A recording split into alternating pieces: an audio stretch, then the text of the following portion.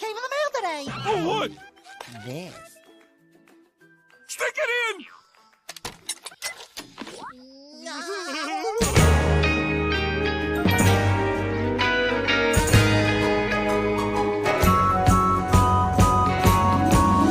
Mr. Sun came up and he smiled at me. Said it's gonna be a good one, just wait and see. Jumped out of bed and I ran outside, feeling so extra ecstatified. It's the best day ever. It's the best day ever.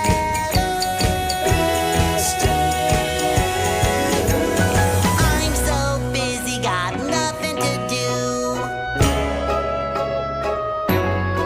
Spent the last 2 hours just tying my shoe.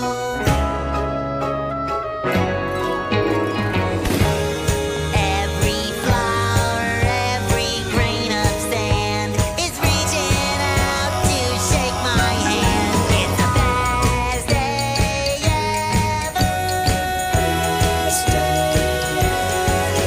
It's the best day ever. Sometimes the little things start closing in on me. When I'm feeling down, I wanna lose that frown. I stick my head out the window and I look around. Those clouds don't scare me, they can't disguise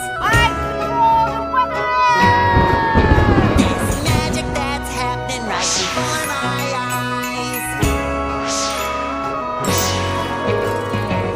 Soon Mr. Moon will be shining bright, so the best day ever can last all night. Yeah, the best day ever's gonna last all night now. We interrupt this program for an important news announcement. Breaking news! Chaos erupts as the streamer known as Yuggie TV begins wreaking havoc across the globe. Can I get a...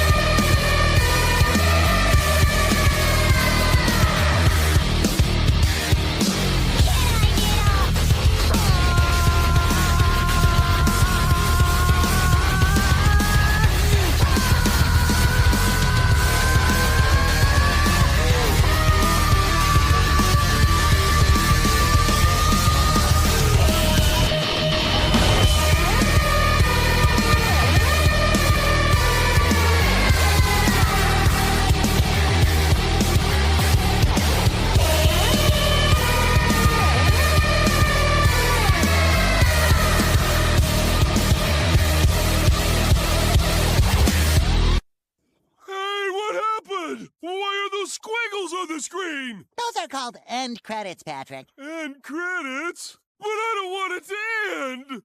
That's why Neptune gave us the rewind button. Hey, thank you, Neptune!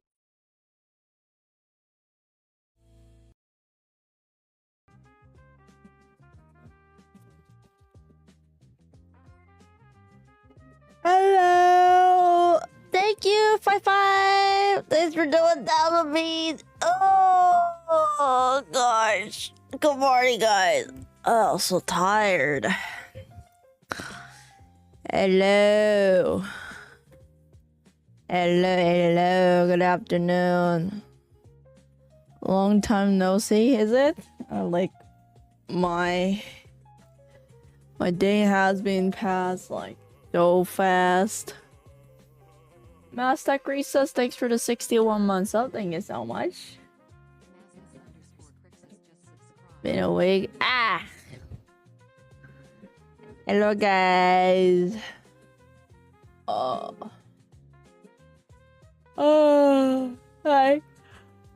I think it was the day before yesterday. I went to Uni's place with a housewarming party. And I ended up having conversation till 8 a.m. in the morning with Uni. I don't know, always like that. Like every time I started hanging out with Uni all the time, like we gathered around 7 p.m. So technically I've been talking with her for like 13 hours, you know? Yeah, but like, yeah. It's always like that. Every time I talk to Uni or Myochi or like Miyu, our conversation never ends. Like we just talk about a whole bunch of stuffs. Yeah. So, I mean, because of that, my sleeping routine is kind of messed up. So I'm very tired. I was barely able to wake up 12:30-ish today. Although I fall asleep like 1 a.m. last night, but still like. But we're going Turkey soon, guys. I'm very excited. I'm very, very, very excited. I'm planning to stay Turkey for 4 to 5 weeks or so. And then I'm not sure yet, but like I might stop by a few places in Europe just for a week or so, but like I'm not sure. Like I would like to see, but I kind of feel like right now I'm not super motivated to travel by myself. You doing Halloween? Probably in Turkey. Yeah, I'll try to take a look if there's some stuff to do in Turkey. And then like I met Myochi yesterday. We had dinner. Myochi wanted to get some advices for her own project, so I introduced one of my friend Ted. It was a very fun night. Yesterday we had a dinner at the steakhouse, and then Myochi was asking a bunch of questions, and Ted was replying for the questions, and his answers were very insightful. Yeah, although it's like not related with my project, like we just talk about a lot of stuff. We talk about marketing, strategy, branding, how to set the goal. Yeah, like business talk, finance, and even talk about death. It was very interesting, like, and then like kind of make me think a lot of stuffs, you know, talk about death. And then after that, I had a little bit of tea time with Myochi, and then she was telling me like, since I'm going Turkey, she said like maybe I should reach out some Turkish streamer there, but like I don't know anybody there. And then she was telling me like a lot of people in Turkey watch Kick, so you should take the benefit of it. Like, I mean, hell yeah, why not? Finally, KCIP, you know? Let's go. So we mainly talk about some like business talk, business conversation, but like I don't really have like business role models or something. So most of the time I was listening, like cool, yeah, cool. Hello. So I'm very excited for the trip. At the same time, I have a little bit lack of motivation right now. That like I don't want to travel by myself. I want to travel with friends. I mean, of course, I'm traveling with you guys, which make me feel much better. But still, some of the places are better to go with someone in person. You know what I mean? Like, for example, I really like, one of my wish list was like there's Walt's like a waltz bowl party or something like that. I travel on Google Street View. Nice one. I do that sometimes too. But anyway, in Vienna, and then fortunately, during the time that I tried to visit Vienna, there's one big party. Call Ginny, she will come. But like, the party that I want to go attend, like, I'll show you. I'm not sure if Jeannie's down for that, like, cause he's a stream monster. I feel like she might not be interested in if she cannot stream. For me,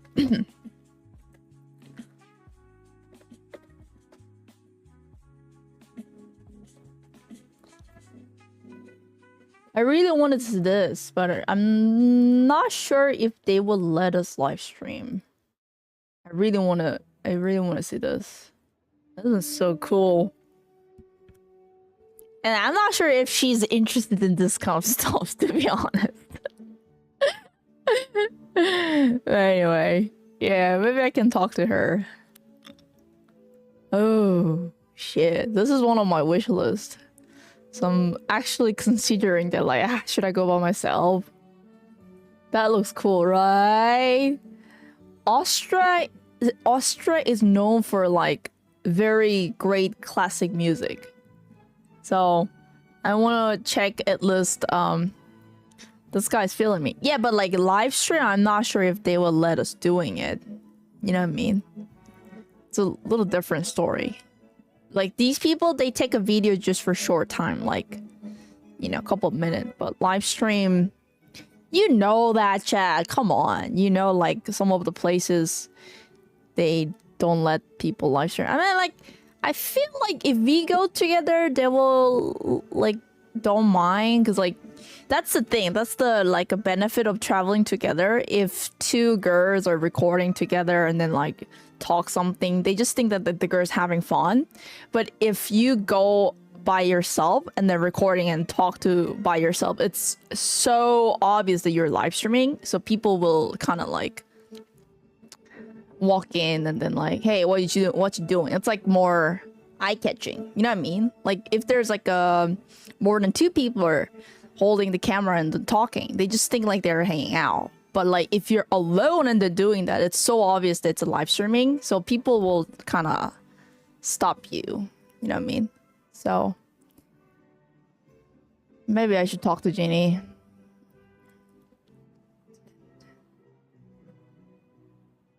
Yeah, this one. And then I heard that in Vienna.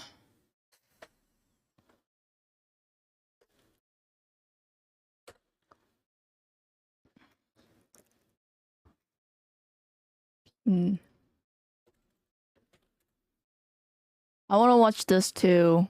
Seems like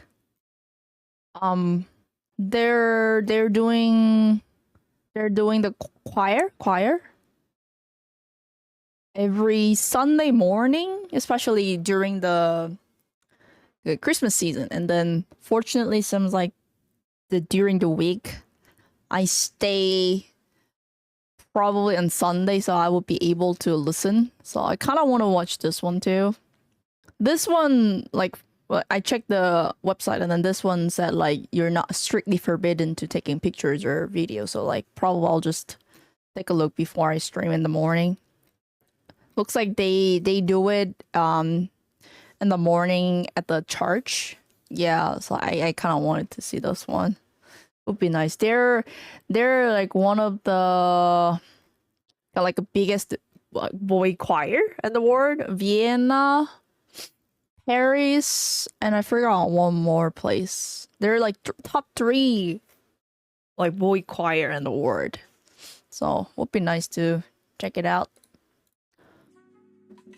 But I'm not sure. I planned out a lot of stuff for Turkey, but Vienna, Budapest, I kind of made the itinerary, but I didn't book anything like hotels, flight, train. So it's a little bit open. I might come back home after the Turkey trip, or I might stop by. But like I'm kind of feeling like maybe I should stop by. You know, it's From here to Turkey, let me think. Wow. Almost like 20-hour flight or something. So, you know, since I'm already there, from Turkey to Europe, it's almost 2 hours. Very short flight. Yeah, so I was thinking like, I'm already there. Why don't you just check it out real quick and then come back home? And then it's easier to come back home too. Like I checked the flight from Budapest to Korea, and then there are a couple of the like flight layover in China, and like, oh, that's not that bad. Hello. Why are you smoking a cigar? Does it look like this frog is talking, chat? Does it look like this frog is talking to you? Do I look like a frog with a nice tuxedo with a cigar?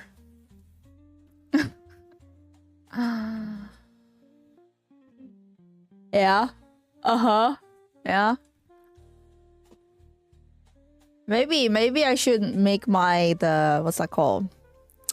VTuber avatar. You turn into a frog. Good to see you. Good to see you too. Real Yugi more green color. What do you mean? Been long day. Need classic.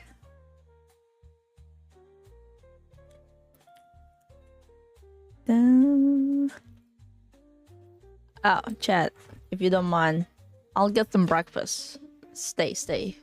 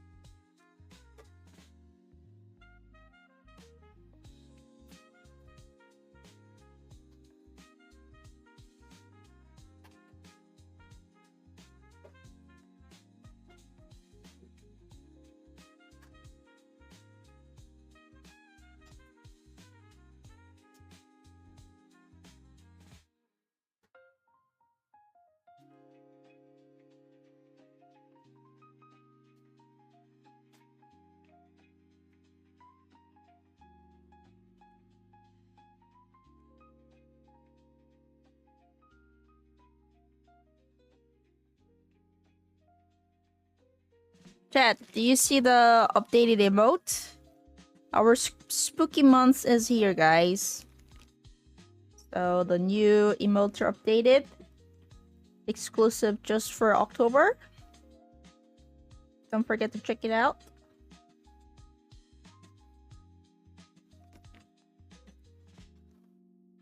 Yup.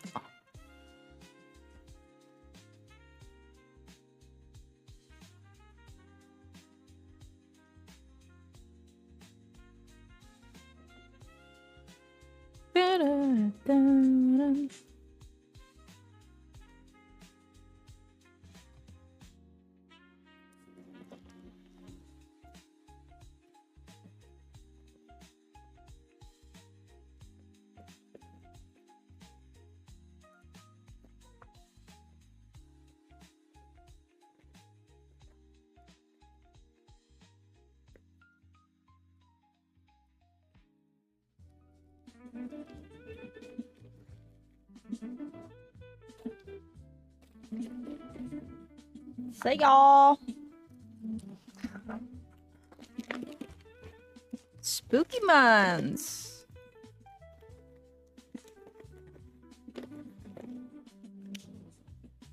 Pokemon. One Christmas mode.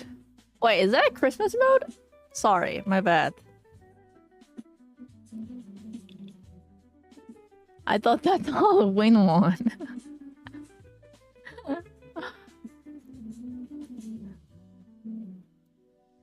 Oh, true.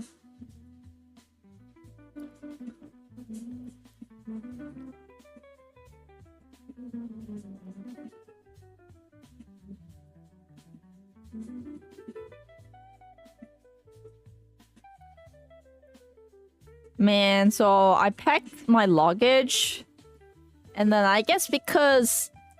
Okay, so I assume that it's gonna be cold during the November in Europe, right? Like Vienna, Budapest, it's gonna be cold, right? So I had to pack like winter clothes and summer clothes and streaming stuffs. So I'm like, oh. How's the temperature gonna be look like? It's gonna be mid-November.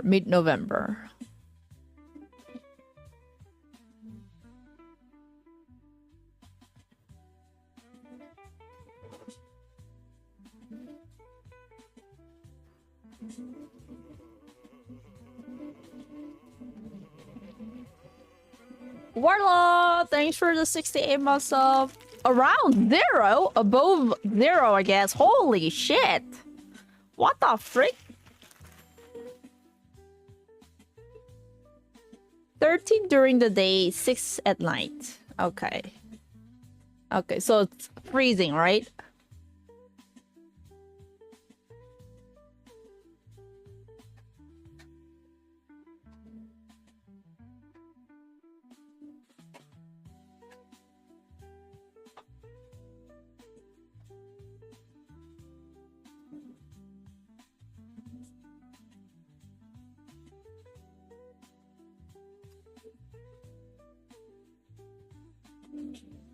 Yeah, I packed the scarf, sweater, winter jacket.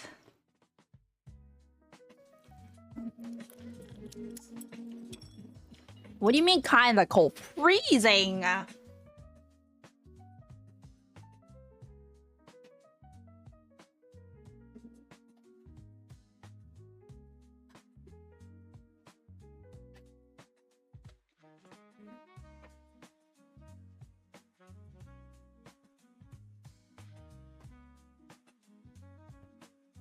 I'm only kind of trying to visit Vienna and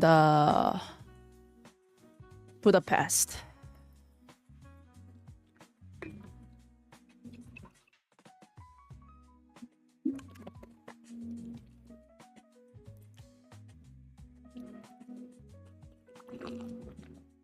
Well, feel cold to you, aka freezing for me, Chad. You know? In Namsang. Yeah, I kind of checked it out, but like even if I see the temperature, I don't really know how cold it is. But cold, right? I think so.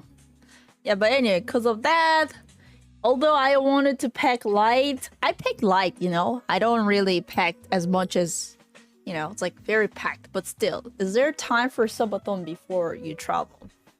Subathon? Nah. Nope. I mean, I've never tried subathon, so I don't know how to do it. Maybe I might try on December. Sponsor? Not really have one at this moment. One outfit for the trip. But I want to take some nice pictures too, chat. Like, but the thing is that reality, maybe I should just bring one outfit, because no matter what I bring, like all nice outfits always ended up like I'm busy for live streaming and I don't really take nice pictures.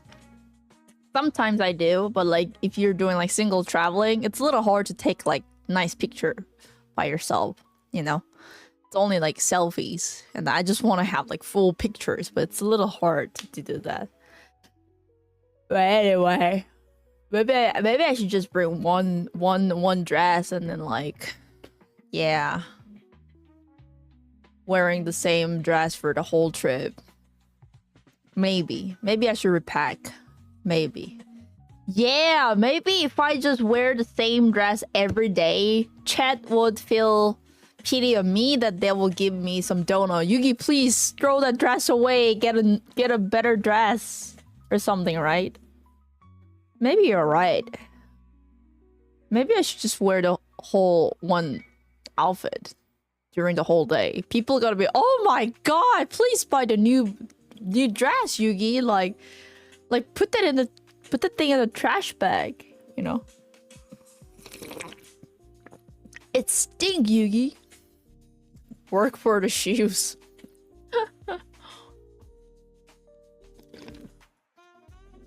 Maybe I should.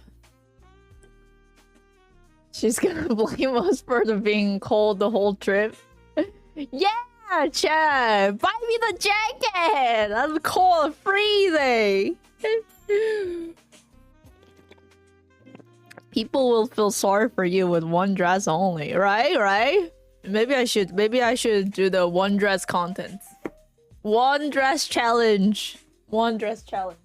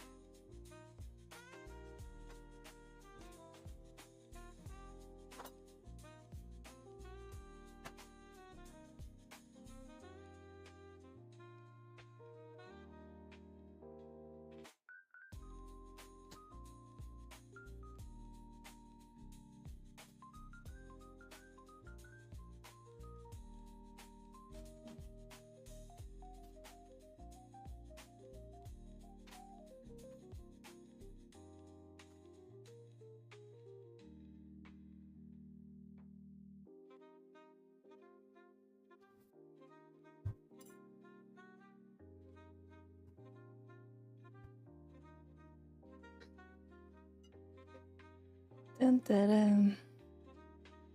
Dun, dun, dun, dun, dun, dun, dun, dun, dun, dun, dun. Life, chat, life. Life.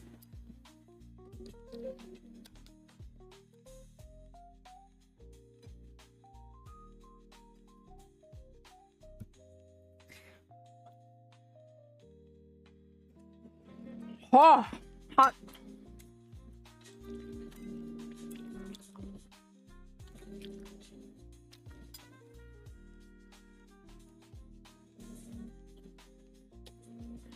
Do you know any Turkish streamer, chat? I wonder. I have a feeling that most of Turkish streamers probably stream in Turkish.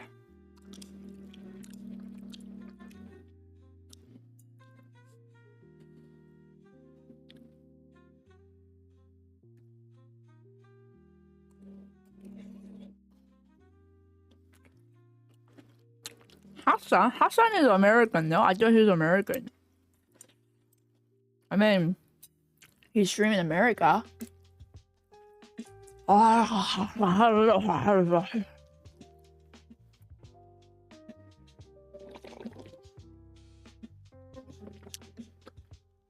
Only European streamer I know like is Nim. One of the best.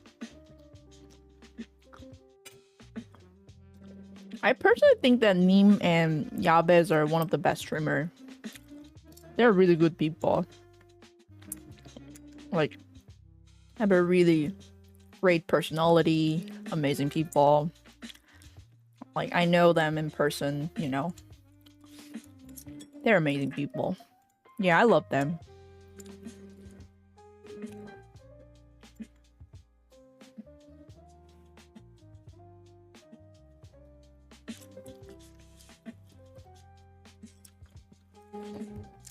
There's gonna be a mini Abesu. Yeah, I'm so looking forward.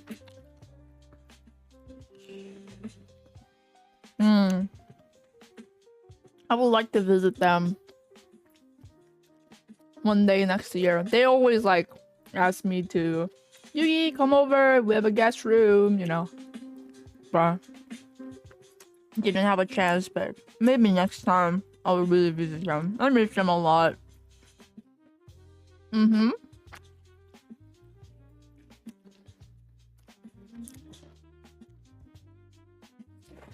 Like, one of the best couples that I know, one of the best streamers that I know. Really nice people.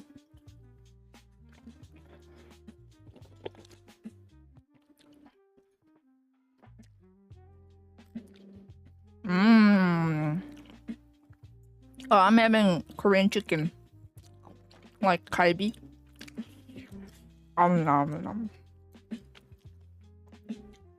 Auntie Yugi. Yeah, I'm gonna...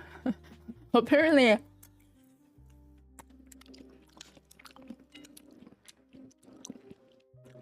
I guess it's my age. Lots of people around me, you know, already have kids, started to have kid, or about to have kid, you know. I'm like, holy shit. It feels so weird, you know?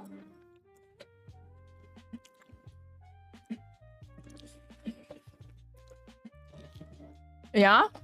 Do you guys also have lots of kids around your friends? Yugi looks very different today.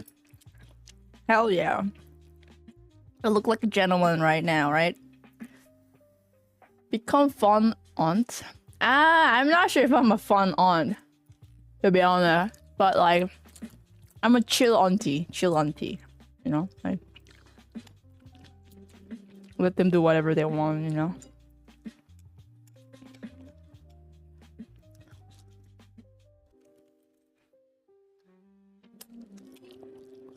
All of my friends have kids now. Really? What about other chat? Do your friends, or maybe like family, you know, if you have a siblings, have kids? Or having kids?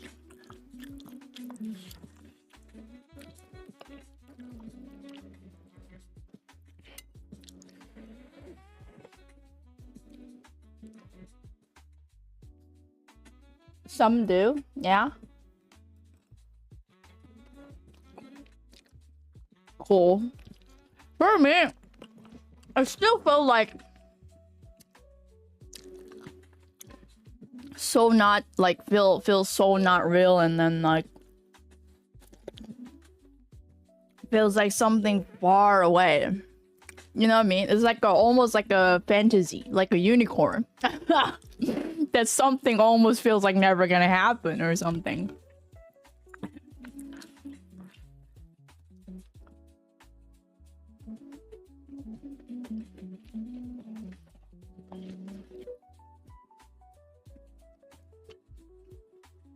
Not in a bad way, but more... I feel like I'm still figuring out a lot of stuff. And then feels like that task and challenge almost like 1,000 steps far ahead or something. You know what I mean? Kind of that feeling.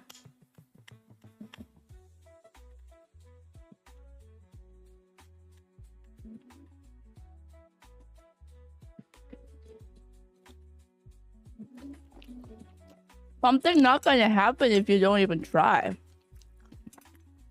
I mean, yeah, but like, for me, there is a process. If I want to have a kid, I need to meet a guy. and being in the relationship and marrying and have a kid. I'm not like type of person. I'm more like traditional when it comes to relationship and familyship, I think. I know that these days some of people have kids without having husband or having marriage, but it doesn't feel right for me. You know that a lot of girls these days actually, I mean, I support that. That's there's nothing wrong with that. It just like doesn't work for me. You know, these days some of the girls actually started to feel like, oh, I don't need a husband, but I want to have a kid.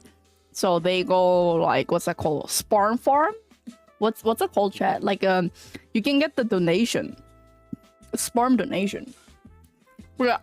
It feels so weird for me because like I think they can choose sperm bank. Yeah, sperm bank. They can choose the sperm. I don't think it's right. I don't really like support that. It feels so weird. It feels like you're doing the shopping a baby, you know? Like, you know what I'm saying? It feels a little weird for me, but I mean, it's their choice, so yeah. I mean, I understand their perspective because some of the girls, they started to feel frustrated that like, oh shit, like it's so hard to find the right date. Like I'm not sure if I would ever be able to meet the right guy, and I'm getting old. And then when it comes to women, once you get older and older and they're older, at a certain point you are not able to have baby, like biologically, you know, right? So they kind of compromised with the reality that like, but I still want to have kids, but I'm not sure if I can find like husband, like biological father, like I can marry. So I ended up, I guess I'll just raise my kid without father. So they get the sperm donation and they have a kid. Better to adopt then. You know, like, but women give a birth, right? Like, not that I try to defend them, Chad. I'm trying to explain their perspective, right? They want to feel that like biological motherhood feeling, I think. You know, not just only focusing on raising a kid, right? So they want to experience giving a birth. They want to like, you know, it's different. It's different. So I kind of get that. So heard that's quite, I don't know, probably it's a minority. I don't think like majority people will feel in that way, but seems like some of people start doing that. That's very interesting. Or some couples, they think that marriage is just like paper thing. So they kind of skip that, like, oh, it's okay, we're just a good couple, we don't have to get married, but we'll just have the same lifestyle. You know? So some do, some don't. Yeah, but still majority prefers the traditional way of marriage and familyship, I think. What about you guys? Do you have a preference when it comes to the familyship and stuff? Like ideal. This would be nice, type of like ideal. Or you don't really think about that?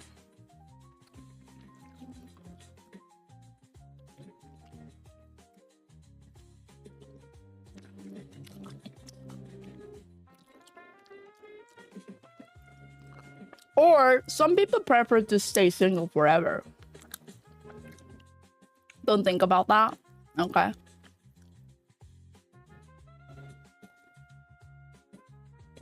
Many ways to live. Yeah. Used to doing my own thing. Yeah, because I know that some of my friends also they are like, I mean, it's nice to be in a relationship. It's nice to date someone. It's nice to, you know, think the long-term relationship. But I think I'm very happy with my single life, so I'm okay with this type of people. I met a few of them like that too.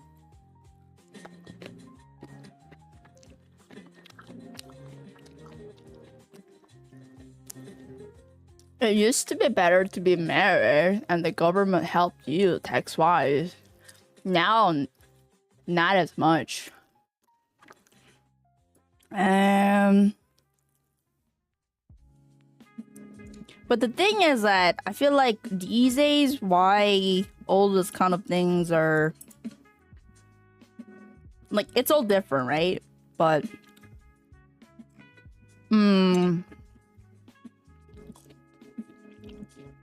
I feel like sometimes it's part of the...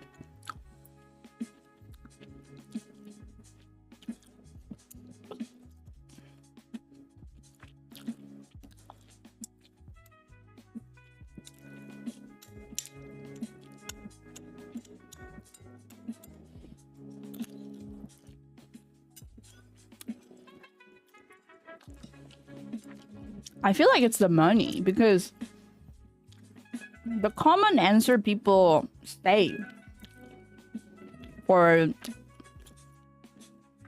when it comes to this type of topic,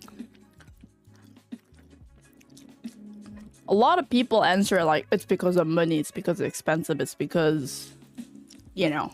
So I feel like it's a lot of things are related with money, which is a little sad. Why you don't have a kid? It's expensive. Why you don't want to get married? It's expensive. Why money, expensive. I mean, I get that, chat. Don't get me wrong. I understand, but it's just, I guess it's the world becoming more difficult for us to survive, even by our own. Like, I think we have a bit of fear that, oh my god, it's already so hard to live the world, like life by my own, and then I have to take the responsibility and take care of someone. It's becoming very like overwhelming. I feel like could be emotionally, could be financially, but I think sometimes it shows that how tough the word is becoming for people to deal with.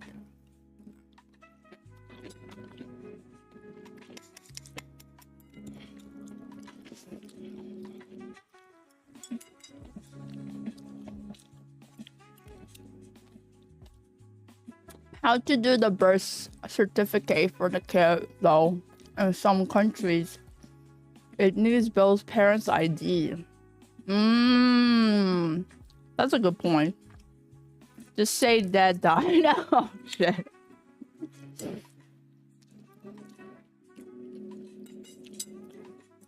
Yeah, also I think we're in a very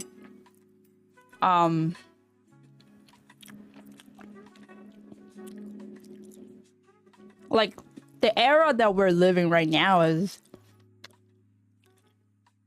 very complicated. I think it's a little hard to combine everything with one standard or one agenda. It's more diverse, but I think there should be the main route though. Like, these are all the kind of like caused by like a tree, you know? Like there's a root, pillar, and branches, right? And then I feel like these days the word is full of lots of branches, but if you start to trace back, there's a main pillar, there's a main root, you know?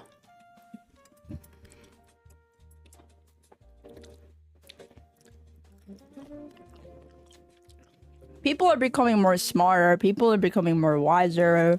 We're not like simple people anymore compared to past. In the past, I think people had less critical thinking, you know? But now we are surrounded by abundant information, data. Literally, if you scroll down everywhere, you can connect with all the social media and medias. If you want to seek for the information, you can get it so easily. So I think a lot of people start to think like, oh shit, like, what's the right answer? I'm not sure. Before, it was just like, good is good, bad is bad. Good is good, bad is bad. And then you just like, okay, I follow the good. Okay, this is bad, you know? But it's becoming more hard to say, like, this is good, this is bad, you know? Media making people dumber. That's also true. That's also true. Just listen to Preacher. Where's Preacher?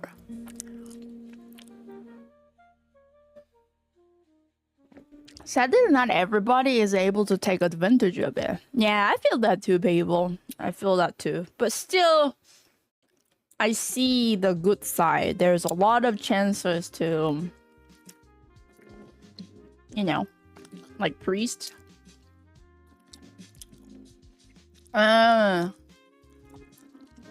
don't agree that people think more at present.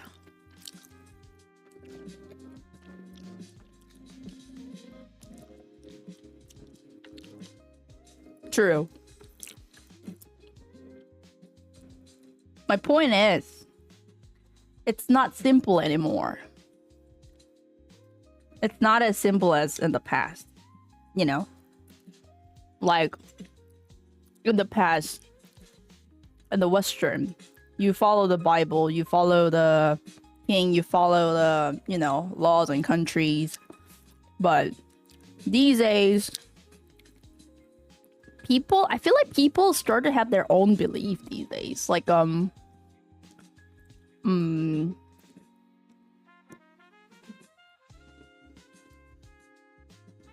I mean. But sometimes I'm not sure if that's a good thing. Like, it's actually healthy for the society sometimes. Because, like, you know, one of the most dangerous situation is the dumb person believe the dumb belief. You know what I mean? That's one of the most dangerous situation. Thanks for the 31 month sub. Thank you so much.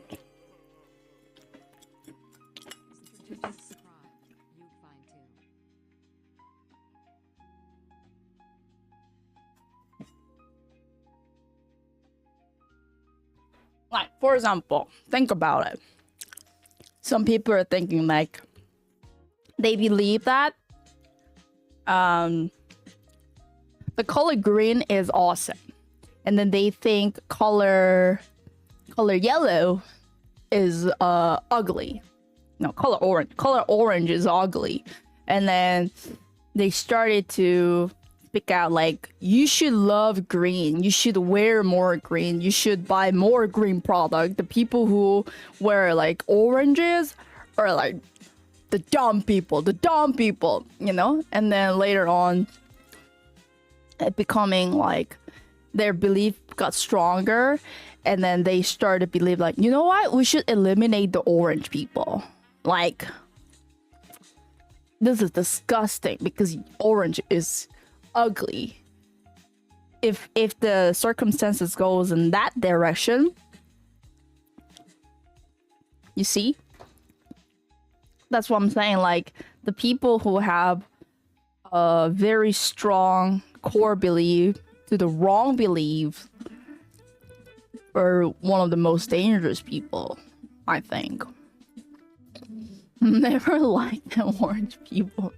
But chat, my point is not about hating orange, hating green. My point is, it's very dangerous if you have the wrong beliefs. But is this a political stream? No. What did I? Where do you like talk like no?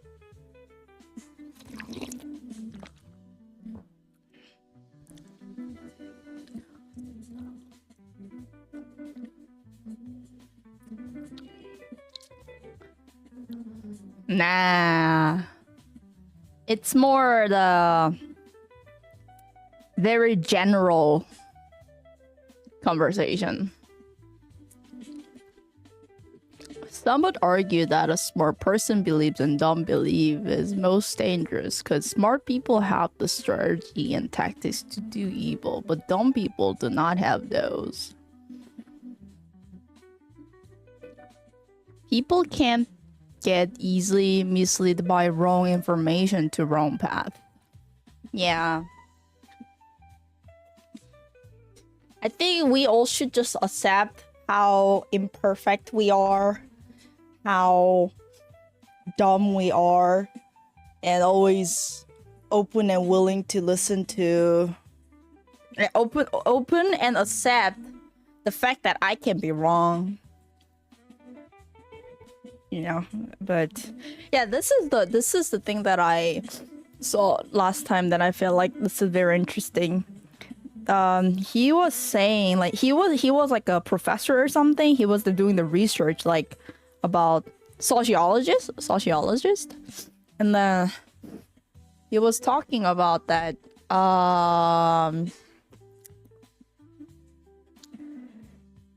자기 긍정 사회.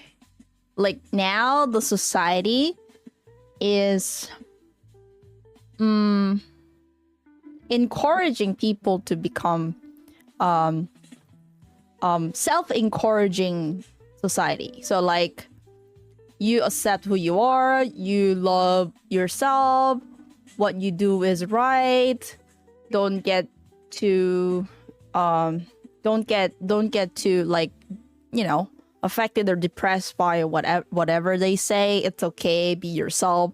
That's kind of the things, right? Like we often heard like, be yourself, it's okay, you know, do whatever you want, do what you like, you know, keep your path, which is a good belief. But the thing is that because of that strong idea, people often misunderstand the saying, you know, and then it become like, oh yes, I'm right, which means they're wrong. You know, like that doesn't implying that you're right, they're wrong. It's more like try to build more positive image to yourself and then love and accept even the imperfection and stuff like that, you know, like the first step of the building your self-esteem. But I guess how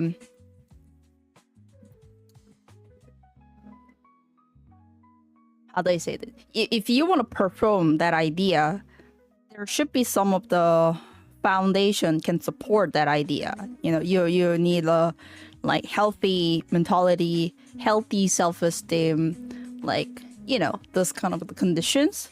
But if you like think about it, if you let go of your self-esteem, you're tend to be, what's it called? What's the word, Chad? I forgot. Insecurity. And then that turn out like become a bit more toxic behavior, you know?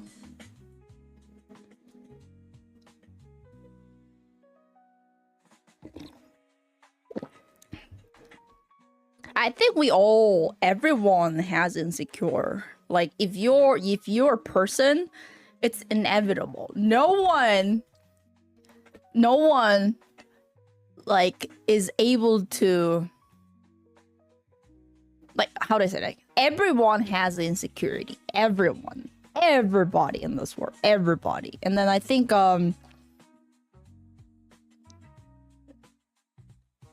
everyone has their own way to deal with their own insecurity, but there are some of like toxic way to express it. There are some of like healthy way to express it. Not me. That is not true. I don't think so. Like, it's inevitable. You should accept that, Chad. Like, there's nothing wrong with that. Everybody has their own insecurity. Like, it's just all different. What's important is how we deal with it. I think so too. And it's okay to have insecurity. It's very like natural thing, you know? It's more not natural if you don't accept that, I think.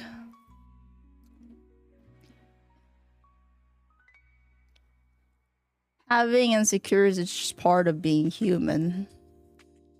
I think so too. Narcissists have very small amount of insecurity. No, narcissists actually the one has like huge insecurity because they're like don't want to accept that, and then they try to hide it so that it become a very toxic behavior. They express with very toxic behavior to secure their insecurity, you know? So like narcissists actually I think one of the toxic way to express their insecurity. Like they usually kind of like gaslighting others or trying to manipulate people to make people feel they're insufficient, and then like I am perfect type of the thing. It's very weird. Like I have heard some of the stories. I don't think that I'm trying to think about it. Have I ever met narcissists? Probably here and there, right? And then like I'm thinking. Maybe I met few, but like I've never really met extremely bad narcissist. But I think one of my friend once shared her experience that she met the narcissist before, and that it was so bad. Like I didn't like that person in the beginning. Like you kind of can feel it. Something is not right. How they talk, how they act. They act like they make their image very good, you know? Like, so at the first sight, if you see them, they look like kind of like a perfect person. But if you start to dig in, they're a little yikes, chat. Spidey sense is a tingling. Spidey sense is tingling. I don't know. Like I think when I talk to people, some people are too obvious, you know, like the way they like.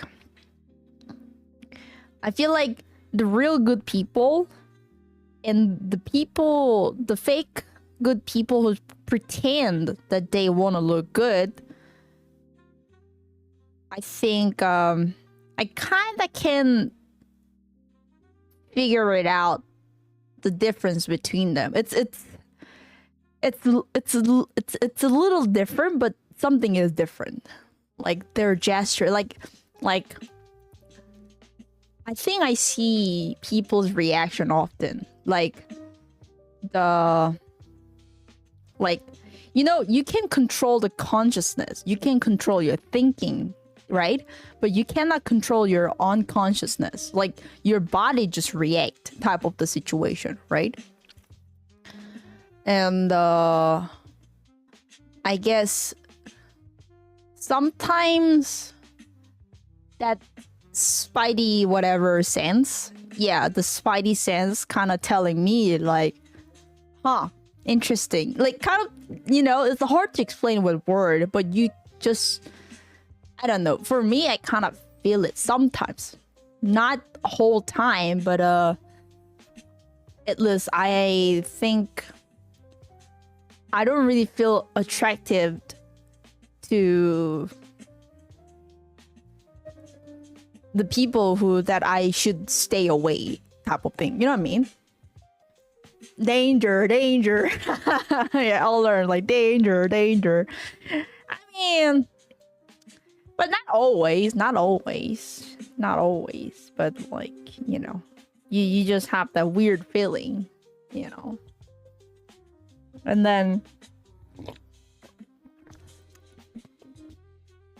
it's also like, I'm not saying they're bad people, but just I don't get along with them. It just doesn't feel right for me. And then I just felt like, this is not my vibe. I'll just stay away. Because they have their own community, you know, they hang out with their own community and their own people, and then they're for each other. But I'm not just part of that. That's it, you know. It's very interesting. Like sometimes, for example, when I talk to they're good friend, some friends, and then when they're sure about like their life and then what happened and stories and stuff, like, you know, chit chat. And then sometimes like it made me so exhausted, even for hearing for like 15 minutes. I'm like, I'm done with this, you know, like I can't bear this, like all those like what they're talking about, but they enjoy it, they love it, you know. So that's what I'm saying. Everybody like has their own vibe. Everybody meant to be their own things, you know. Yeah. They're like, "Boy, it's so fun! Like, I'm enjoying it, so fun!" Like, oh my god, that's so toxic. Like, it's giving me so much stress. Like, I don't want to hear about it. But listen, it's so fun. I'm like, no, it's not fun for me. I guess it's fun for you, but it's not fun for me. Like, you know, those kind of things. So.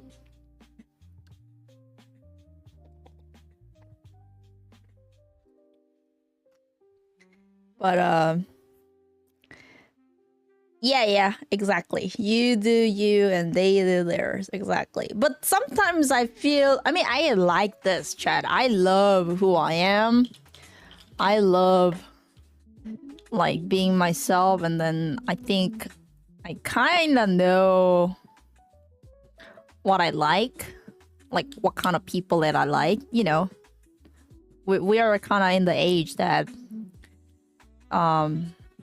more like refined way to see ourselves, right?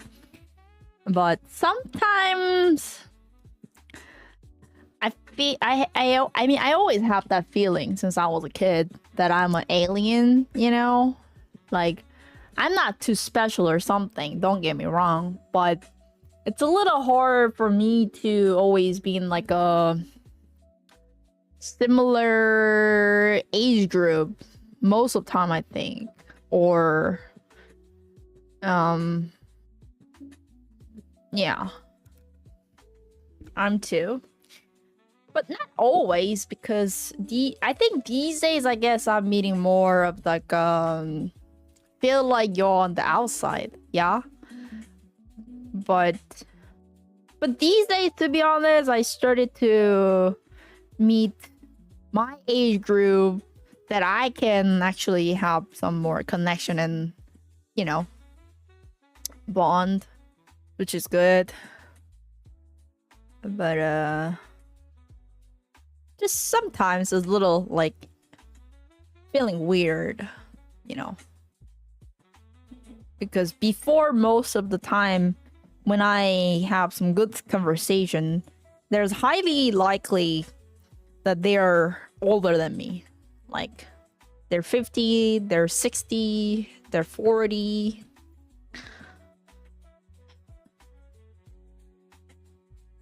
Yeah. And then I like it. I'm okay with it. But these days, chat, these days, I kind of start to feel like I want to have that, like, what's it called, chat? Like a energy, you know, like what my friend said. I want to have that energy too, like, oh my god, this is so fun, like, I love, you know, like so excited to do all the so-called fun things, but I'm not really motivated for that, you know. And then sometimes I feel a little bit bad that I feel like I skipped something in my life, you know, like when you're teenager, when you're 20, when you're 30, when you're 40, people like change, right? People have the similar energy too. But sometimes I feel like I skipped a lot of good stuffs that you can enjoy in the early age. Sometimes I feel like feeling of the missing out type of things. Sometimes because even for now I think I still have that like desire that, oh well, like I wish I was able to have like a friend group that we're just without thinking too much, like, you know, spending some good time, like what I try to say is like not thinking about money, not thinking about the responsibility, not thinking about the future, just purely enjoying this moment right now.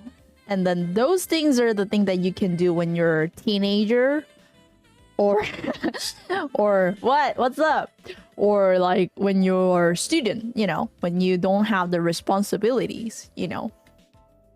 Yeah. And then I feel like I missed those kind of the moment a lot. Well, fortunately, because I became a IRL streamer, I was able to have those chances often, which is I am very grateful, which is I was able to experience a bit of that. Yeah. But sometimes, you know, like, would be nice if you're just... Don't you feel like in that way too, chat, sometimes that you want to just, like, responsibility free? Like, you don't have to think about money, you don't have to think about paying the bill, you don't have to think about saving, you don't have to think about your future, like, you know, family plan and stuff like that. You don't like have to think about your career, job, promotion. Just like, fuck this, and then turn off your brain and then just do whatever you want, like whatever you want, you know, remove brain. That's the goal, right? Like whatever you want. So I think I have that, like, what's it called, impulse. I'm on the right path. Great. Full naked, living without responsibilities and obligations sounds nice, right? This is why my parents always told us that, like, when we were a kid, like, you should enjoy this moment. They should enjoy this moment. A lot of like, you know, parents always tell their kids when they're a student, like, you should like grateful how you should know how grateful it is, you know. But that time I was like, fuck this, I want to be a grown-up, I want to make my money, I want to take care of myself, so that you stop, like, what's it called, nagging? So that I can make my own money, I can buy my own clothes, I can eat whatever I want to eat, you know? That's what kind of I was doing. But once I actually became a grown-up, that I have to pay the bills and, like, you know, support myself and stuff like that, I was like, oh shit, they were right. Oh my gosh, what did I do? Like, why didn't I enjoy my life at that moment? And they're like, thanks for the 13 months of, thank you so much. Thank you. Yeah. Should have listened to them. Yeah. Chad, you should listen to them. But I guess like, if the parents... Okay, of course. Like, I also learned another life lesson. No one will understand before they experience it. So no matter what others say, no matter what advices you hear, it will not feel real if you don't feel it, if you don't experience it. So it's just part of life. But still, I think the good advisors are the one who try to explain the details. Like they try to let you at least have like a click, like you can at least consider about it. You know what I mean? But if they force you to do that, you have that, what's it called, rebound, like if someone forces you to do that, you don't want to do it, like type of the feeling, you know. And I guess my parents were the one always like force me to do it, you know, force me to do it. Bounce back, yeah, rejection, bounce back. So yeah, they should have explained better to me, not that like do this, do that, do this, and then I'm like no, you know. You have to explain, you know, why you're thinking that way. Reminds of the viral video here where a woman finished her first day employed with tears in her eyes, wondering if this is life. Wait. Hold on. Finished her first day employed with tears in her eyes, wondering if this is life. Wait. Which means like she got a job, finally got a job, and then worked. And then after the first day was over, she cried that like, oh shit, is this my life? Kind of things like that. Like never had to do anything as an adult. This was gonna be the rest of her life. Oh shit. At least she's very smart that she felt it right after the first day. Because I feel like a lot of people in Korea, what happened is like we're kind of brainwashed all the time from the society, from the parents, you know. So we're grown up in the society that like they literally give the guidance. This is life. You follow this. If you don't follow this, you're a loser, you're a failure. If you follow this, you succeed your life. So do this. Like literally, people give you that in Korea. And I saw a lot of cases that so it's very simple. What you need to do is study hard, go to one of the like top school in Korea, and then get a job, and then work hard, and get married, and have kids. Done. You know, that's it. Very simple rule. Very simple rule. And and when it comes to job, there are certain jobs that you need to get. You gotta get a job here. You gotta get a job here. You gotta get a job here. You gotta get a job there. Because they give you pretty good amount of money. Yeah,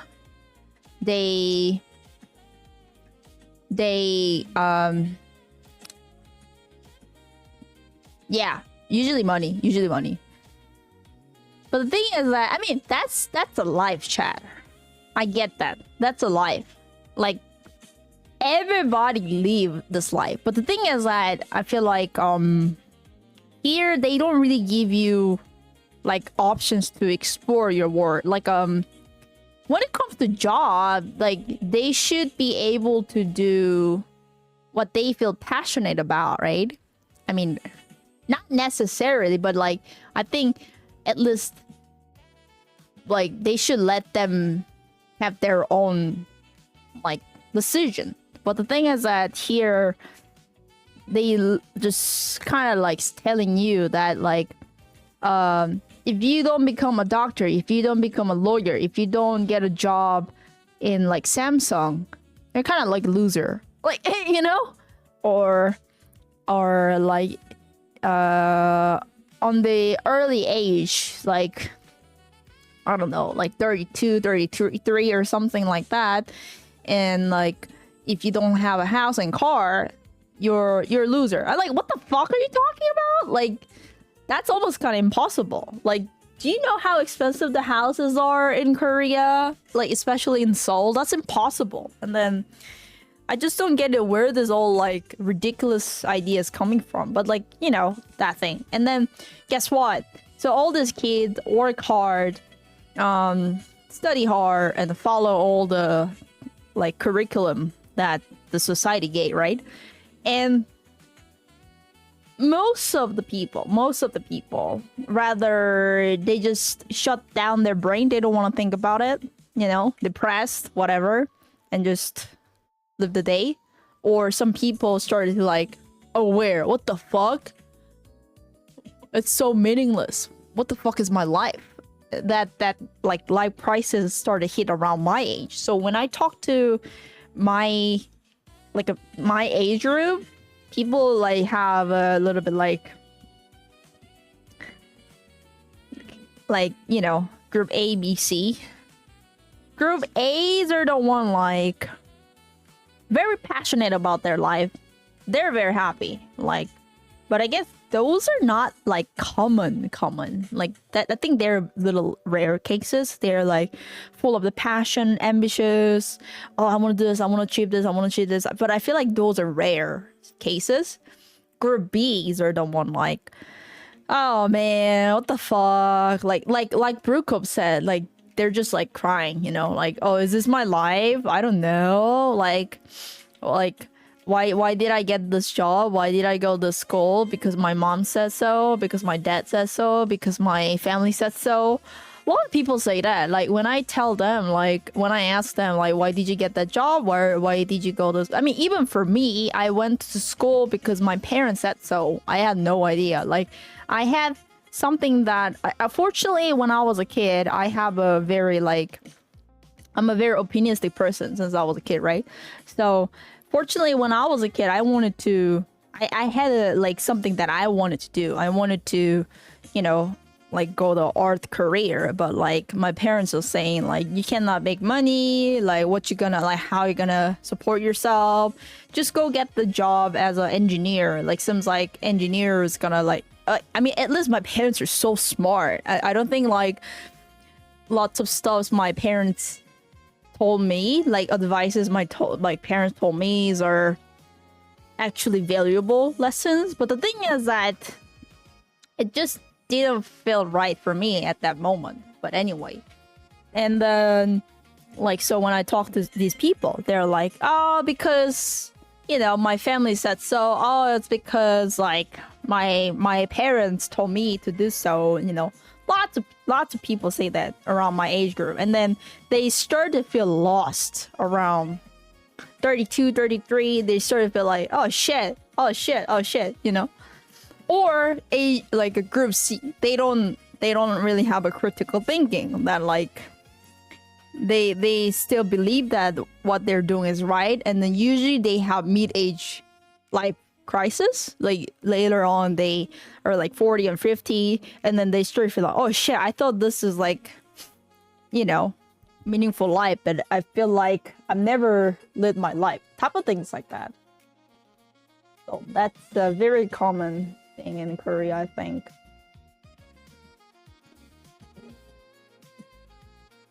I think I'm just very lucky one. I'm just very fortunate one, because I was able to get out of that bubble and then was able to explore a lot of stuff that I wanted to try. And I'm still not sure. I still don't know what I really want to achieve, what I really want to do. Like, and I'm kind of okay with it, you know, finding the like meaning of the life and stuff like that. It's a very hard question that we don't have to answer right away. I feel like before I had that like anxiety, I was impatient, like, oh shit, I feel like I'm a failure, that like, why can't I get this, or why can't I get the answer? Like I thought I tried, and then I thought I have done a lot of stuff, but like, why am I still like this? Why am I still like, you know, lost? Like, oh shit, well, you know, kind of a little paralyzed. But once I slowly realized that everybody has their own life, everybody has their own life history, everybody has their own speed of the life. So I tried to calm myself down and like, it's okay, take it easy. And you know that it's very hard questions to answer, you know, at least what matters is that you keep trying it, you just try to figure it out. You know, that's what it matters, you know. You know, I might not know, I might know, but just keep trying. It's a little funny that with this cow face that I talk about this chat. You know? But, yeah, like, do I want to be a monk? Do I want to be a successful person? Do I want to explore? Do I want to try this? Blah, blah, blah, blah, blah. I'm 100% taking you serious. Great, great. Maybe I should buy this face mask, chat, and stream with this persona. You know? Every day, some good topics, conversation with this goofy face on it. Moo. Daily thoughts of cow.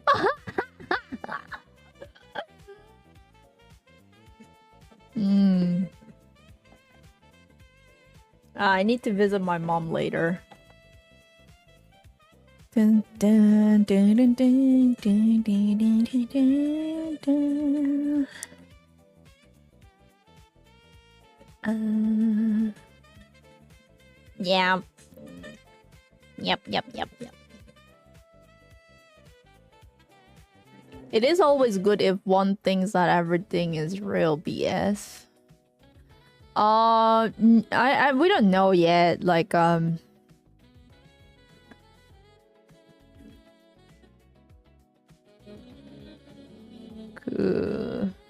she's still recovering, so she's not able to use her hand yet. I think she can use it a week later or so, I think.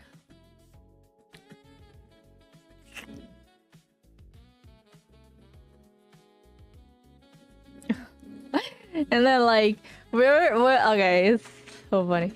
When we were at Uni's place, we were talking about some like, cause like Henny was asking us some financial advices, and then I just gave her like the best I can offer, and then Uni was like, you know, just all in the Bitcoin. Life is once, you know, just all in the Bitcoin. I was like, no, don't do that. Don't do that. Make your portfolio and then make you the safe investment plan. No. That's gambling. That's not investment. Don't do that. And then Uni was like, just put everything in Bitcoin, okay? And then you just forget about it for 5 or 10 years. And then you can be rich. Life is once, all in. Like, she was kept doing this. And then Henny was like, oh, and then I was like, no, don't listen to her. And then I like kept telling Uni, like, don't do that. No, don't you ever, don't even think about it. Don't do it. No, I'm just gonna put all the money in the Bitcoin. I was like, no, don't do that, man. Don't do that. That's not a good idea. You know? I mean, yeah, like, who knows? But like, that's not a good idea, I think. You know, just build your own like secure portfolio. What a plan. Uni gotta be rich next year. I mean, like, yeah, we never know. Like, high risk, high return, right? But I don't think that's a great idea, chat. Like, when it comes to money, you have to be more responsible, I think.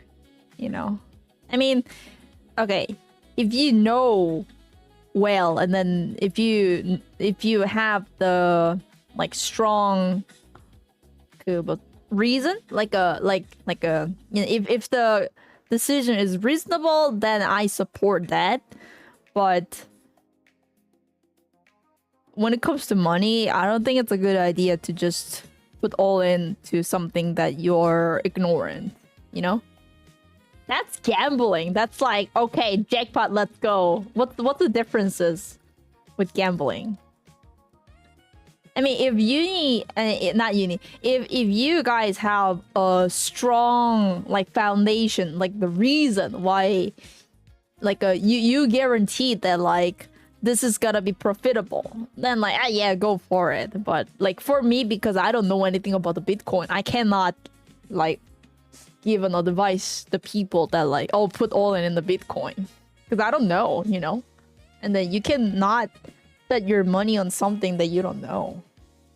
That's not how you do it.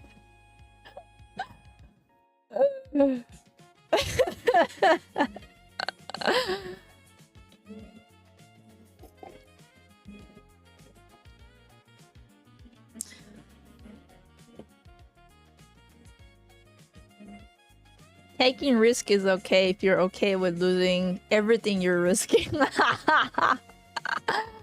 Kinda, yeah. How is it here, new house, closer to yours now? Oh, actually, I decided to just leave this place, chat. Oh, like I was thinking, I really wanted to move to new place, but it's just so not real. I don't think it's good idea. So I decided just I'll just settle down here. Maybe an year or two more. Yeah, it's so cheap. And then the problem is so expensive other places. Other places are too expensive. And then I cannot afford it, you know, right now. So I was thinking like, I'll just try to... Too expensive to just keep looking. Yeah, but I think I need some savings. At least like 2 years or so of saving, because I don't want to get, I don't want to like, yeah. So maybe I'll try to just, yeah, but I don't know. I'll try to renovate my place instead. Like I'm trying to think like how to make this space feel better for me. Like how do I make this place more arranged? I'll try to renovate my kitchen too. That like there's a space, but I just need to figure out how to make the space, you know. Yeah, I think I need I just need a proper furniture. That's what I feel like. Like all the furniture that I have are all the like cheapest furnitures, like $10, $20, you know, stuffs like that. So I'm trying to get, I think when it comes to kitchen, what I can think of is like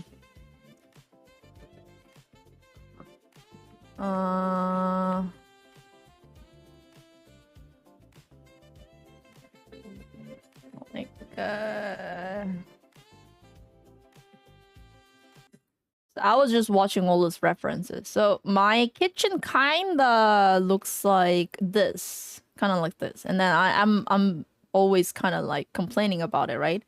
And this is nice.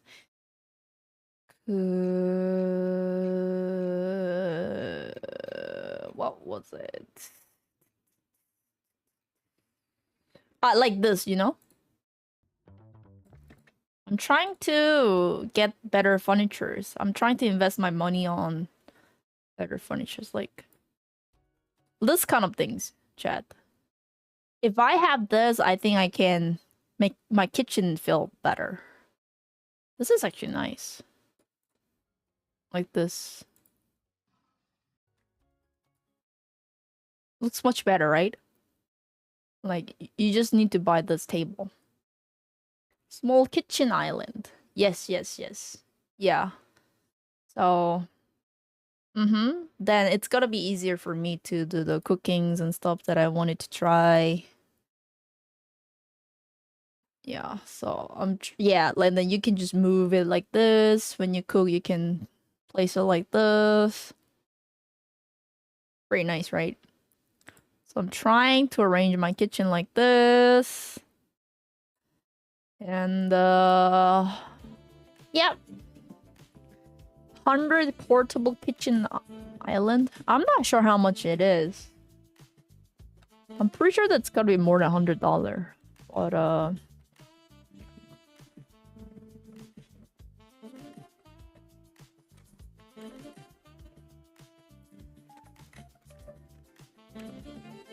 do you have IKEA in Korea?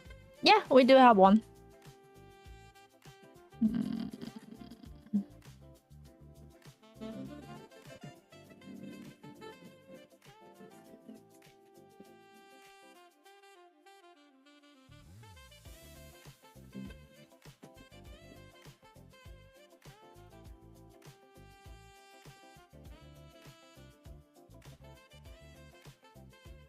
Time to get some timber and build one.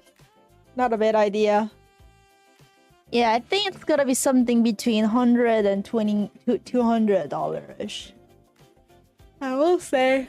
So I will try to just get the better furnitures and trying to decorate my place. I need the better light too. My biggest problem of this house was, to be honest, the light. So and the kitchen. So I want to get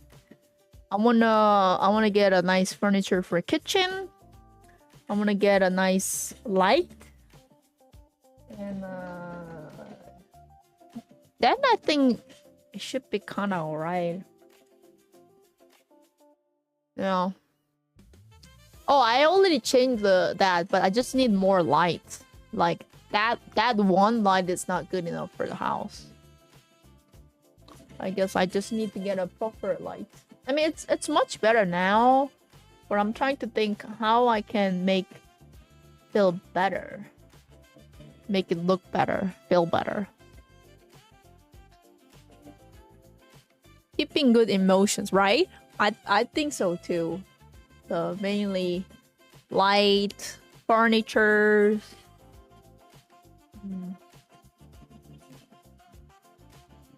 The toilet that works as a kitchen counter and office sit in those 5 house video.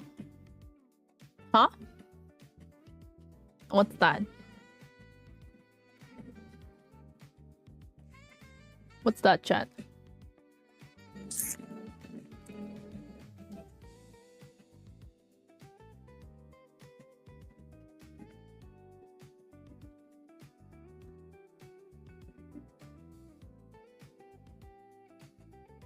The room optimization.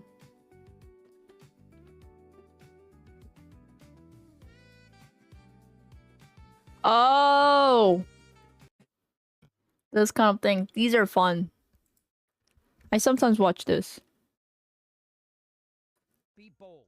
Raise the bed by 80 centimeters. Those who don't understand renovations just put the bed in the middle with a wardrobe in the corner. But there's never enough space for clothes, and there's no place for a desk. Let me show you what I can do. Use galvanized square steel found by the roadside to make a bed frame. Wrap it in eco-friendly wood veneer and add slats to create a comfortable bed. Underneath the bed, add 3 pull-out drawers where you can hang clothes for your child from childhood to teenage years. Place soft padding on the bedside for cozy sleep and create a wall recess instead of a nightstand. Add a bed rail for extra safety. At the end of the bed, add 2 large drawers to organize underwear and socks, plus a pull-out cabinet for storing seasonal bedding. Above it, build a floor-to-ceiling wardrobe for longer clothing, making it easy to access. Next to the window, create a large desk for the child's study area. A floor-to-ceiling bookshelf in the corner holds all study materials. After the renovation, this small bedroom will be functional and double the storage capacity. Be bold. Actually, nice. Those who don't understand renovations just put the bed in the middle with a wardrobe in the corner. But there's never Actually, enough nice. clothes, and there's no place for. There's like the hideous ones.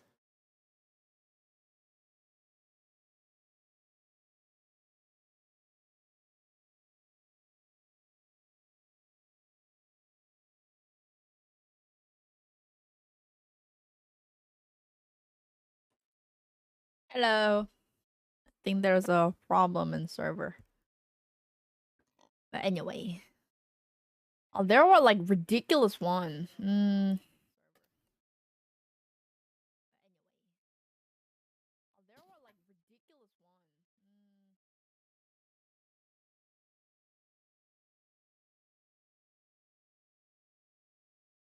Cannot find one.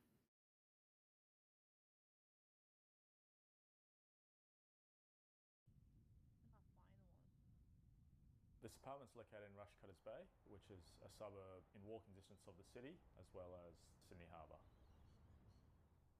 This apartment building was built in the 1960s, and there's about 40 studio apartments in the block.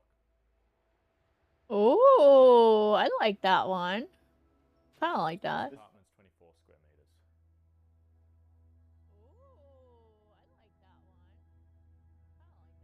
When we first got the apartment, it was completely different to what it currently is. When you walked in the original apartment, you entered through a corridor which contained a kitchen. Yusef, thanks for the 47 months up. Thank you so much. Thank you. We completely demolished everything within the existing apartment. We decided it was really important to have a strong divide between what's sleeping and what's living. So we contained the amenities. Does anybody want? Is anybody good at like interior design here, chat? As big as possible. I wonder. So the design idea was to have a sliding screen. I'm not really good at that. The function of the apartment at any one time. Sound really low. During the day, the timber screen creates a visual separation from the bedroom to the living area while still allowing light to pass through when the bedroom space is closed. At night, it can slide over the kitchen, opens up a sleeping space. There's a little open shelf which acts as a bedside table and includes integrated lighting. The bed's raised up and includes drawers underneath it for extra storage. One thing unique about the apartment is the full width windows, and we wanted to make that obvious from the moment you walk in.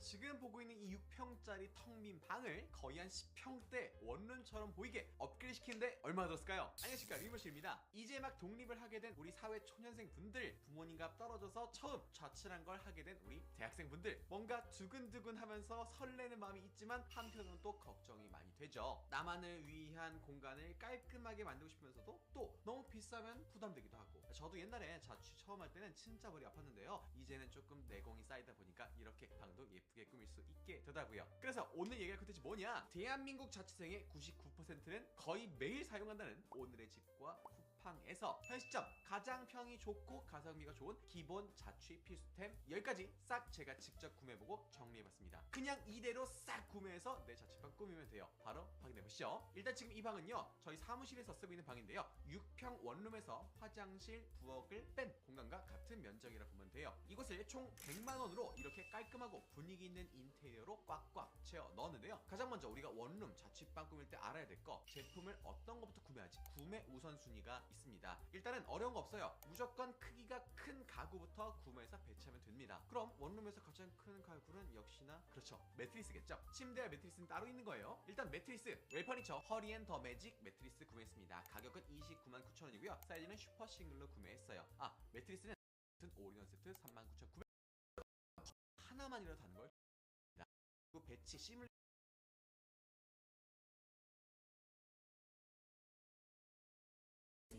This world will matter when you ride it, slide. Maybe you will stop, strike, pose. When I'm with you, everything goes. Come and put that on my soul. Bobby, clown, if this world will matter when you ride it, slide. Maybe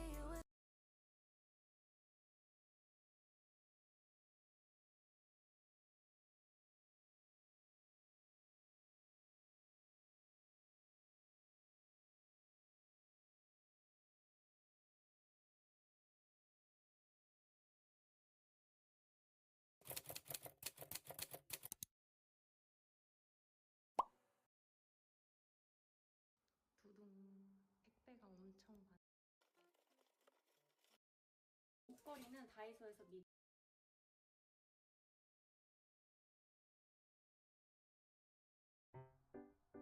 껴줄 겁니다.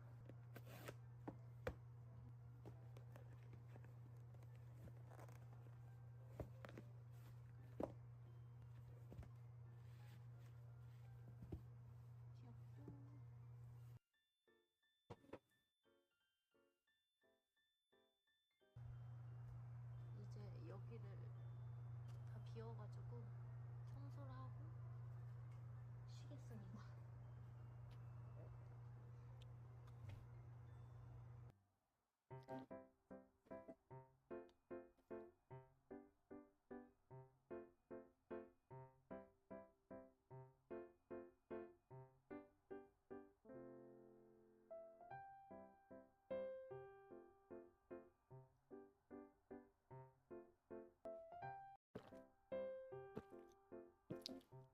제가 이제 집 정리가 다 사용해도 너무 당근에서 진짜 말도 안 되는 가격으로 판매를 하고 계셔가지고 에.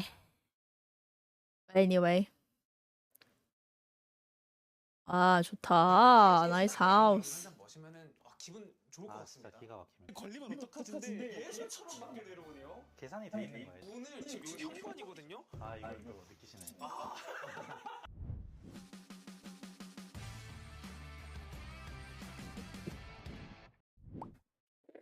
반갑습니다. 아 네 반갑습니다. 와우. 저는 서울 용산구에 살고 있는 이비인후과 의사로 일하고 있는 사람입니다. 팬입니다. 우연히 보게 됐는데 되게 재밌더라고요. 직구절 말씀드리면은 여기가 이제 현관이고 화장실 그리고 주방 들어가면은 이쪽이 거실 겸 생활 공간. 뒤돌면은 여기가 이제 100층이 이런 구조고 네네. 1층만 보면은 한 9평 될까요? 제가 평면도를 받았었는데 이사할 때 18평이라고 써있긴 했어요. 공급이. 그래서 아마 근데 1층은 그냥 말씀하신 그 정도 나올 것 같아요. 전용이 네. 딱 9평 정도 되는 여기를 이제 딱 보시고 해야겠다 네. 이 동네에서는 라고 생각을 드셨잖아요. Hello. 저라도 그랬을 것 같아요. 딱 네네네. 문을 지금 여기 현관이거든요. 아 이걸 또 느끼시네. 문을 열었을 때 이런 느낌이 탁 와우.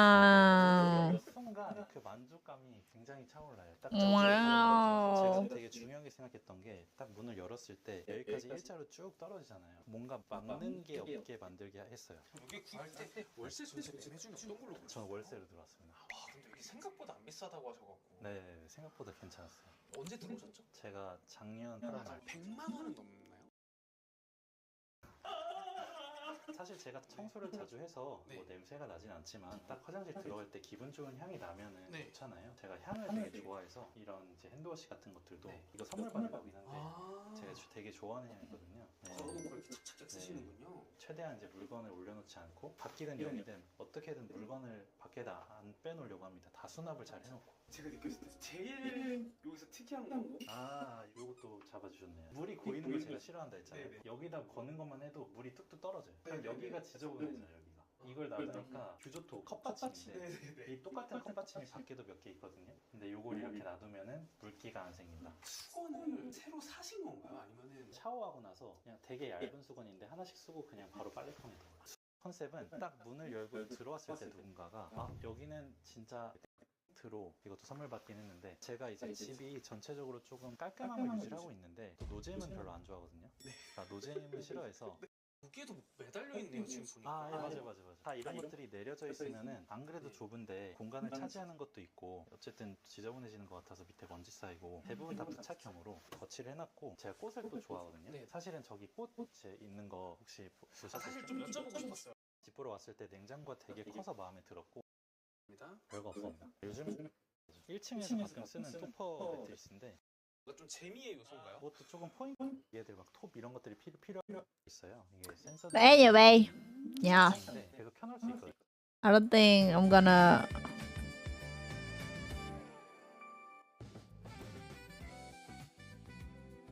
I don't think I'm gonna move to a new place sooner or later. Bum, bum, bum, bum, bum. So I need to renovate my place, but I'm so lazy to all this shit.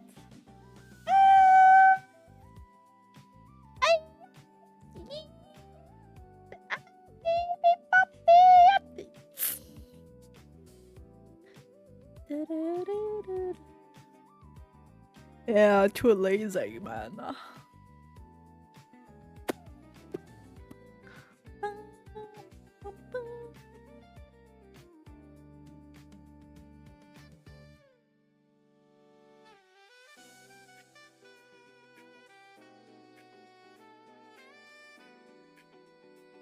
I just want to fix my kitchen, I think. And then... yeah, there's some stuffs here too. I'm also thinking about getting rid of the sofa. Kind of realize it's too big. And instead, maybe getting like a, you know, like sofa for one person. I mean, I've been using well, but it's just taking too much space here. I thought it should be fine, but there's no like space for put the stools. So maybe it's better to have like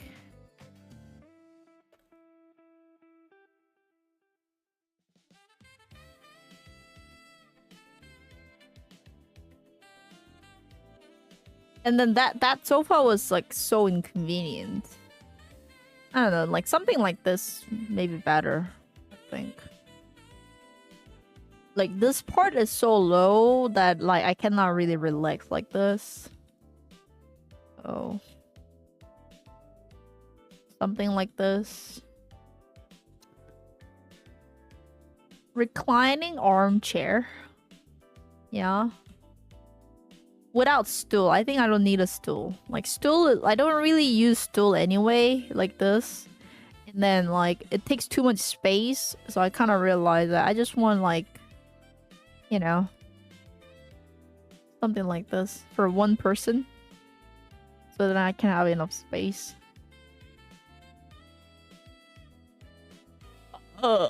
Underneath. Ooh, that sounds nice. Massage chair, Yuggie. Ah, man. That sounds like a dream. Holy freaking shit. So expensive.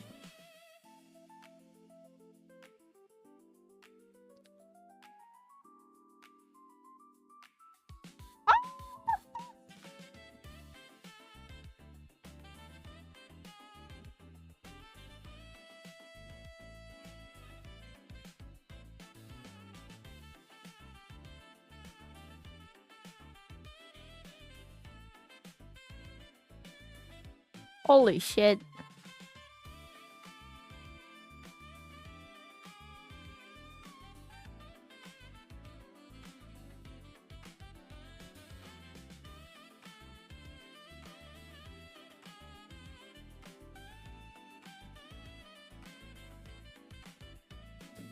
Transformer.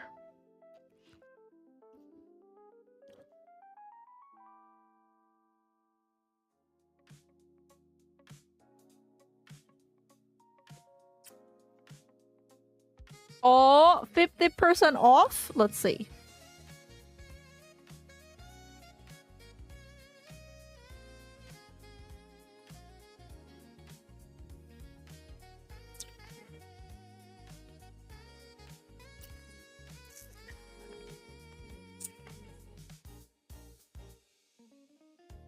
What the fuck? The 50% off still 3K. Holy sheesh.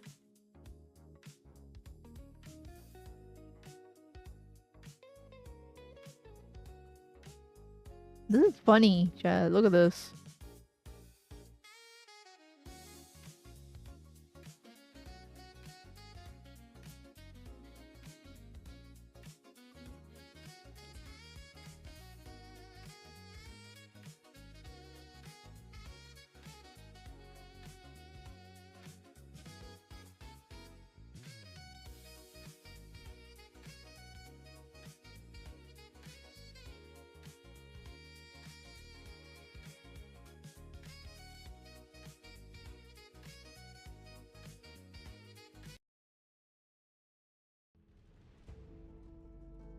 larger screen?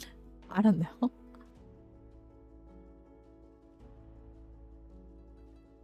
Whoa.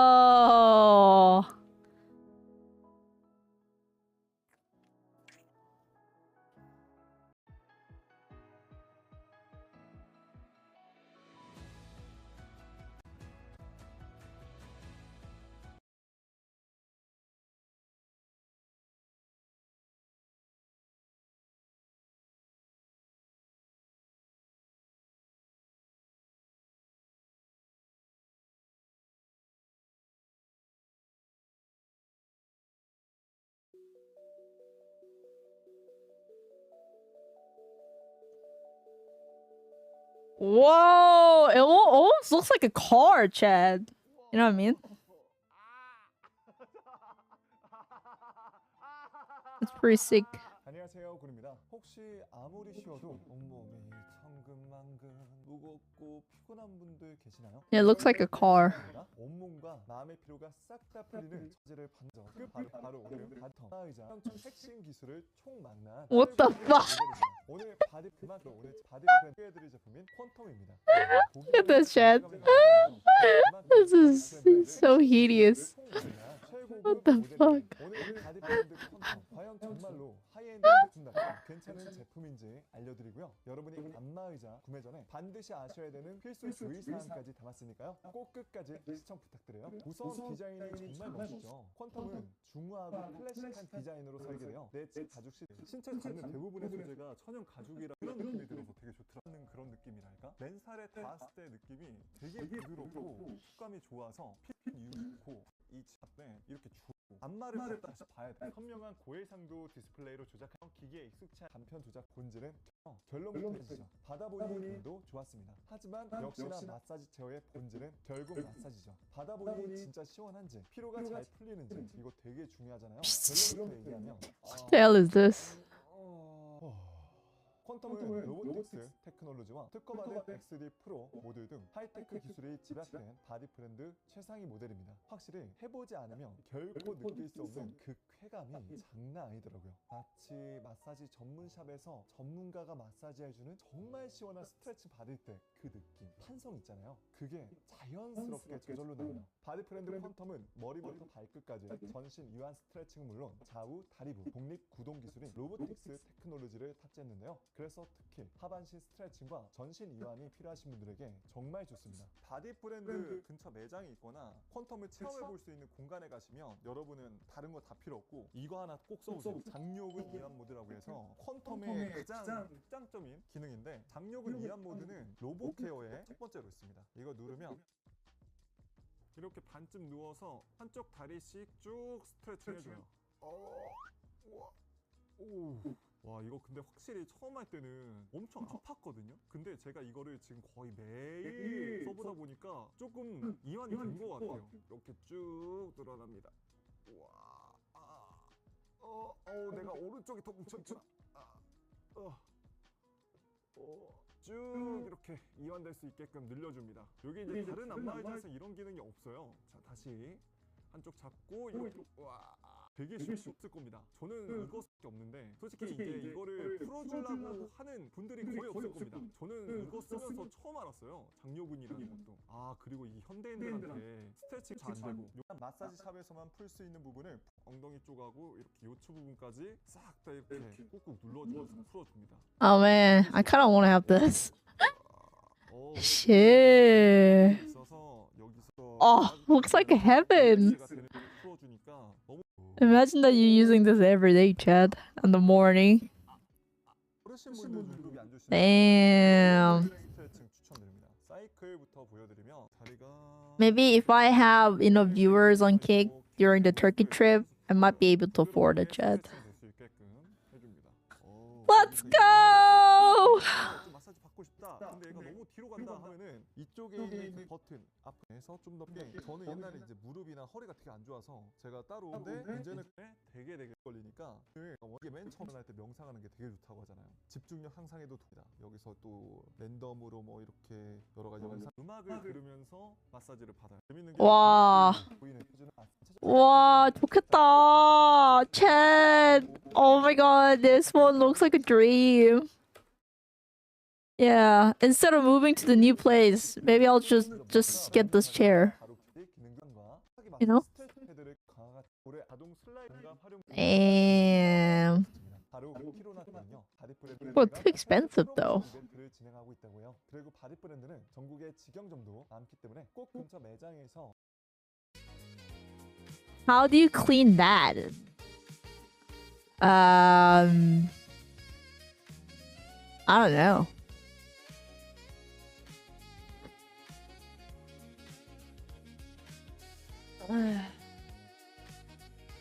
Donald the Duck invention?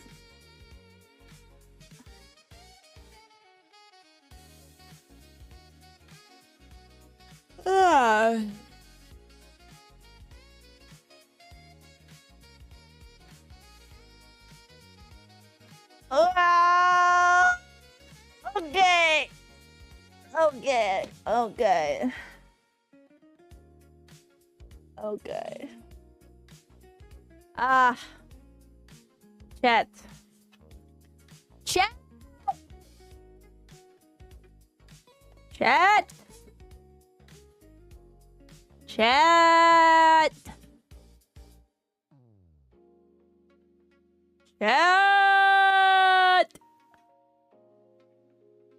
Chat.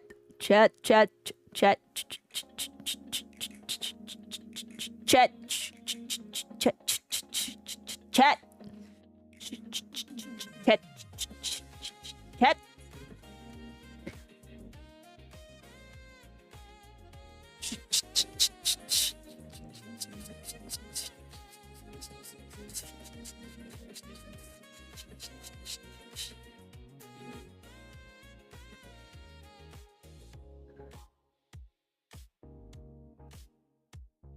Oh, did you see this one?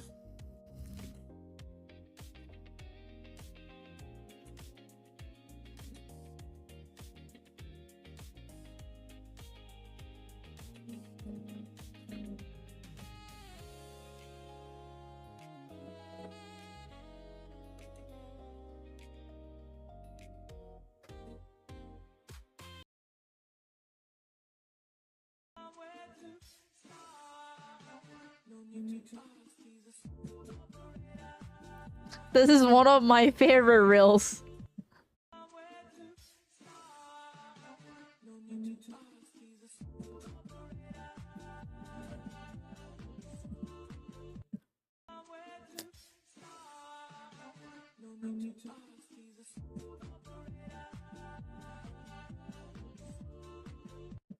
Alright, maybe I should make this as a new alert.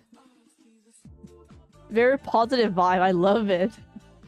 Look how positive the kid is. I can watch this all day long, you know? My new sub alert.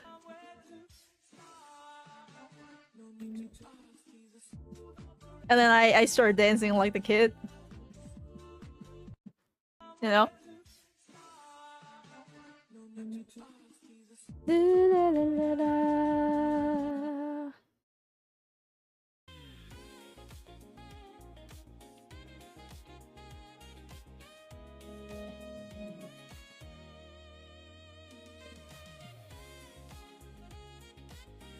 Carlos Sane? Who's that?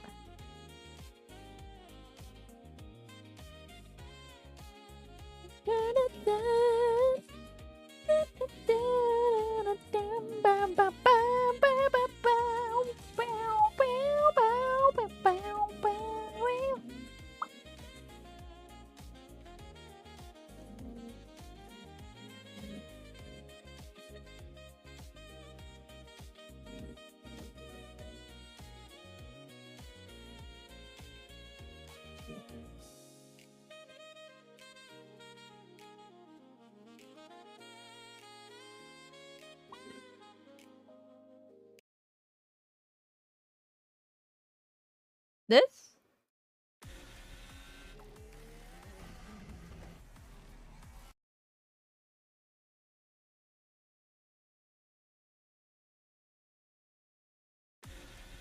No?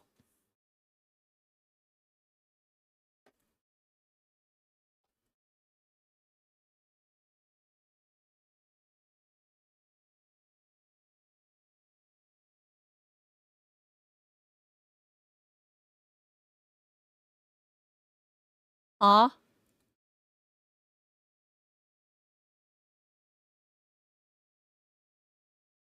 What? Huh?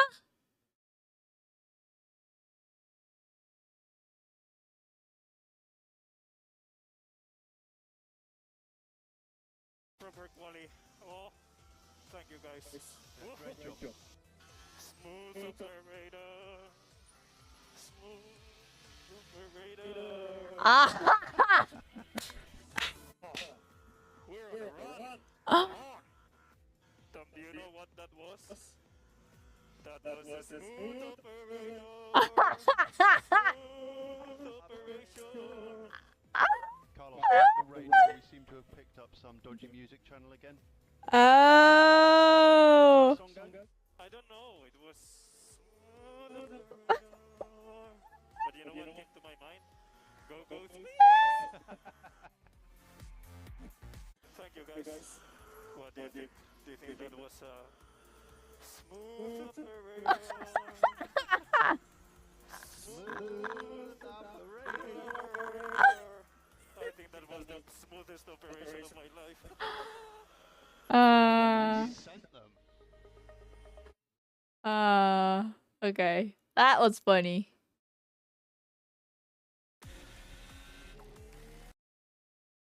I wanted to see.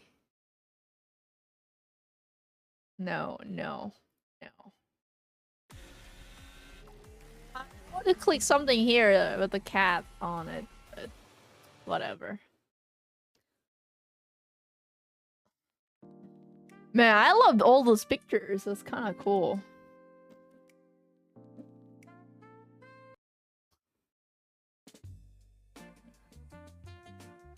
I like this one.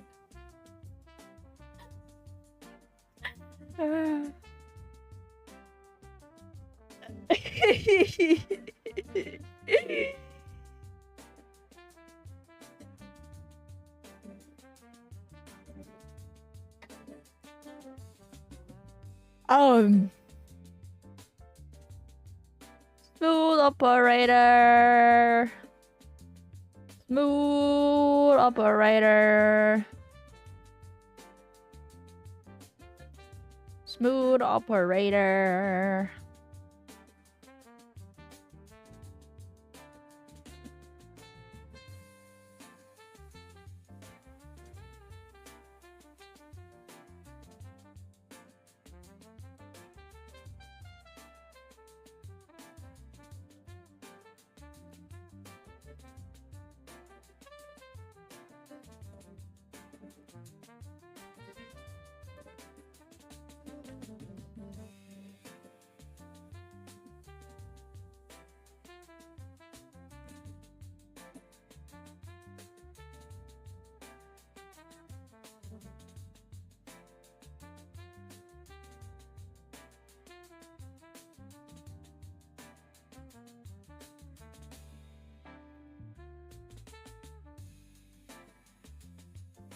Smooth operator.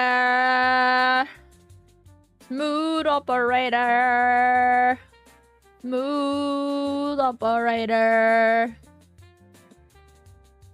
Smooth operator. Smooth operator. Operator. Smooth. Smooth, smooth. Smooth operator. Operator.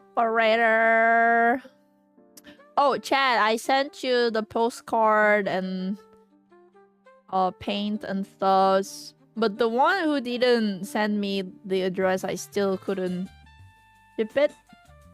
And well, I think it's my first time sent the postcard, so I'm a little bit concerned about it, that they're saying there's no, like, so I kind of tried to maybe instead of the postcard ship it, but the shipping service was too expensive, so I had to just, you know, use the postcard service. So hopefully you guys will be able to receive it. They were saying at least 4 weeks or more. Like there's like minimum 1 week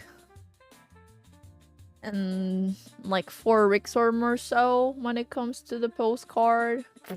It depends on your country post office service. I think the how long it takes varies, and then somewhat some of the countries are not available. Seems like their post office services are not available well. So Canada, I couldn't ship it at all. Like they're not doing the like post office service at all international. I guess like there are so many packages already like at the cargo or something, so I couldn't ship it to the Canada.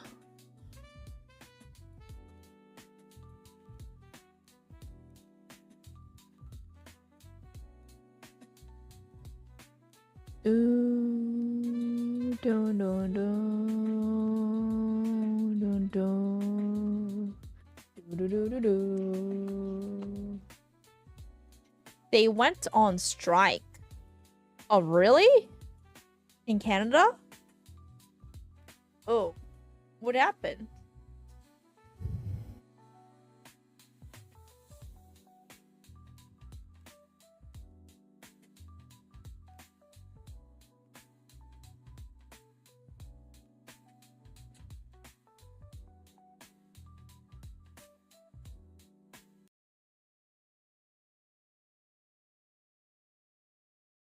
Oh. Of a complete halt on mail delivery, CupW says they're moving away from a nationwide strike to a rotating strike instead, meaning the union will decide which facility is on strike and when.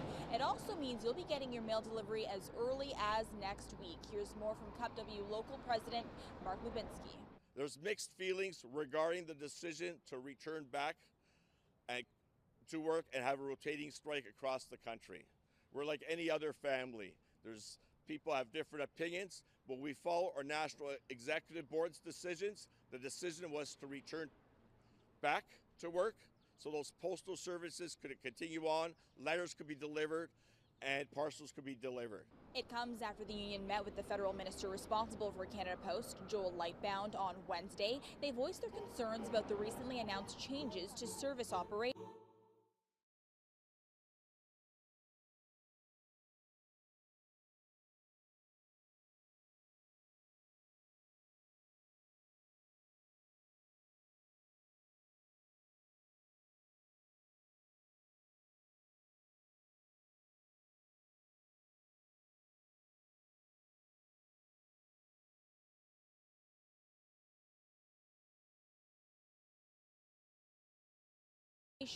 Some of those changes include reducing door-to-door services, swapping it for community mailboxes instead, and the closure of some rural post offices.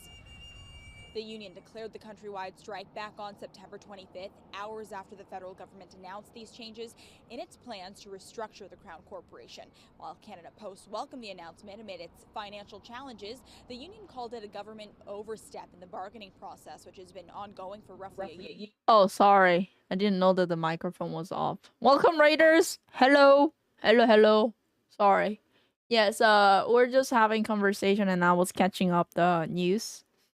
That I didn't know that there is a strike in Canada. I was just yapping by myself. I didn't know that the microphone was off. And thanks, Giselle. Welcome, Raiders. Is she in China now? Hello, hello, guys. Sparking strike action from the union yet again. In a post this morning, Minister Lightbound says, "I'm encouraged to see CupW's announcement. Canadians count on mail delivery, and I'm glad to hear it will be moving again while negotiations Great. between the union and Canada Post continue." Lubinsky says Canada Post workers are fast and efficient. You'll start to see parcels in your mailbox as early as next Tuesday and Wednesday after the Thanksgiving weekend. Jaden Lee Lincoln, Global News. I see. I see.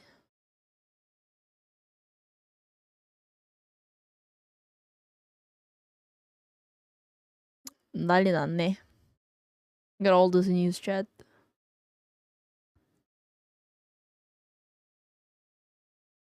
Oof. Franks? Oof. America? Oof. Yeah.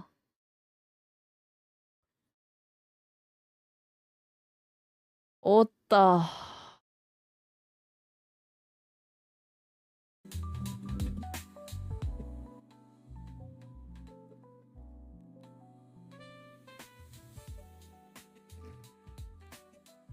Nutshell video. What is nutshell video?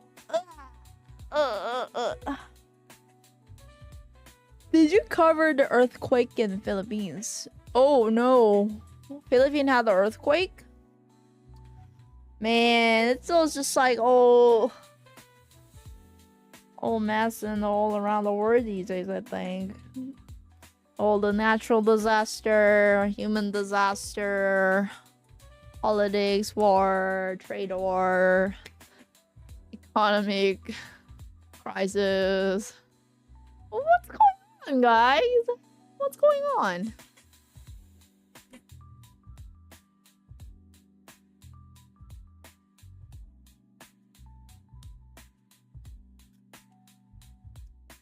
I'm so sorry to hear that. Hopefully they recover.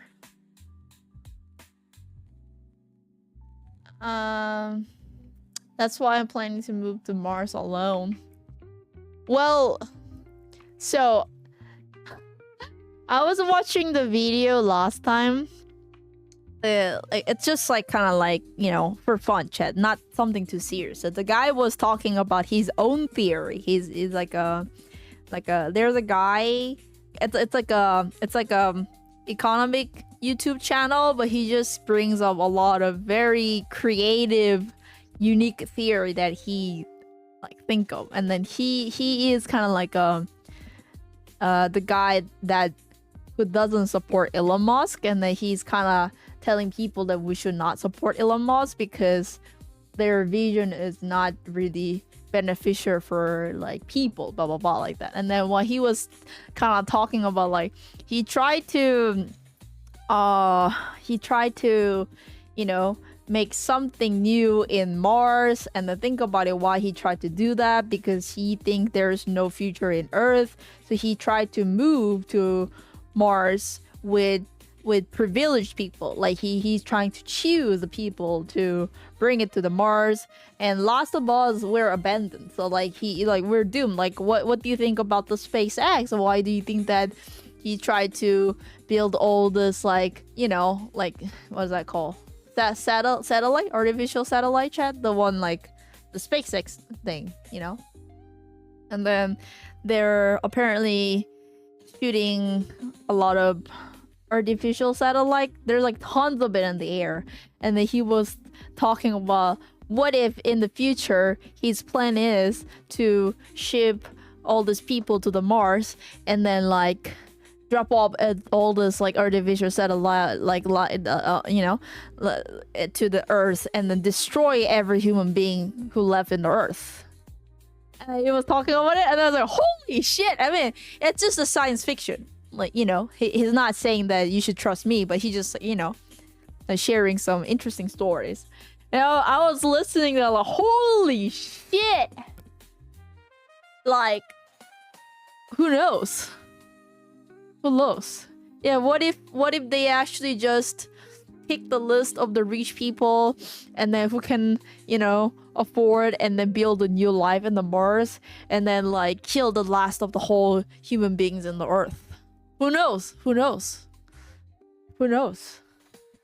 Elon pushing 60. Better hurry up. Oh shit.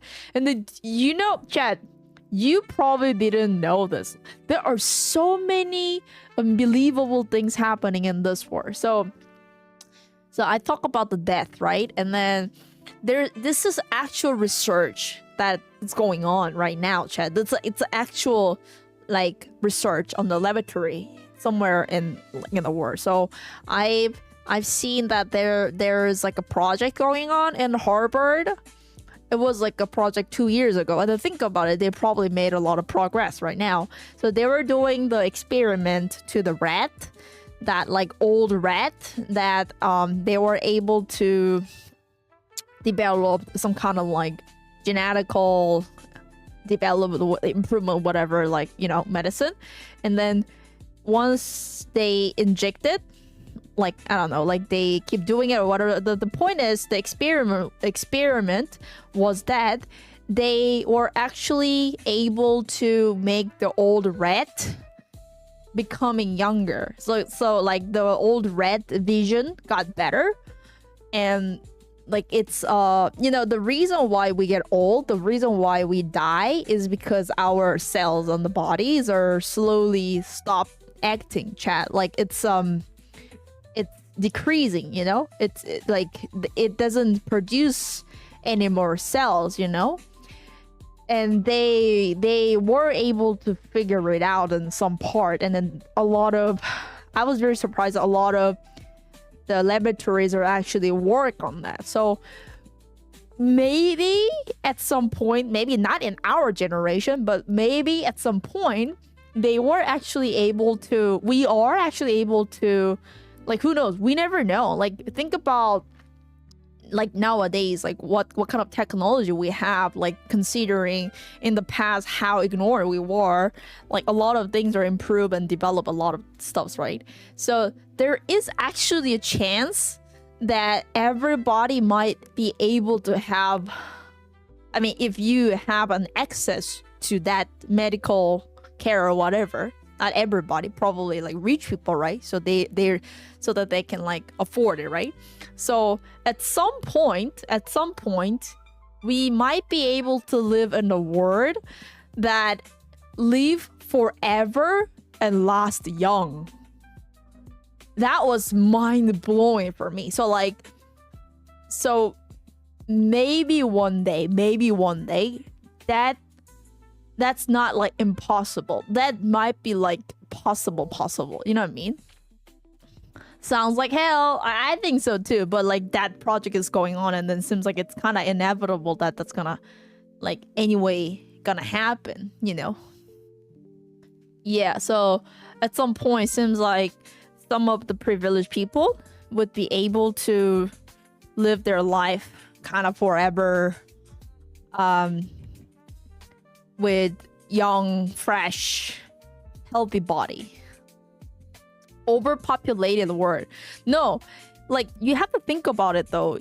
Not everyone can have an access to this. This is gotta be a, like, if that actually happened, this is gotta be a huge business. This is gotta be a huge like market for rich people, you know? So like only the like rare class of the people can access to that, and then like the rich and poor, yeah, like this like lifestyle and everything gap gotta be like extremely different if that actually happened, you know? Because right now at some point we are all equal when it comes to that, because everybody gotta die, you know, no matter who you are, no matter how rich you are, no matter like whatever it is, we all equal in front of death. But if that actually happened in the future, that the immorality is available, then, you know, the balance game is over. Then that's actually gonna be like doomed, you know? But there's a good side of it. Like it said, they said they were able to recover the rat's vision, right? So there's a lot of chances that this medical,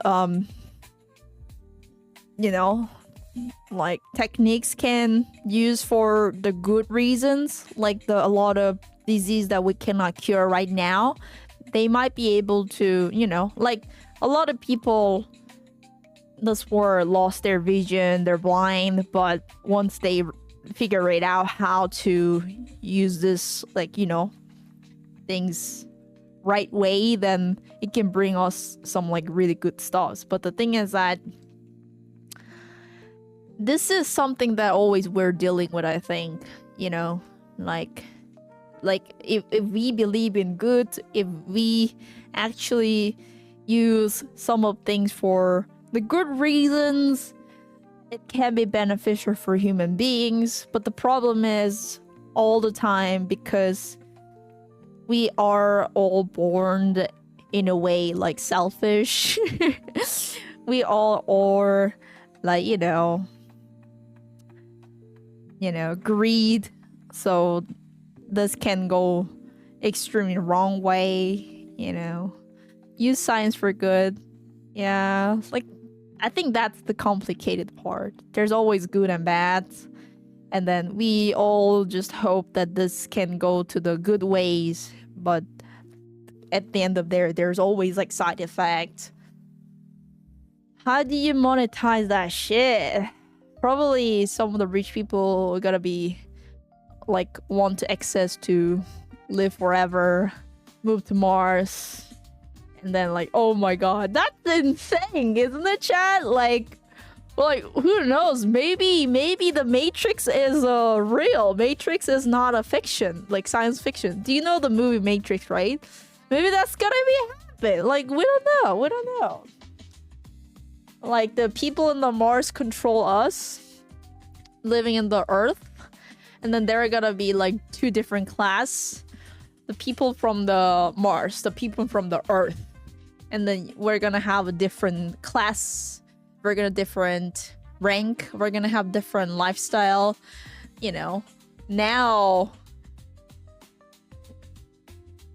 in the future, maybe now we're like kind of bonded with nation, right? Countries like Korea, Japan, China, America. But maybe in the end, one day it's gonna be like people living in Mars and people living in Earth, and like, holy shit. You know, you wake up in that massage chair, yeah, Earth versus Mars. We never know. I mean, like, it might sound ridiculous, but I think at some point maybe it can happen. I really want to trust and believe in good, but sometimes I just kind of realize that the reality, the word, not always goes to what I believe, you know? Well, it doesn't mean that I'm gonna compromise myself. I still gonna believe in good, because that's my core belief, right? But like, these are the things that we always experience, like ideal reality for many things, right? I don't believe humans are good. If they have the chance to be bad, they will be bad. You know what the fun thing is, Chad? When I was a kid, I was, you know, like there are kind of like main three philosophy. People like thinking about our personality, our characters, like what are humans when we are born? What are we? Some people are saying like we're born with good, we're born with bad, like we are born with nothing but raised by the environment and stuff like that, right? I think it's all kind of mixed thing. Like some are born with good, some are born with bad, some are maybe like half and half, so they get more influenced by the environment, stuff like that. But in the end, what I kind of feel like is that the environment nurture nature. Yeah, nurture nature. I think there is nature that like we're born with something. We all have nature, I think. You know, because even the little babies, you know, they have their own personality. Some are shy, some are more like not shy, some are more like brave, some are more, you know, like settled. So I think there's nature, but nurture affects a lot too, like 100%. So that's why I think the education is very important. Like, although there's a very rare cases like psychopaths and stuff, they're like just born in that way, but like they also have some like bad nurture too. So there are a lot of chances that maybe we can fix some issues, right? But I thought about this often, but these days I kind of realize that maybe like really on the bottom, really on the bottom, our foundation, like our like blah blah blah, like you trace it back, like blah blah blah, like really on the bottom, like being selfish is just our core trait. Like it's just a matter of like some people maybe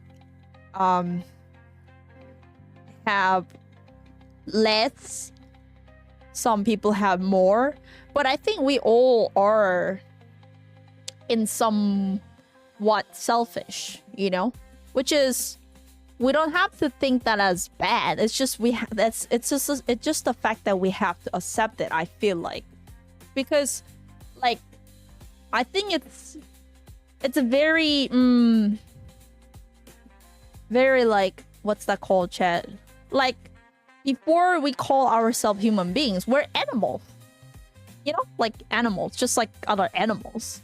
And then selfish might be more related with like survival. Like, it's not that you try to harm something. It's more like very basic instinct as an animal. But because we have more high intelligence, and then we have our like society, culture, I think throughout the history, people started to make all this like rules and stuffs, you know, so that we all can combine well, so that we all can live together better. And then that's how we start to learn how to be like selfless, how to control your selfishness, and then like contribute to the others and have a good relationship all together, you know. So these days I start to feel like maybe our nature, not as bad, but like a bit of selfish. Everybody has that. Like, ain't no way that like someone saying that like I don't have any selfishness, because even for someone who is very known for like selfless, very nice, very good, very kind, in the end, if you started to talk about some stuffs, in the deep down, he or she is doing because it's kind of beneficial for them too. Like, they wouldn't do if it's not like 100% beneficial for them at some point, you know. So I think there's nothing wrong with that. Yeah, but like but the thing is that my point of view is, because we all have that selfishness, and then which is very natural, we just need to learn how to control it better. Like, we just need to learn how to become more selfless, how to become like how to know how to learn having all this perspective to, you know, contribution, you know.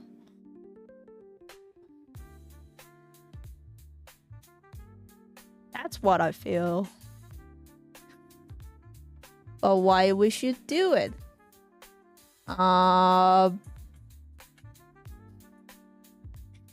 Because I believe that we're different. If we're just animals, yes.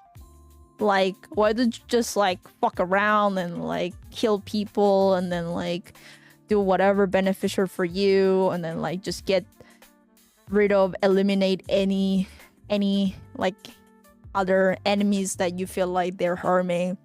Yeah, why don't you do that? Right? But we know that that's not right, right? Because we're not just an animal. Like, my point is that yes, in somewhat we're animal, but we're different. We're human beings. We are different. Like we know how to build a community. We know how to we know those feelings and emotions like love, contribution, kind, offering, you know, empathy, sympathy. We have these feelings, you know?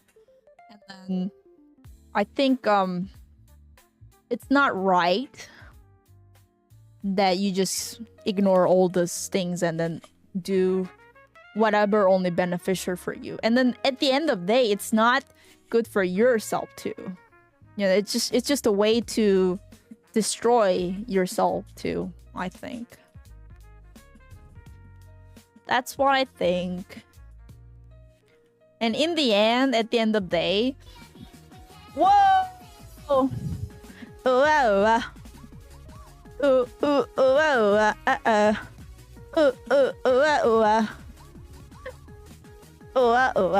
oh. Thank you, woo woo. Thanks for the $5. Thank you so much. Thank you so much. We're not just ape, chat. We're human beings. Okay. It is share.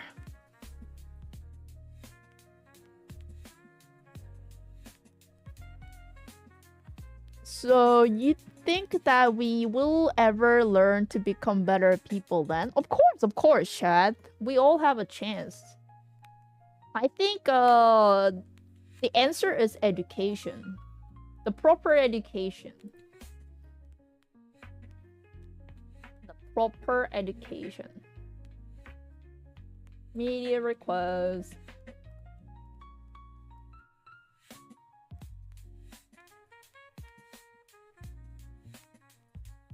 This? 이건가?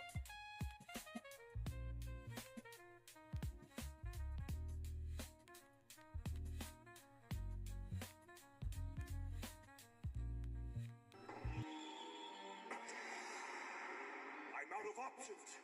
There's only one card in my hand that can free my dragon, so I can win the duel. I must play the seal of Orichalcos. Pharaoh, no! Let go. No, you don't know what you're doing. Let go. Listen to me. This card is affecting your mind. We're going to lose the duel. Can't you see? Trust me. It's the only way, Yuggie. We must do this. Now let me go. Please don't play that card. What is that? What is it? Why is that? What's that? What chord is that? Dun dun dun dun dun dun dun dun dun.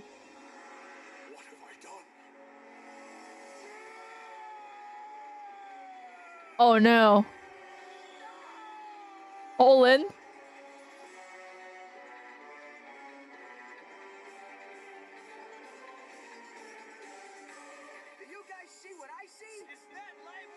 You guys see what I see? Nice work, Pharaoh. I knew you had it in you. Now let's see what the Orichalcos reveals about you. Are you good or are you evil? So tell me, how do you feel? No! To be continued. I want to know what's happened after that. Anyway. Yeah. Thanks for the media share. The demo car. What is demo car? Chad, like, have the kid play that in your town. I think when I was a kid, some of the kids were playing that with that. What's the thing called, Chad? Like the one in their arm, like you kind of equipped it. Like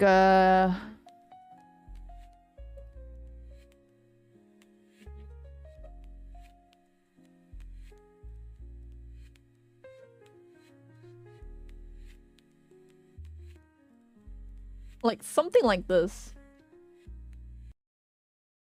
야, 듀얼리스트라고? 야, 그러면 너 듀얼리스트 Like this kind of things. 우승한 카드 같은 경우는 무조건 넘어가니까. 제일 비싸. 뭐 이런 식으로 해가지고 여러 가지 질문들 할 수 있다고 생각은 하지만 나이 처먹고 유희양 왜 하냐? 뭐 이런 말은 최소한 상가를 해줘.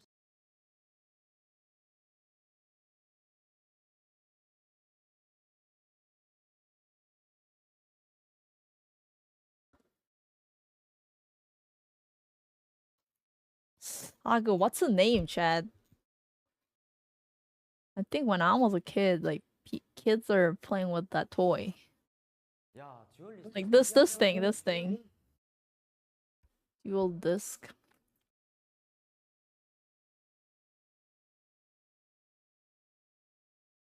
See?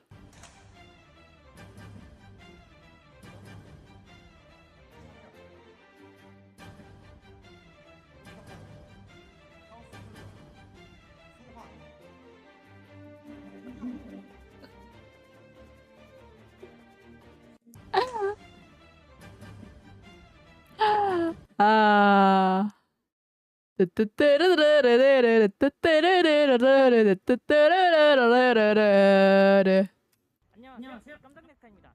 오늘은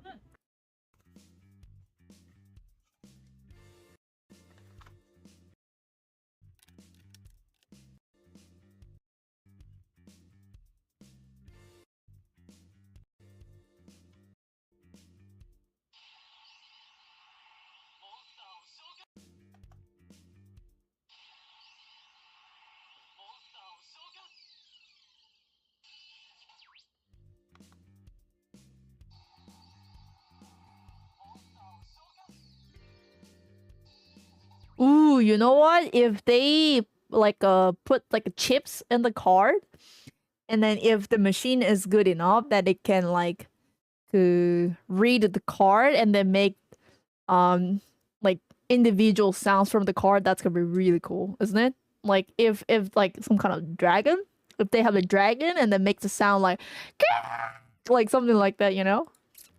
Never seen one of those. Really? I think some of the kids were playing with these toys when I was a kid, I think.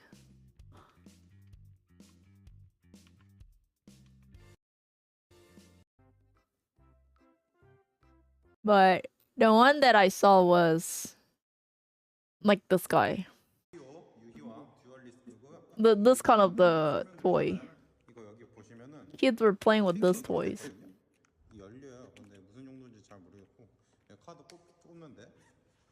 카드 이거 있으시면 이거 뽑는데 대략 한 10장 정도 들어가요. 10장 정도 들어가서 네, 이렇게 하시면 되고 이제 여기 이거 여기 보시죠.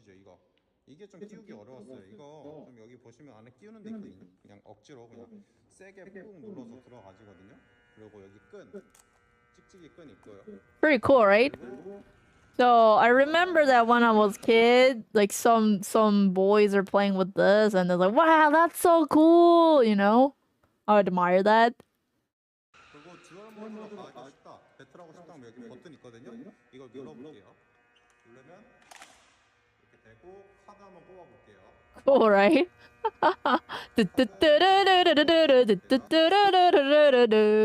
Have you watched the Yu-Gi-Oh chat when you're kids? 오늘은 라디오가 되어 있어서 플레이되고 듀얼 기반으로 시키고 패널이 달린 듀얼 디스크가 단정하게 진행. 만화에서는 솔리드 기전으로 Yeah, I watched it a bit, but I can't remember like at all. Somewhat. I watched it when I was really little. 시작하죠. 그리고 오토바이에도 장착이 되고 나중에는 가상현실에서의 듀얼로 패널 자체가 에. 없는 디스크에 시대끈하게 있는 일반적인 듀얼 디스크. 그래서 오늘은 디스크 형태의 패널까지 완전하게 있는 일반적인 듀얼 디스크 중에서 탑5를 보려고 하고요. 순서는 순위랑 관계없고요. 절대적으로 제 주관적인 의견입니다. Pokemon more. 첫 I 번째 see. 듀얼 디스크는 여러분 모두가 다 아는 배틀시티 전용 듀얼 디스크입니다. 카이바가 배틀시티를 개최하면서 듀얼리스트 레벨이 어느 정도 수준 이상이면 무료로 오판 듀얼 디스크 있죠. 물론 조이는 이때 본의 아닌 주작으로 통과했지만요. 여튼 이 듀얼 디스크는 디자인이 파란색, 빨간색, 흰색이 멋있게 배합되어 있고 뭔가 카드를 내면서 착착 감기는 맛도 있는 것 같고 지금처럼 가상현실로 듀얼하는 브레인즈에 비해서 그나마 현실성이 있는 듀얼 디스크죠. Oh shit. What's it called? Yugi. Oh. Theme? Dual disc. Oh, see? I have one.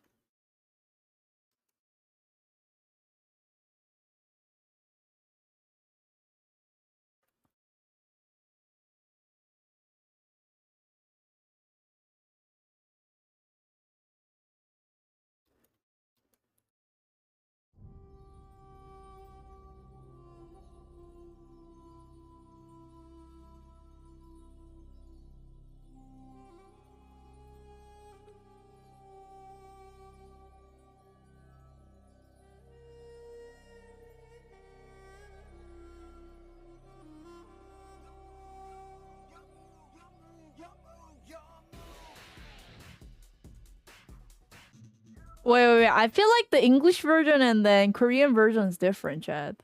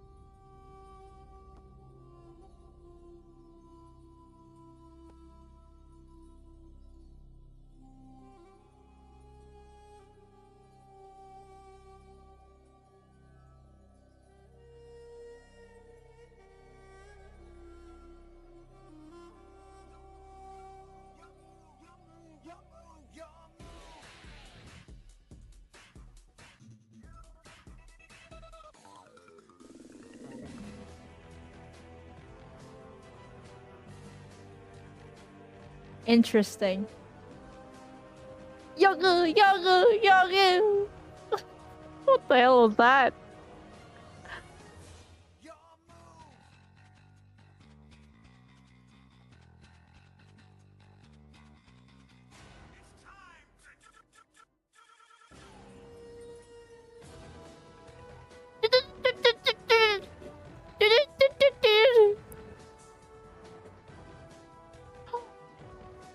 Oh yeah, I wanted to have the deal disc so bad. Yeah, me too.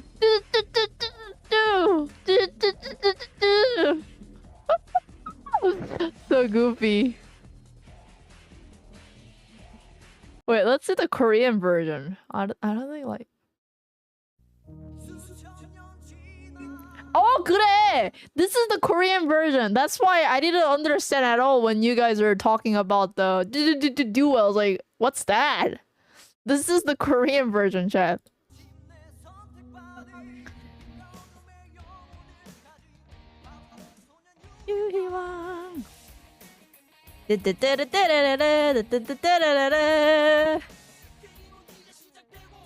떼고!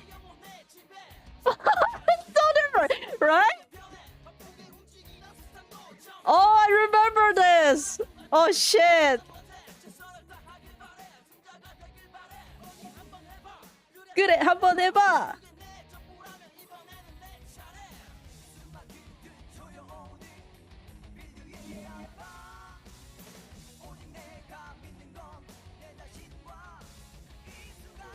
Jeff Texans for 39 months of thank you so much. 59 months of sorry. 59 months of thank you so much.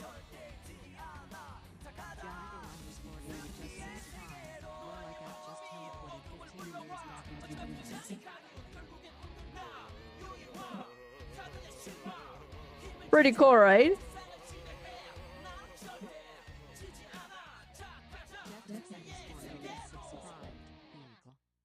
Woo woo! Thanks for the Woo woo! Thanks for 59 months of Jeff Tech. Thanks for the 39 months of thank you so much.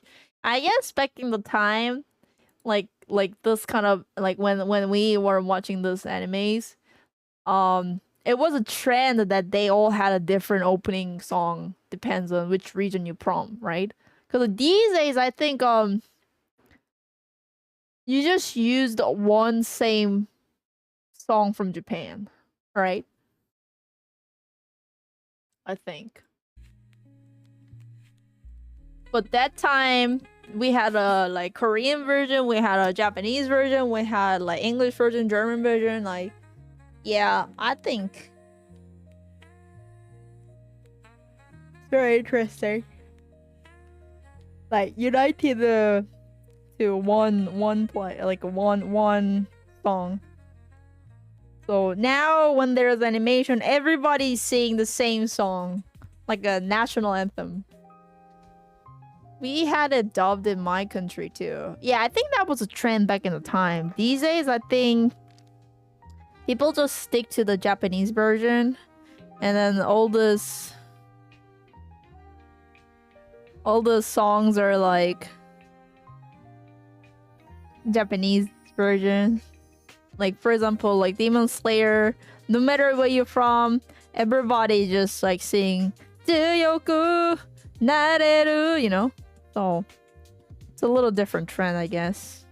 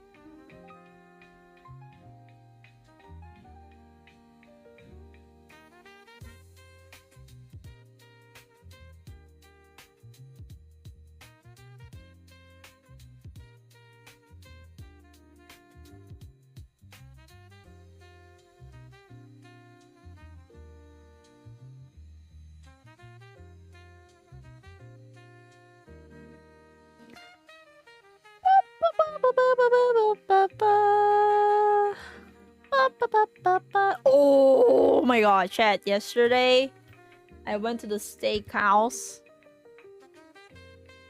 So good.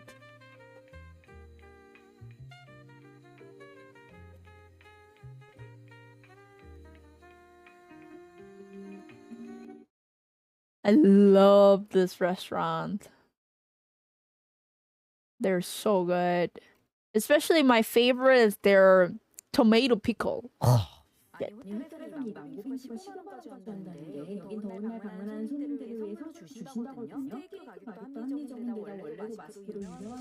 It's so good. I love it. I love this restaurant. I love this restaurant. I'm a good friend with this restaurant owner. And then they have like a 3 business in Seoul, and then I visited this one yesterday. The one has like a New York theme. Their steak is so good.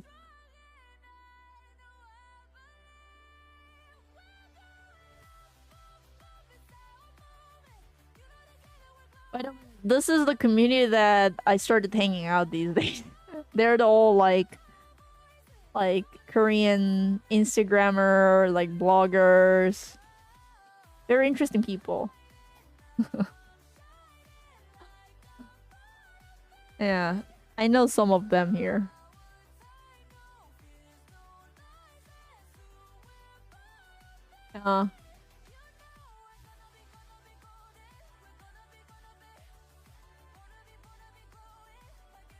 This guy is actually very interesting. I know him as well.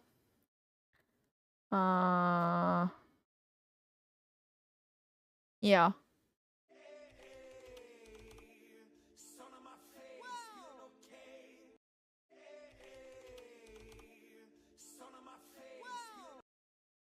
I guess he doesn't post something here.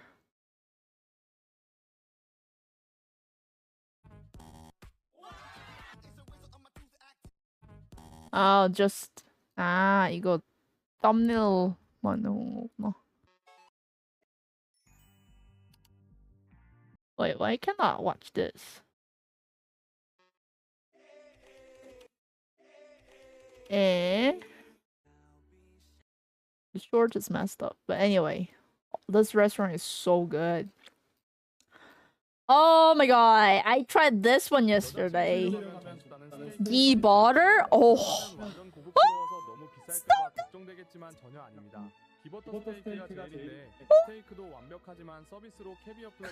Oh yeah, this one was crazy. They were offering the caviar French fries. Oh my goodness, that's so good.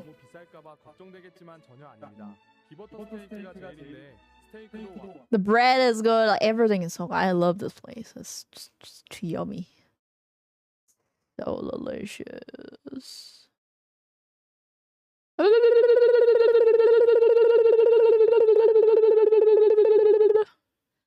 But somewhat my favorite is their salad. They have like special like tomato. I don't know how they make it. It's like a pickled tomato, whatever. It was like so good. My mouth already watering. All this. Oh, so good, so good. Oh, I was at this party, actually. I met her.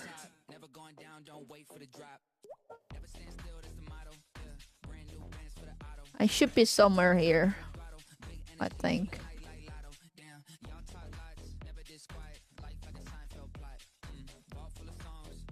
This girl, she's German. I talked to her a bit. She's very nice. She loves travel a lot too. Maybe I might be able to show you one day on stream.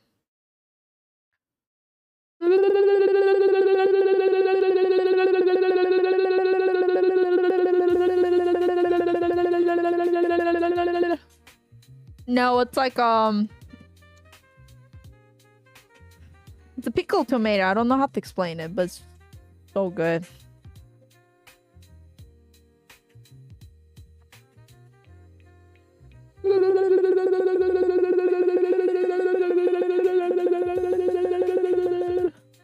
Oh my god, chat, I cannot believe it. I cannot believe it. We're going Turkey soon. It doesn't feel like I'm living soon. It feels so surreal. I don't know, my mind is all around. What the fuck? What the fuck?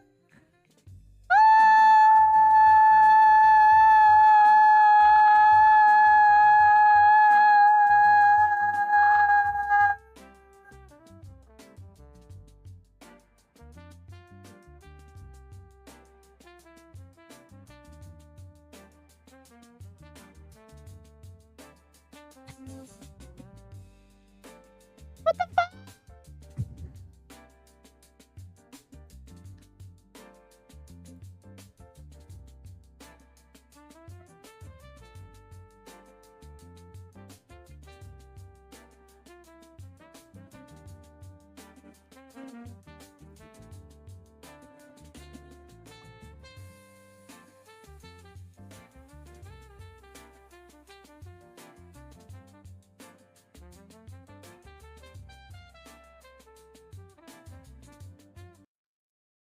I was checking some old VOD. It's very interesting, Chad. Very interesting.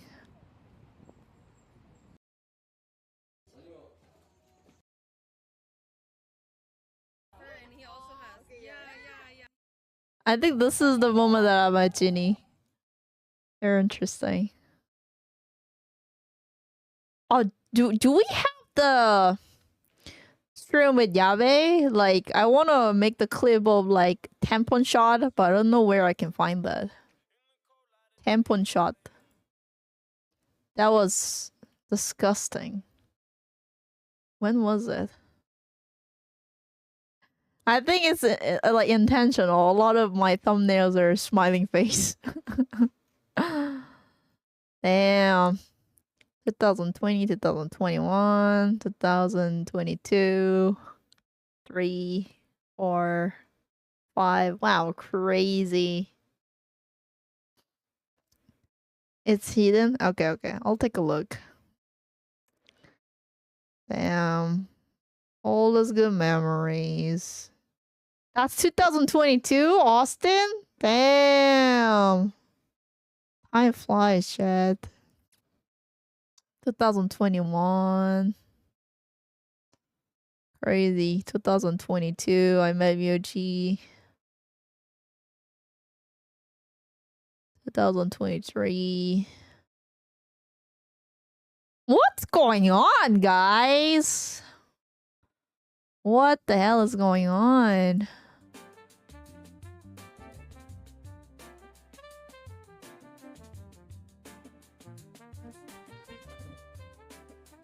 No, I didn't like stop uploading. Just some of videos are not available to post it. Like the YouTube keep blocking it.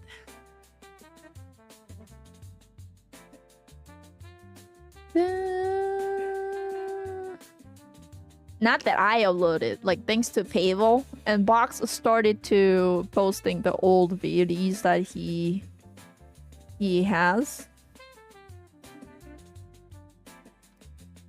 Ah, 7 years, man. Crazy.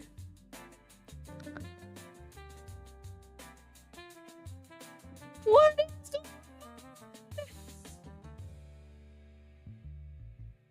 is going on?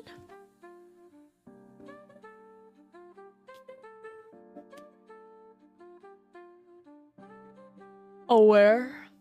Wait, how old am I, chat?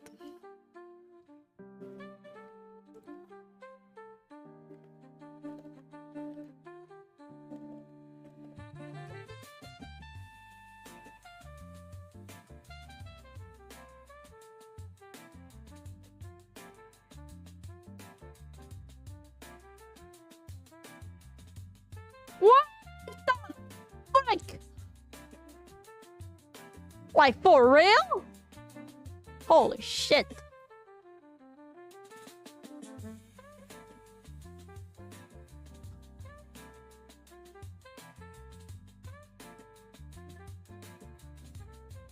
So if I have another 7 years or so, my age is gonna turn into 40 soon. What? Oh my god, chat, I think I started to have a life crisis. I don't know. It might sound weird to you, but I feel like sooner or later I'm gonna die.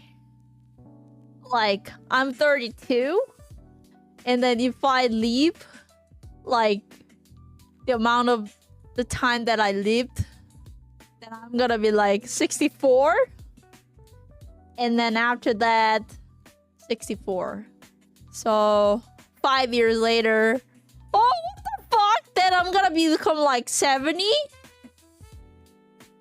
So like, I'm 37. Know how you feel? Oh, chat, you got lots of time. But I like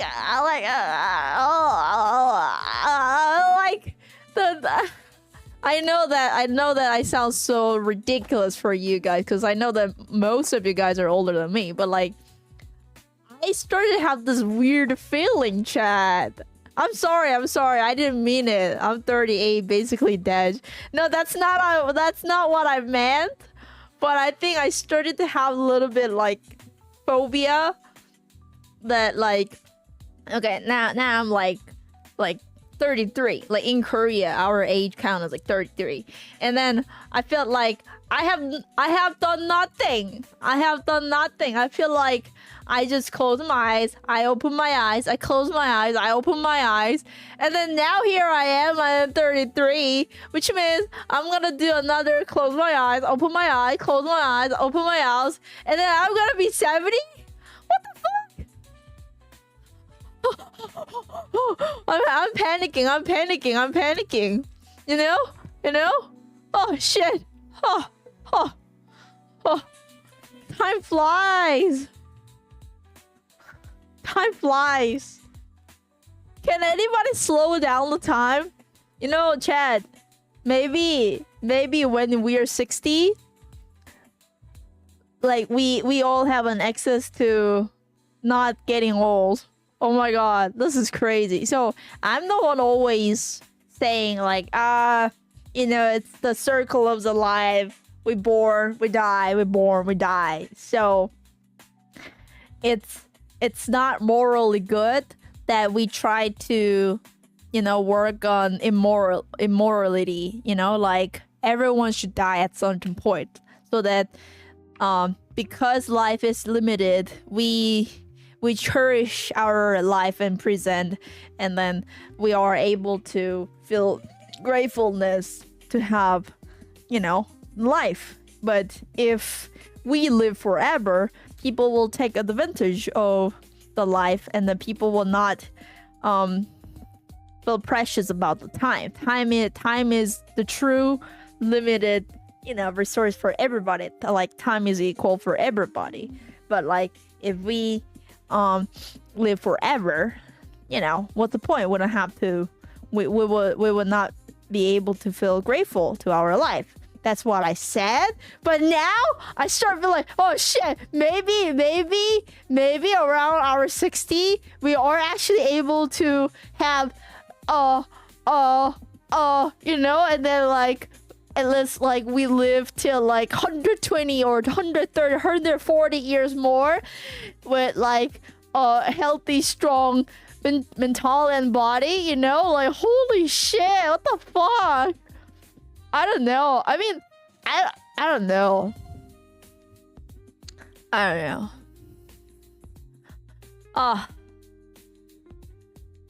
Like, what's your... What... Am I weird, Chad? I even think about, like, how old would I live?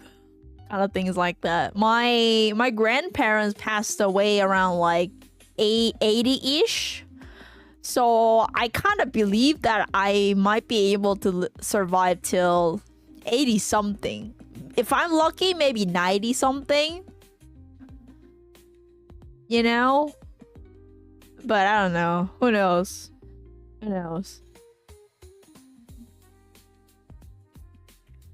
What's your expectation of the life? What's that called? Expectation of what's it called? Life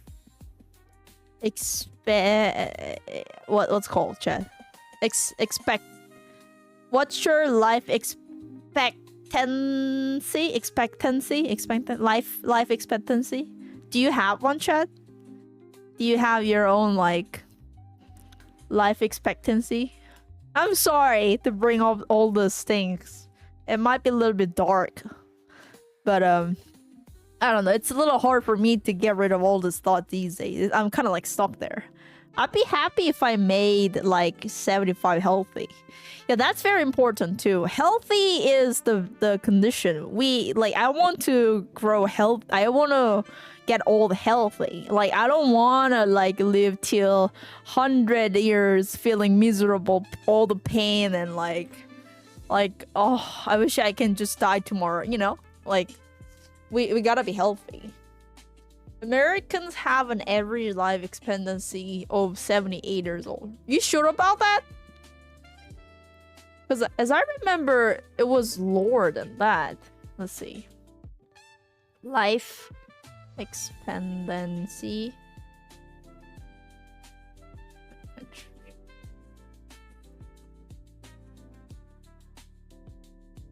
Oh, wow.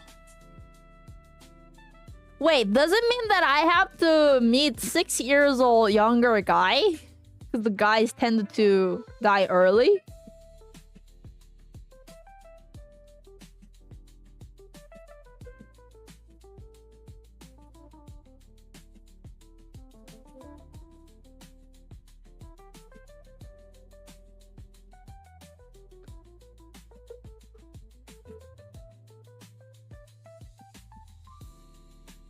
How'd I get rid of this chat? Okay. What? Hong Kong is like 85. What? Japan 85. Korea 85. Okay, guys, I guess I'm gonna live till like at least 80 something. I guess I'm gonna be able to survive 87 or 90 or something like that. Wait a minute. Why is the guy's life expectancy so low? What the fuck? Switzerland. Australia. Italy, Singapore, Spain. Reunion? Malta, Norway, France. Sweden. Macau. Oh, it's quite high. It's like a lot higher than I expected, to be honest, chat.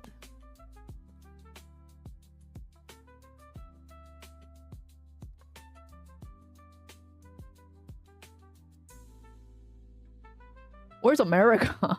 Oh, the United States.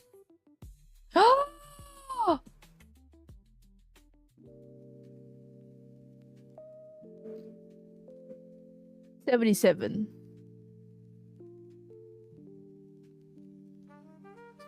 5. Almost 5 years difference. 거의 5년 차이 나네. Yeah, almost 5 years difference.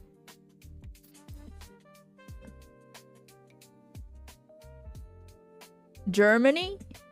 Germany.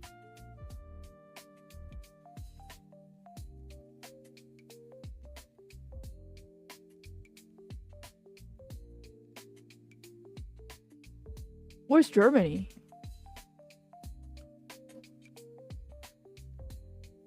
Ah, there it is. 여기 있다. Yeah. Okay, so I should either get married with Hong Kong 38. French Polynesia, Switzerland, Australia 82. Norway, Macau, 아니야. United Arab Emirates. Those are the highest. Yeah. Cause I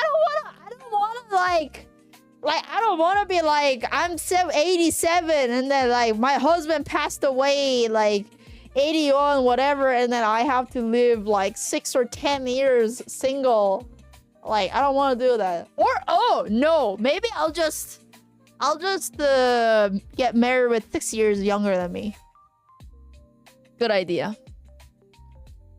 I'll just work hard and then I'll just meet the young guy. You have no control over that. But we can make statistically more successful, chat. Like I'm just gonna why does the guy want to get married with the younger woman? Like it's a loss for them. You know? Cause like if you die so early and then you inherit your old property to your wife and then the wife get married with another guy, like Guys, get married with older woman. Get married with older woman. Yeah.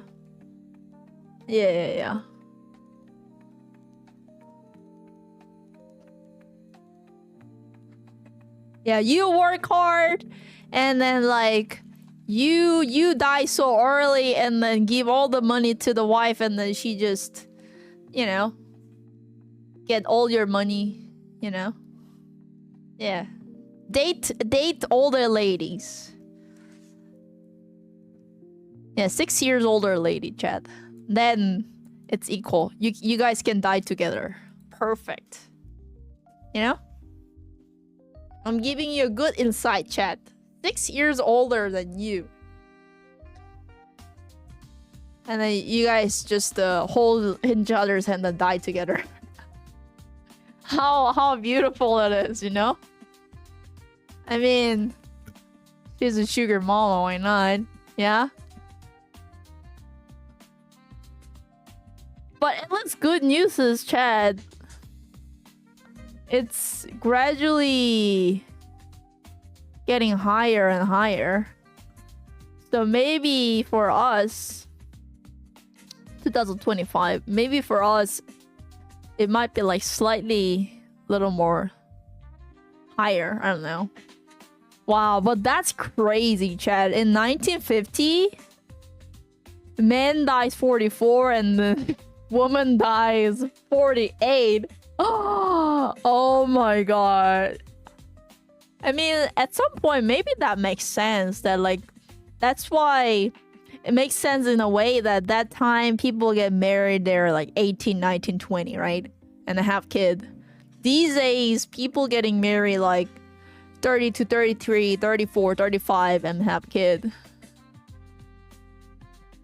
That kind of makes sense because like now it's a 70, right? Half is 35.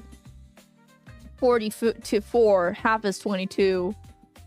So maybe it's a trend. The problem is women's biological body like doesn't like change, you know? The woman has the limit to have the baby. Like I think that's something a lot of girls would have a fear if they want to have a kid. If they don't want a kid, like it's not a concern, like big concern. But the thing is like the funny thing is, chat, but the funny thing is a lot of girls, if they're single and they're young, they're saying like, oh, I don't want to have kid. I'm okay with not having kid. Like, I don't want to have kid. The kids are painful. It's a pain in the ass. They're expensive, blah, blah, blah, right? But the interesting is, even if they say that, even if they are so, like, so sure about it, and yeah, some of the women stick to that idea no matter what, like, as they get older. But I think a lot of women still, once they get like reached a certain point of the age, they start to feel a little regret about it. Like, oh, well, when I was younger, I thought I didn't want to have kids, blah, blah, but like now that I see all the things, maybe I missed out like something very important, blah, blah, blah. And then that's the dilemma that a lot of girls have these days, I think. Like, we really do have the restriction, like time is limited for us in a way that if you want to give a birth, right?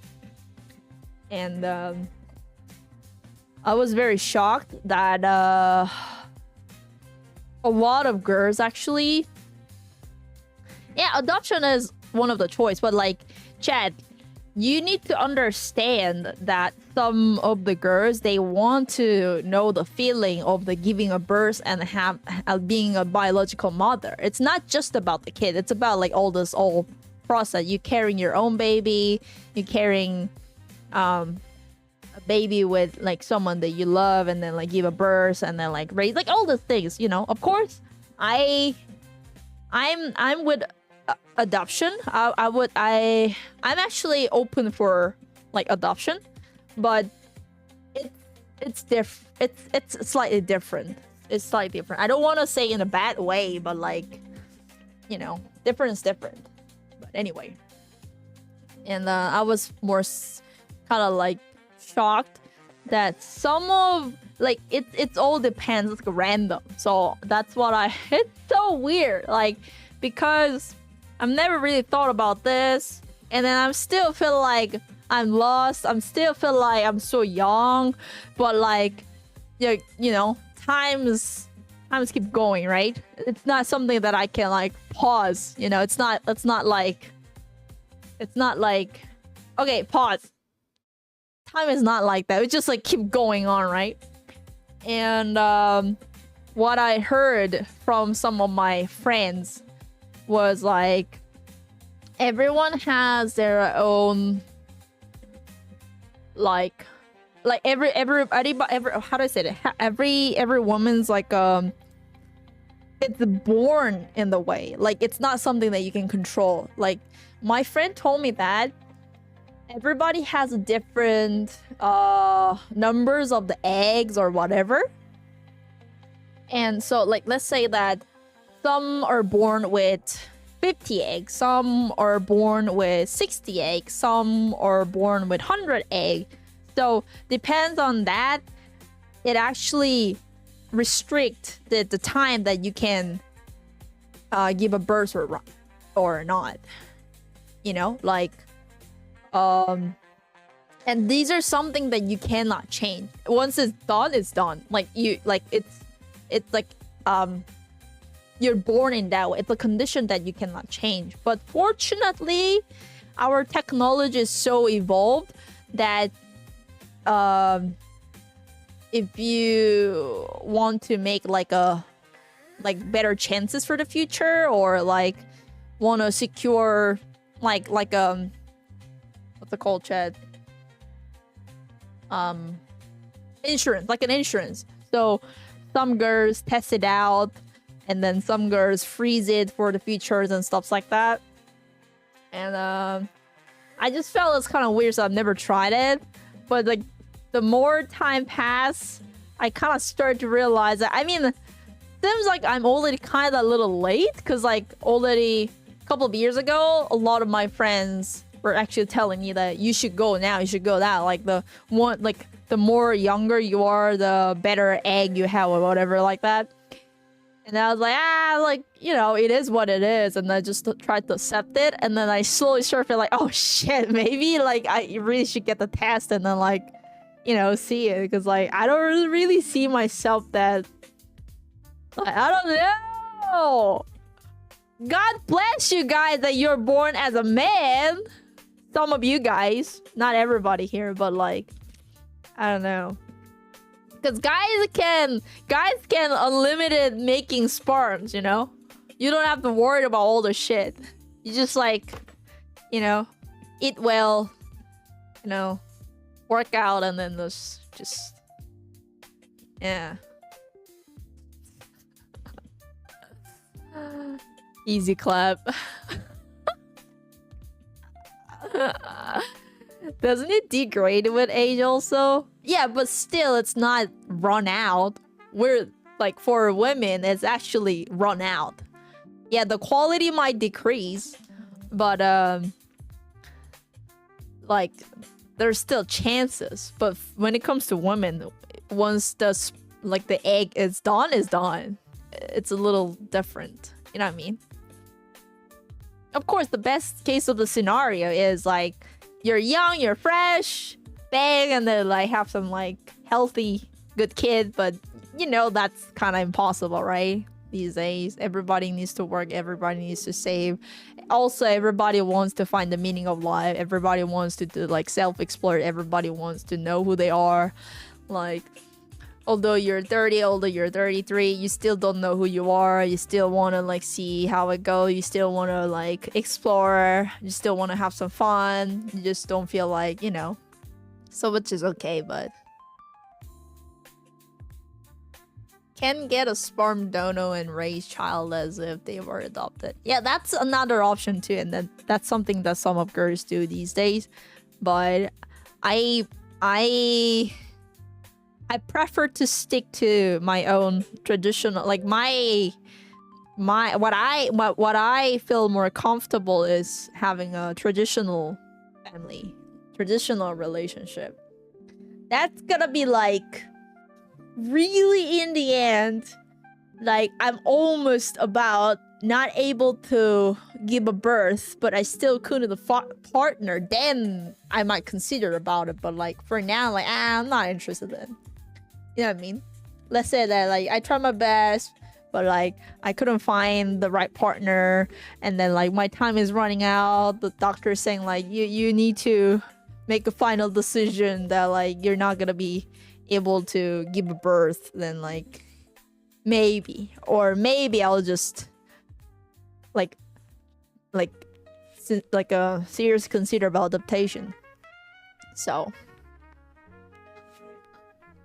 but yeah, I think it's very valid for me to think about all those things. Like I'm kind of on the stage to consider all those things. Try not to be so suffocate myself with all this thought, but you know what I'm saying, chat, right? Like it's the time. It's the time. It's the time. You gotta think. It is the time. I'll get some water.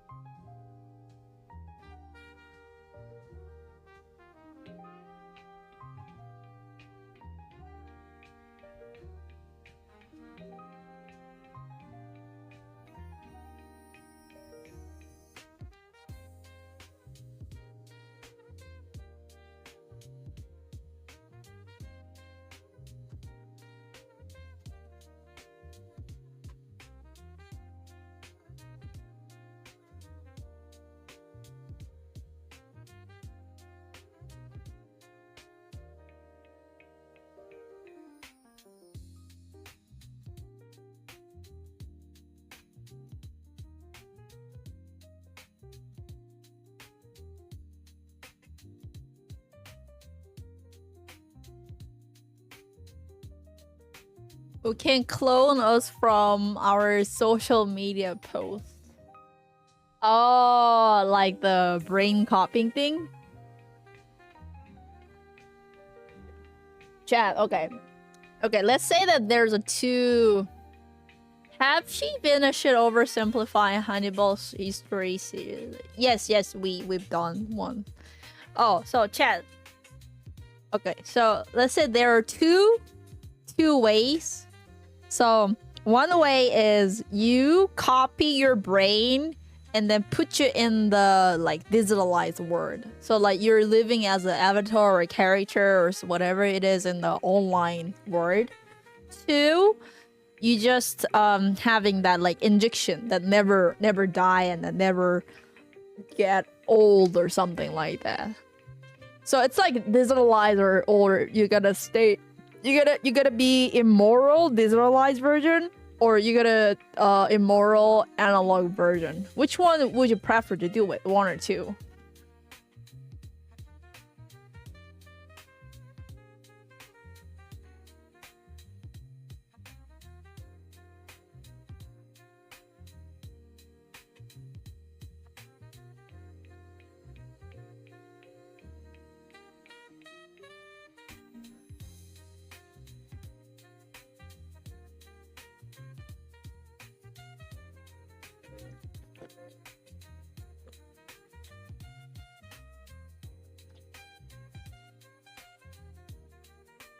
Depends on how the world look like. Isn't there some kind of movie, something like talking about this? I think what will happen to our soul? I don't know. Two for now, I guess. Me too. Two for now, I guess. Well, there is a risk. Because like digitalized one, you don't have the physical body. So you don't have to worry about like your body is damaged, right? But if you choose number two, although you still have like eternal life, you can die by car accident. You can die because you have a bad like accident. So like there's still like a danger. It's like there's still risk that you're gonna like have something like related with physical issues. But I don't know. I think I would still prefer to stay with number two. Number one sounds like... I don't know how to explain this.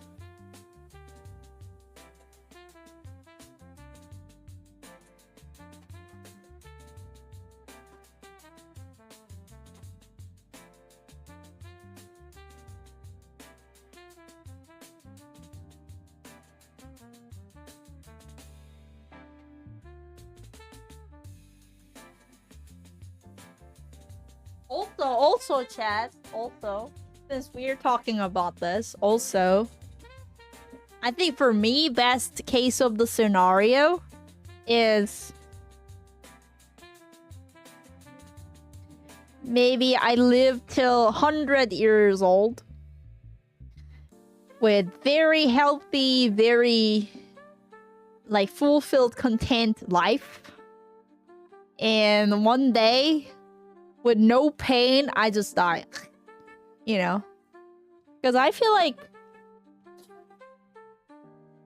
dying is also kind of like the process of dying is also very tough. That's something that hard for me to accept, I guess. Like, because eventually we all die, and if we are fortunate enough, we'll die naturally, right? So like, because we're old, we die, kind of things like that, right? And then, but the thing is that because as you get older, your body become weaker, and then a lot of people deal with disease and stuff. So some people have to stay in the hospital bed, and then with pain, all those injections and then treatment and remedy, you know? I just want to die just one day, like have fun, great, and then like just, you know, I fall asleep and the next morning I don't wake up.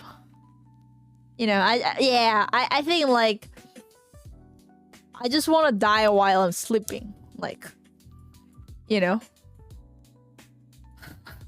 I was like, okay, good night, and then fall asleep, and then tomorrow morning, dead. Yeah, that's my dream, chat. Sitting in a chair looking at the sunrise. Yeah? Yeah, that's my dream. I want to die with peace, with grace.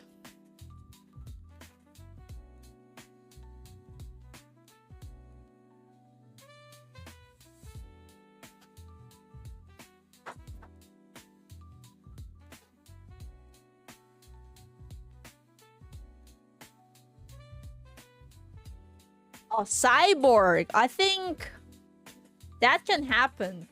I've seen a lot of technology that the people lost their arms or leg, but they have all these like a cyborg, like what's that called, chat? I don't know how to explain this. You know, there are a lot of the neuroscience is so evolved, and then I'm pretty sure that when we are so old enough, we're gonna have a lot of different like options, I feel like.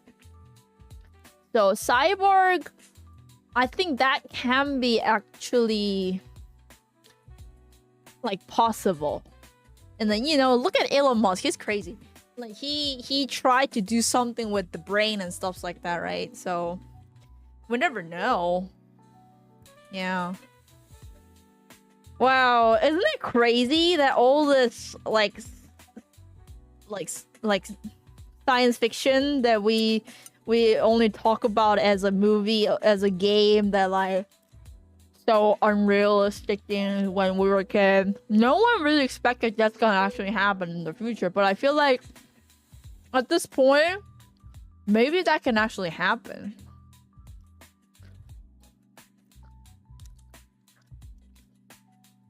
That sounds very Christian-like, that type of life. Like what? Dying while you're sleeping or something? I don't know.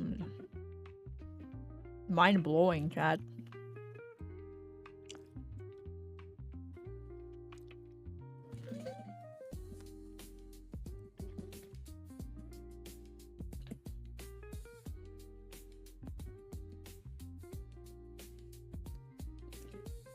Crazy. One day, imagine some people live as a cyborg, some people live in a metaverse, some people living in Mars. Holy shit. Is that what's gonna happen? Chat?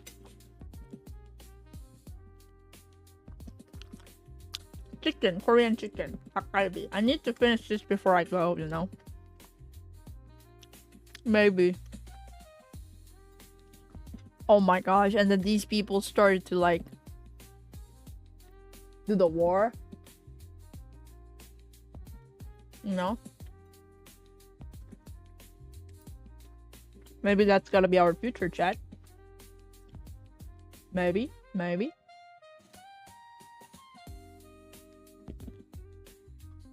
Yeah, I put the little cheese on it. How did you know that? I don't know. Hope not. Me too.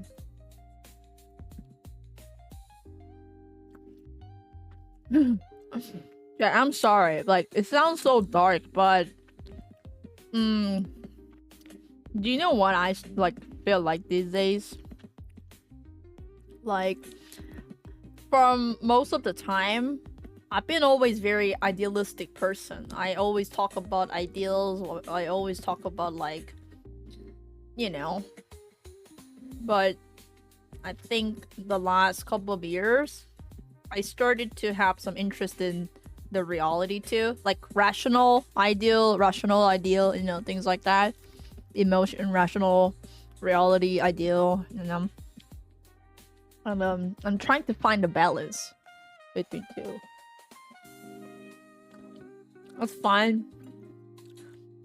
But I'm a little bit, I don't know. Sometimes I'm a little bit like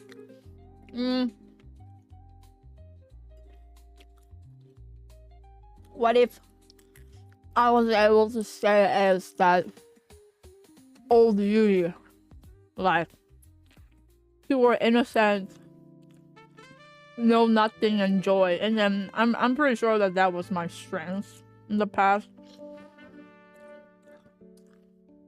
Happy for everything, you know.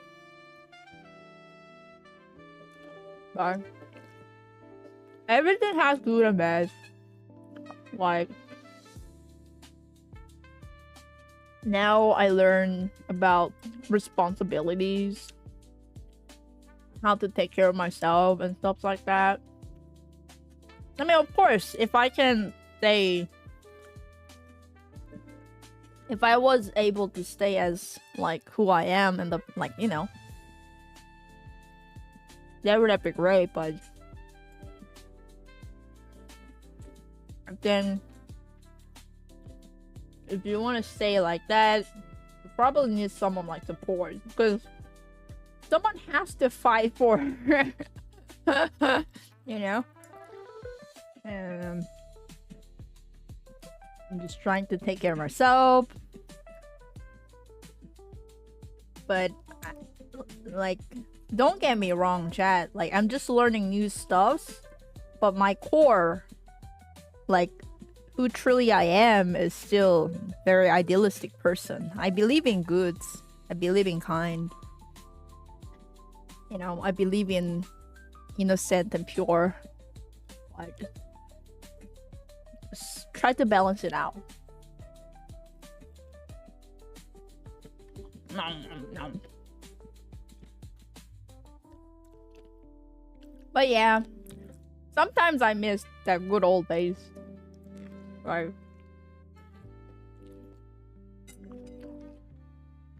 So excited for a bar of chocolate. Sometimes, yeah. Yeah, the innocence, you know. The innocence. The good old days. I guess that's the, you know, youth.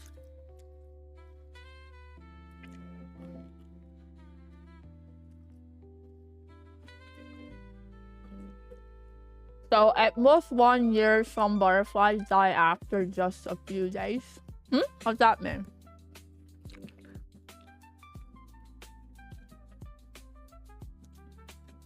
Dun, dun, dun, dun, dun, dun, dun.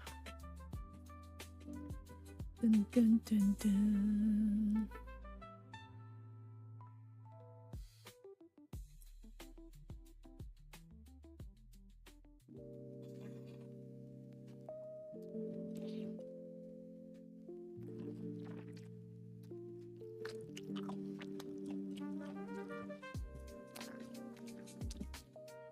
Gelato, ooh. Sounds great. Sure. House flies life expectancy is 1 or 2 days. Really?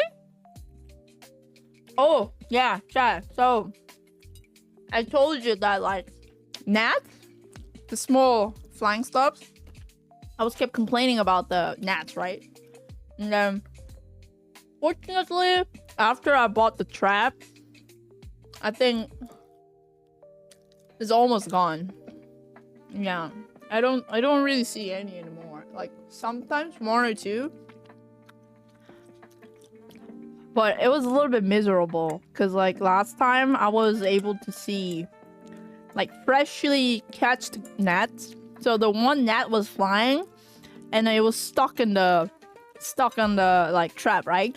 And then usually their legs are like stuck, and then they started to like fly away, like they just kind of like wiggle, you know, and then like wiggle, and then they start to lose the power, and then their body kind of lean toward the trap, and then that's how they, you know, stuck and die. And I was like, damn, this is a little bit like, I don't know. Like, ugh. Like I was watching, I don't know, sometimes I kind of feel like I'm such a weird person. Like, I don't know. The curiosity, like I'm so curious person. So like, I was just like, huh, how does it work? And I started watching it. The way of it dies, and I was like, holy shit, this is a little bit like brutal. But yeah, they were so annoying.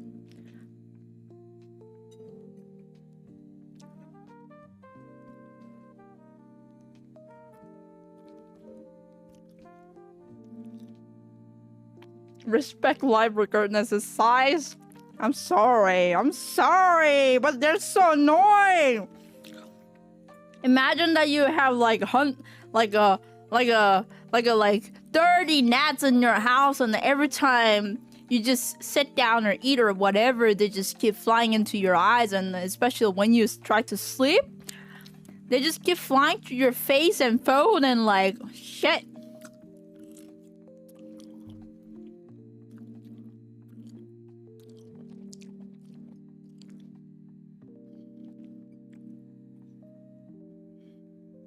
Oh my god. It was terrible this summer somewhat. There were so many. I guess because you know that I had a house pet spider, right? Like somewhat in my house. I don't know where they're coming from. Like I remember the last time there were some couple of spiders in my house. And then I was like, I'll let them just have fun, you know. And I guess because of those spiders, they were probably catching all the gnats. So I was able to have like, you know, clean house. But I think those spiders are dead because there are not many like food in this house. I don't really have bugs anymore. I don't have like anything anymore. I don't have cockroaches. I don't have like anything. So I guess because once the spider is dead, the gnats started to like, you know. Yeah.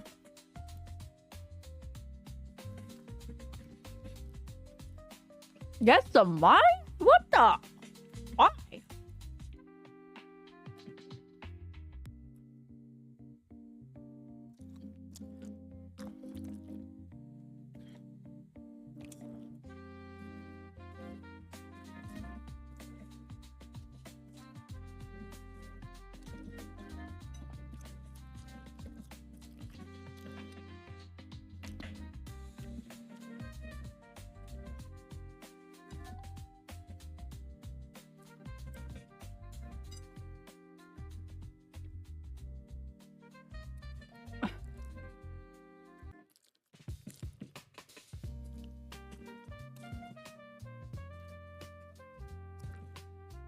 Look at this.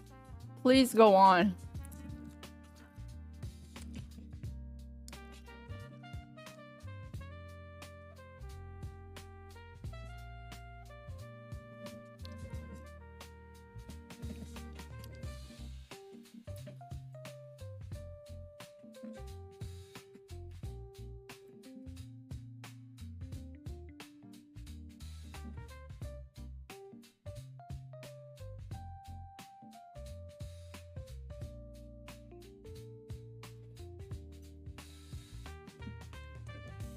Oh my god, Chad.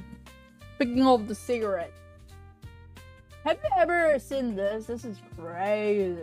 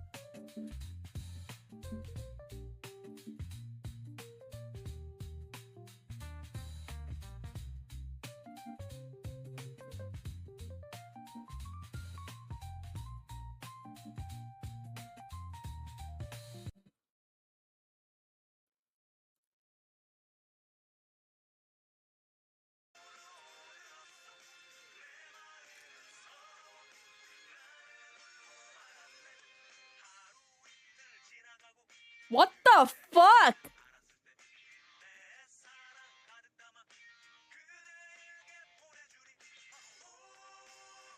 Did you see that?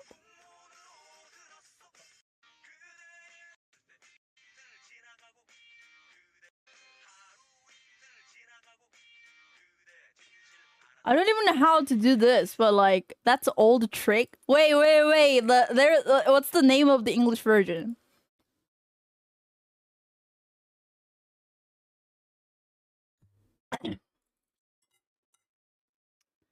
Movies? Really? What's the name in English version, chat? No, I don't smoke. But like I was watching the TV show and the guy was describing about this and like, what the hell is that? I don't know, apparently it's like some kind of trick. Some of my friends used to do that. Really? What's the name of this? Chat. Do you know? English version? Cigarette tricks. Cigarette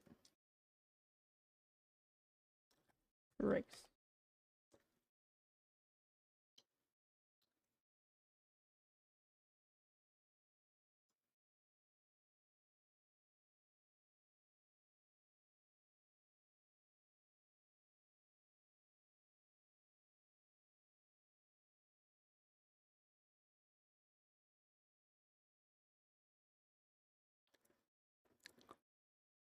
Is this the one?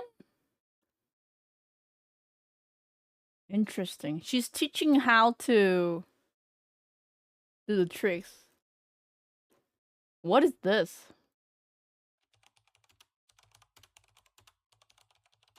Hello beautiful people from the internet, it is Connie over here, and today I am going to be doing another smoke trick tutorial.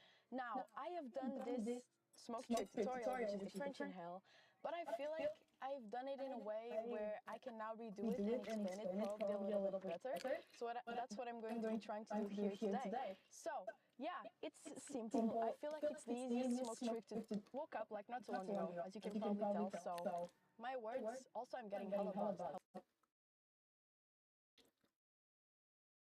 Whatever. Anyway. What's the name of the trick?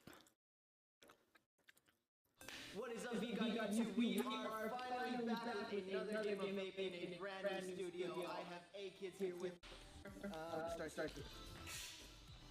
What the fuck?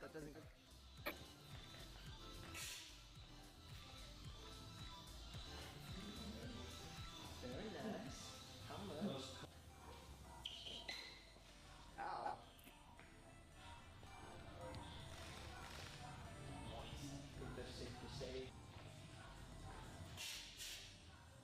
Whoa! What the hell?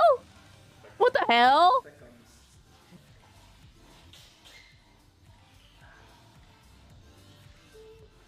Whoa! Holy sheesh.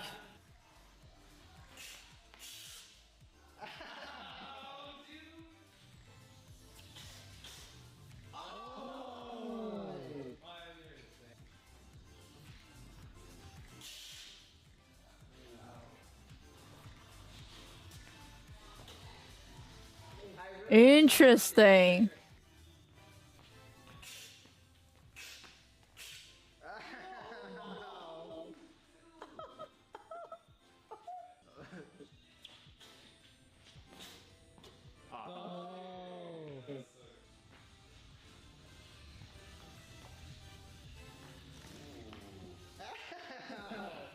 Whoa.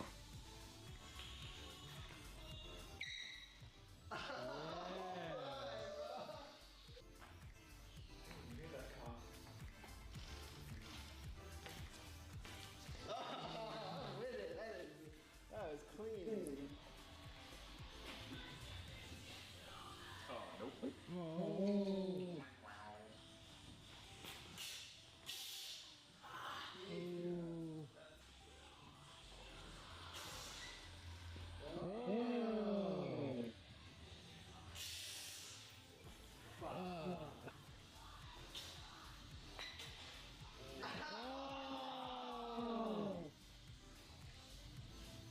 Gandalf smoking?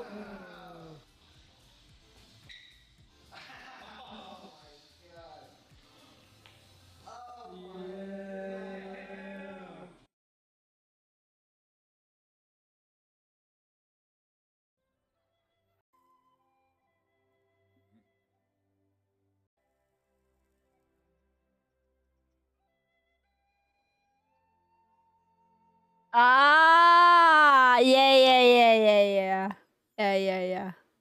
That's CGI, right? Huh. Very interesting.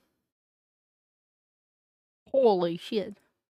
With over 7,000 chemicals released each time you light a cigarette, it's no surprise that smoking is one of the leading causes of preventable deaths worldwide.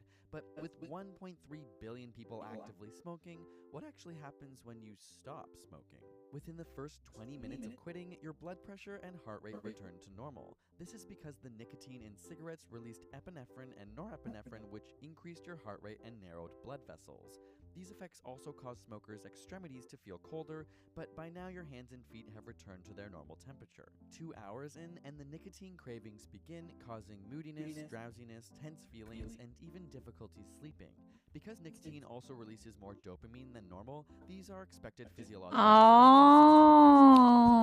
hours after quitting, and the So inhaled nicotine carbon dioxide produces allowing the oxygen dopamine. levels in the bloodstream to return to normal. Carbon monoxide and oxygen compete to bind to hemoglobin in your blood, which stresses the circulatory system, so as it clears, there's more room for oxygen.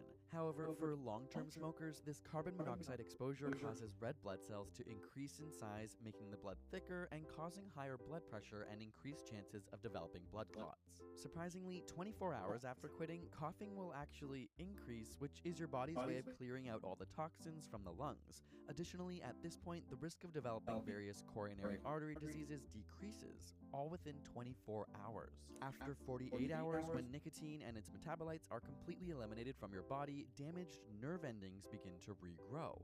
The tar and other chemicals in cigarettes leave fewer taste buds that are flatter with less blood vessels.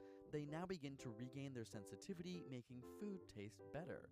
Although chronic smokers may often have irreversibly damaged taste buds. At the 72-hour mark, nicotine withdrawal peaks with headaches, nausea, Hello, shark. cramps, as well as emotional symptoms like anxiety and depression.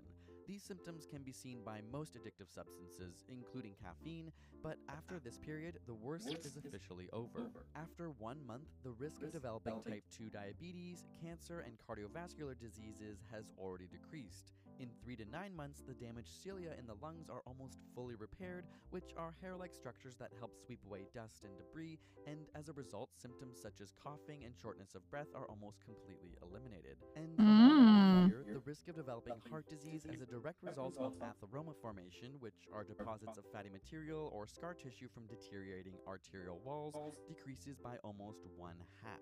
In 10 years, the chance of developing lung cancer decreases to half of someone who did not quit smoking, and in 15 years' time, the risk of heart attack decreases to the same as someone who has never smoked their entire life.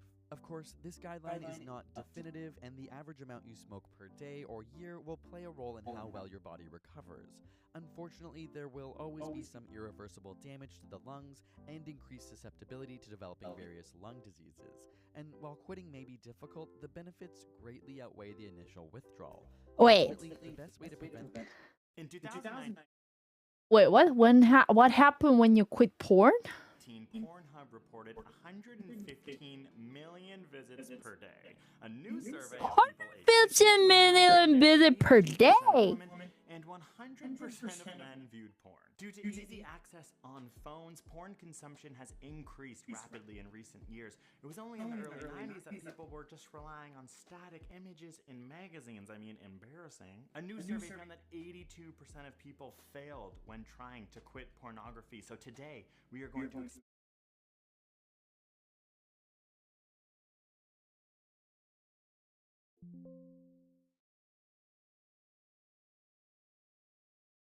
explain exactly what happens to your brain and body when you try to quit porn. On day 1 of quitting pornography, you likely won't notice much. Within the first 24 hours, most men and women had overall good moods and were excited by the task. Trying to not look at porn, maybe they had some extra time to read a book. Cook a new meal, stare at a wall. It's on day 2 of quitting porn when physiological symptoms started to appear. You may be asking, how much porn do you have to be watching to have physiological symptoms when trying to quit? And this is a nuanced question. Most academic studies Wait, on but the like my question neurophysiology is, of quit? pornography use Quit? involve people. What do you mean by quitting? Quitting? Like people are addicted to this? Quitting means you try to stop, but like it's hard, right? So some people are some are addicted to watching porn, and then they try to quit, but it's tough. What? Okay. People who self-identify as having PPU, problematic porn use. This is not directly related to how much you consume, but whether you feel porn is negatively affecting your life. In 2011, 13% of men were viewing porn every day. Now, the number seems to be closer to 39%, but the change in self-diagnosed Every PPU day? You patients guys are hasn't changed monster. as drastically as you'd think. Right Watching now, studies say every around day. 6% of people admit that they have problematic porn use. Again, this is people self-identifying as having a problem with porn and then seeking out help. Either way, studying people with PPU is currently the only way that we can study how porn affects all of us. On day 2 of quitting is when people with PPU reported increased anxiety, inability to sleep, inability to concentrate, and wanting porn more than 3 times too per much? day. This is because problematic porn use does change your brain. It affects the noggin. Your brain has neuroplasticity, meaning it physically changes in response to your behavior. The change happens here in the gray matter Animal of your brain, here. which physically changes due to porn use. An example of how gray matter changes involves juggling. A group of 24 non-jugglers had their brains scanned. They were divided into 2 groups. One group practiced juggling for 3 months, the other didn't. After 3 months, they had their brains scanned again, and the jugglers had significant changes in gray matter associated with processing and storage of complex visual motion. Using fMRI brain scans of 28 men with PPU and 24 men without, it was found that there was a physical change in the ventral striatum of men with PPU. This is the part of the brain linked to wanting and involves dopamine. Dopamine is a neurotransmitter directly linked to our evolution and survival. It has a big impact on our behavior, and if you've been watching ASAP Science for the past 10 years, we talk about it a lot. And it's because it makes us crave the things we need to survive, like food, love, friendship, but also 2 things related to porn, which are novelty and sex. Surfing porn, keeping a bunch of tabs open, figuring out the right one for you, keeps dopamine levels in your brain high for long periods of time. And this can physically change your ventral striatum, and it's the reason why on the 2nd day of quitting porn, you might actually physically struggle. On day 4 to 7 is when most people go back to viewing porn. A big reason for returning was anxiety. One study found that people with PPU exhibited higher traits of anxiety than controls, even though both groups didn't have a diagnosed anxiety disorder. People with problematic porn use So they feel anxiety porn if they to don't watch alleviate their porn. anxiety, but most people said it actually didn't help. Interestingly, a lot of the neurological studies found that people with problematic porn use want porn more, but don't like it any more than control groups. This wanting is because porn affects your reward systems, your dopamine levels, by being a supernormal stimulus. A supernormal stimulus is a term coined by Nicholas Tinbergen. It's something with exaggerated versions of normal stimuli that amplify the qualities that make it more compelling than the real thing. Studies with birds show adding a fake supernormal vividly spotted plaster egg to a nest makes a mother rather sit on it than a real, more paled colored eggs. Or male jewel beetles will rather copulate with a beer bottle cap, as the dimpled bottoms are more intriguing than a real bottle. That's right, beetles are out here banging beer bottle caps. For humans, a supernormal stimulus can be junk food. A soft drink is a lot more compelling than the equal calories of radishes or porn. Enhanced novel sexual situations with easy access can be more compelling than real sex. effects. And it's for this reason that many people cannot last longer than 4 to 7 days without watching porn. A survey found that on day 14 of no porn is when watching porn starts to feel like an intense novel experience again. The effects that porn have on dopamine levels can make it harder to delay rewards in all aspects of your life. And on day 14 is also when the survey found that people could do challenging tasks for longer times and delay gratification better. Essentially, watching porn on your phone is a quick fix. And I notice when I'm doing it a lot, I do have a harder time like sitting down and reading a book or working on work for long periods of time. So they say it takes 2 weeks to start to feel like you can delay gratification better after watching too much porn on your phone. On day 30 is when you will notice a change in concentration and have clearer thoughts. One study had people abstain from junk food and another group abstained from porn, and found the people who abstained from porn were better at delaying gratification and had less brain fog than those who abstained from junk food. After 3 months, if we go back to the jugglers, is when they noticed gray matter returned to baseline. They asked both groups, the ones that could now juggle and the ones that couldn't, to stop practicing juggling for 3 months. And this is how long it took the gray matter to go back to quote-unquote normal. So after 3 months of no porn, you can expect gray matter changes in your brain in relation to the lack of porn use. When it comes to advice for quitting anything, it's really challenging to figure out what works for you. I personally think Okay, chat, since the No Nut November is coming, why don't we try the challenge? No watching for porn for 3 months. Suggest mindfulness and meditation to kind of slow down the stimulus that is life. Other studies everybody here stop watching porn for 3 months. Trying a new meal to cook, going and having a drink with a new friend. But no, but he explained about all these benefits. He stopped. Thanks for the 50 month sub. Thank you so much. Thank you, thank you. Homophobia and transphobia and queerphobia. Didn't you listen? Didn't you hear what he was saying, chat? If you're looking at gay porn or all those great things, all those benefits. Getting into any of the science, he's a liar. For me, I think. What do you mean he's a liar? It was all based on, you know, scientific research. You know, like expert level of the information. You know, why don't we all stop watching porn for, you know, 3 months? How's that?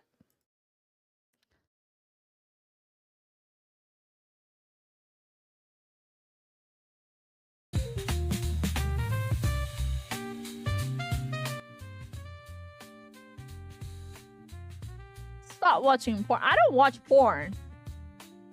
Not every day. Like you guys. Okay, seriously. Now I'm curious. How often do you watch? What's the like acceptable level of the frequency that you watch porn, Chad? Like what's the okay.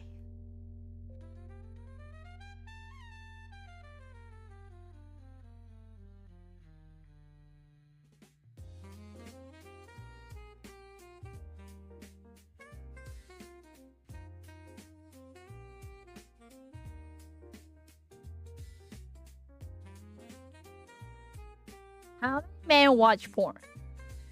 Do all men watch porn?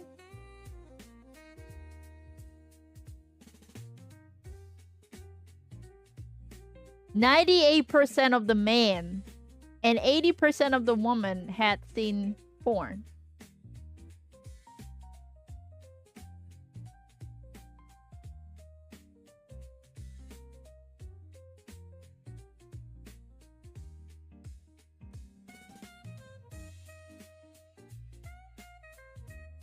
%79 of the guys, 67% of the guys, 49. Interesting, it decreased.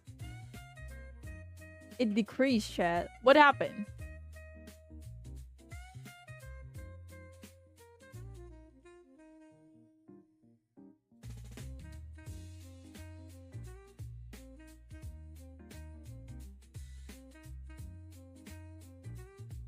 Make it 100? What do you mean make it 100?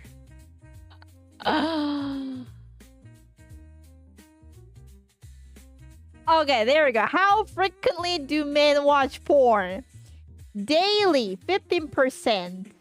Weekly, 27%. Once or twice per month, 15%. Less often, 21%.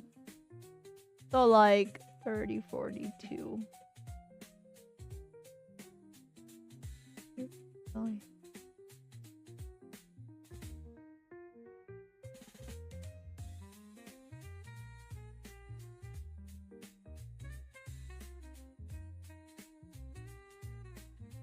They're lying? Okay.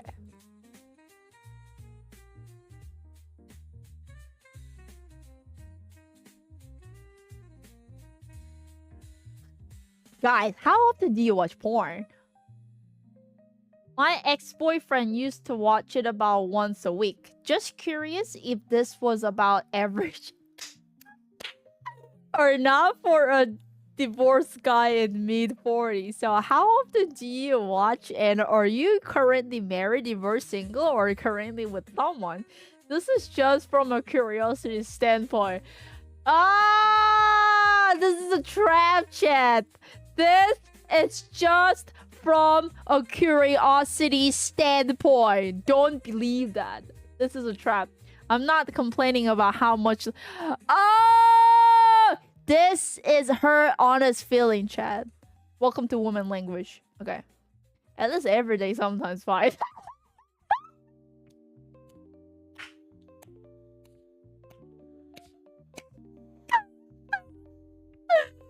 My man got 105 likes.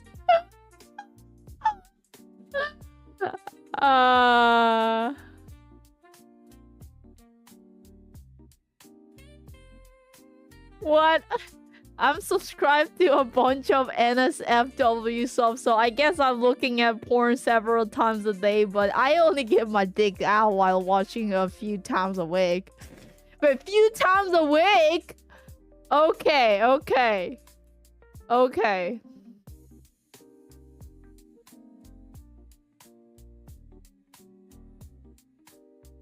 Married before kid, I watch twice a year. Inti, thanks for the 41 months of. Thank you so much. Thank you, thank you. After kids, I watch once a week. Wait, what? 잠깐만, hold on. Before kids, twice a year. Oh, was it because he had more like abundant sexual life? Because like he was able to, but like after kids, he has less active sexual life, so watch more often. Now that wife is 5 months pregnant, I watch twice, 3. Oh, so it's irrelevant with his sexual life condition. Seems like it, right? Because like he said that my wife is pregnant, I watch twice or 3 times per week. Interesting. What? This is surprisingly comparatively accurate. Really? Really?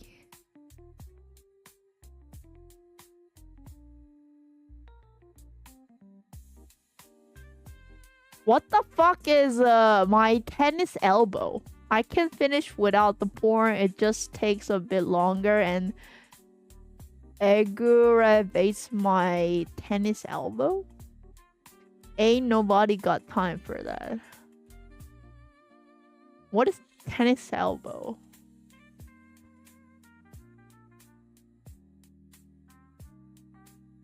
Elbow injury. Like pain in the elbow.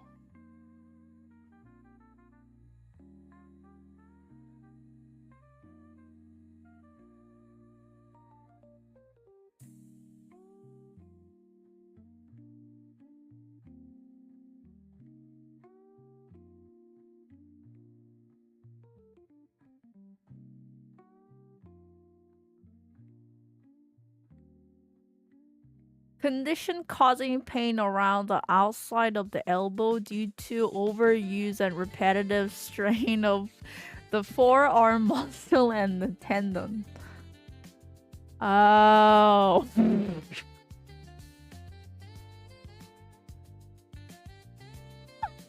What the? Okay. Okay, you guys are ridiculous. Never. I don't find it to be very realistic. I used to watch porn all of the time, then I grew tired of it and would check it out every blue moon just to see if it did anything for me. I'm divorced and always found that I just have no interest in porn still anymore. I want a relationship that has depth. Sex with other women outside of the marriage wasn't as good as what I had with my wife, and porn is just a pathetic shadow of sex in the general. I feel like some of the people believe in this. That's what I kind of want to know.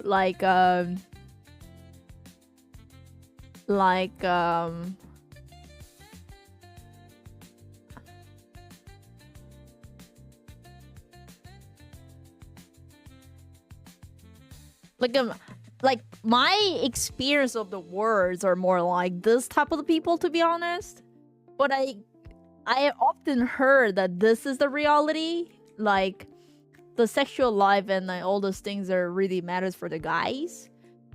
And but what I have felt so far by my friends or dates, even like from chat, I feel like lots of people around me are kind of like this, like not too fixated with just like literal like sex or porn. More like it's just part of like, you know, like love, having affection and stuff like that. But I don't know. That's why I was asking to you guys, how do you think about this? Like, do you really think like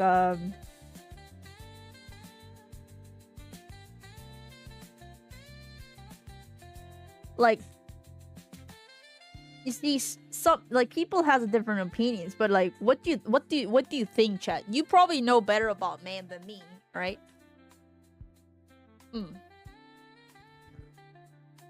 Only in the teenage. So you feel like as you get older, you slowly lose some interest on it. But still, there are a lot of coomers, you know, like, so I don't know what, but like I just want to know what's the more mainstream, what's the more like majority, what's the more like average, kind of like that.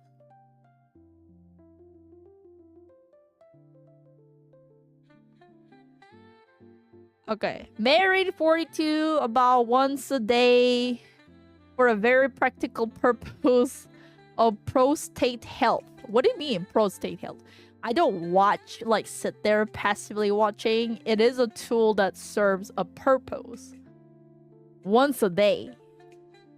My wife and I have been together for 10 years. We average sex about 2 to 3 times a week. This is healthy to ejaculate once a day at least. I joke with my wife that if she wishes to shoulder the burden solely, that I would be down. She's not. I cannot speak for any other man, but if my wife had a problem with this, I would not care. I'm completely faithful and committed to our marriage, but I'm a man. I like to look at other women. Oh, what? Wait, what? Wait, what? What do you mean? Faithful and committed to our marriage, but I'm a man. I like to look at other women. Wait, what? Wait, what? Wait, what? I like watching what? I like watching attractive women doing normal sex. What? What? What? What? Yo! Yo! What kind of bullshit is this? This is bullshit! I don't know. I cannot understand, chat. I don't know. What the freak? I have had a relationship with porn for 31 years and have no intention of that changing. Okay. This guy is a weirdo. I don't know. Like, I don't know. For me, it sounds all gibberish. What kind of logic is this? I'm a man. I'm a man. Like, the reason was, but I'm a man. Because I'm a man. I can do this. I can do this. I can do this. I can do this. Because I'm a man. Like, what the fuck? I mean, my wife is totally fine with that. Yeah, well, like, what should I, what should she do? Like, divorce with you?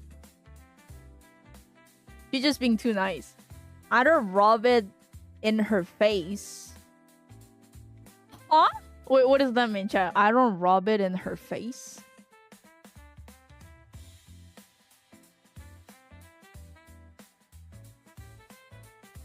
Rub what?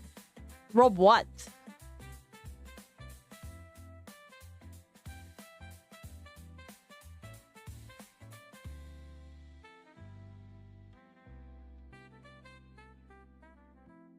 What? What the fuck? Okay. I did have a girlfriend years ago who had a problem with it. She hated it, and this is prior to internet, so I had to have elaborate hiding places for magazines. Funny thing, after we broke up, I found out she was cheating on me for our whole relationship. So at this point, women who have issue with it, I inherently distrust. What? Hold on. 잠깐만. 뭔 소리야? Hold on. Had a problem with it. Problem with it. What is it, chat? It. This it. What is talking about? It. Rubbing something in someone's face means bothering someone with it. Ah, okay, okay. Ah, porn. Ah, okay. She had a problem with watching a porn. Okay, okay. That's a little weird. Yeah, like. But this is fucking messed up. This is fucking messed up. I like watching attractive women doing normal sex stuff. I'm a man. What the? Shut the fuck up, man. Okay, but she's also not good. No cool, no cool.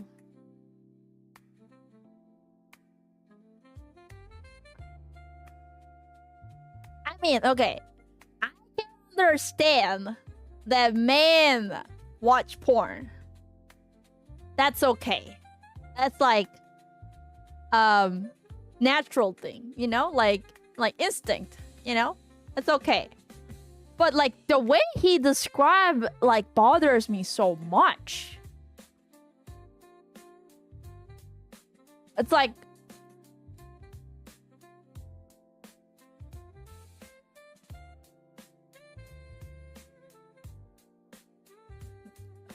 what I tried to say is that the way he described the reason, the intention sounds so weird.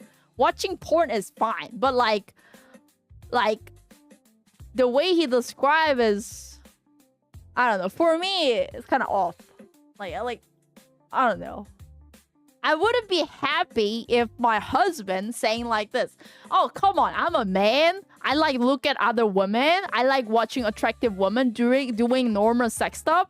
Like, think about it, Chad. You get married, and then your wife is saying like, oh, come on, I'm a woman. I like to look at other men. I like watching attractive men doing normal sex stuff. Doesn't it sound so weird?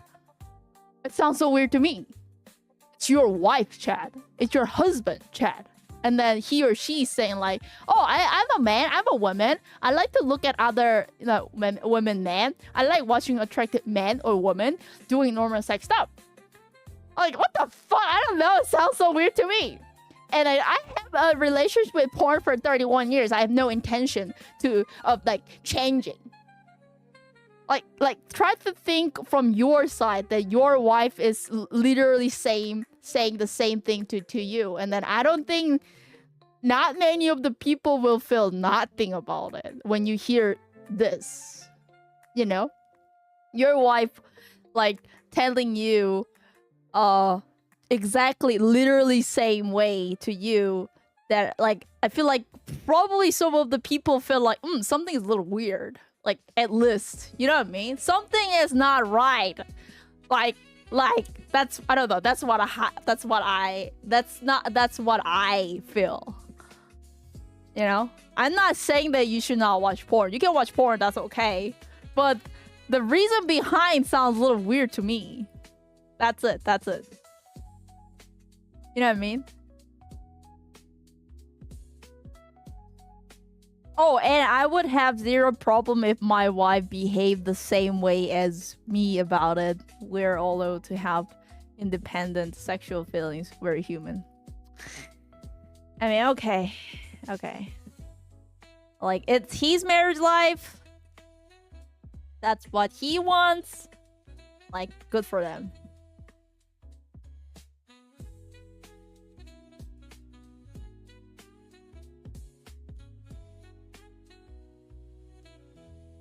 Interesting. I never felt good after watching porn. It's more like a burden for me. I guess I started watching it too early and become addicted, sort of.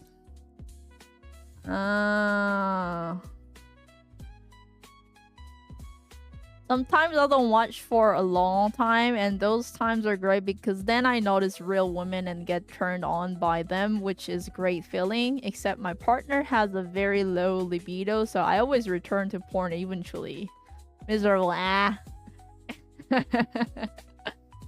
Yeah, I mean, like, I can understand this guy. This guy is more reasonable to me, I think. Okay, this is just my view and experience. I hope nobody get offended by this. It's not my intention to offend, and the reality described below might not be your reality, so I don't to draw necessary true conclusion across the board. For me, it is 0. I can't remember the last time I watched it, and it has nothing to do with having no libido or anything like that. I'm still a young guy, but when I begin meditating and focusing purely on self-development as a way to overcome my depression and anxiety, beginning around 4 years ago, on changing the way I conceptualize and perceive myself and others on the way of what the fuck is like the longest fucking essay. Okay, so conclusion. Thanks for the 4 months up. Thank you so much. Thank you. Yeah, I'm lost too. I will just read the conclusion. There is a very strong basis of addiction as low self-esteem, where our manifested addictions are those channels that are stimulating enough to temporarily distract us from the painful experience of ourselves. But when okay.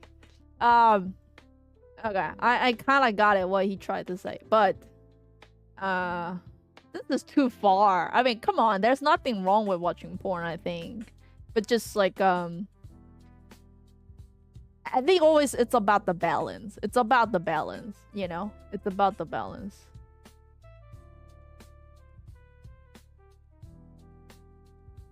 Hmm. 2 or 3 times a year. Wow. There are a lot of saint guys, Jeff. Damn. Married. Whenever I can sneak a peek. Sometimes I'll do it when I'm tired, not horny. It gives me a lift. Really? Interesting. Interesting. Oh! Wait, we have the...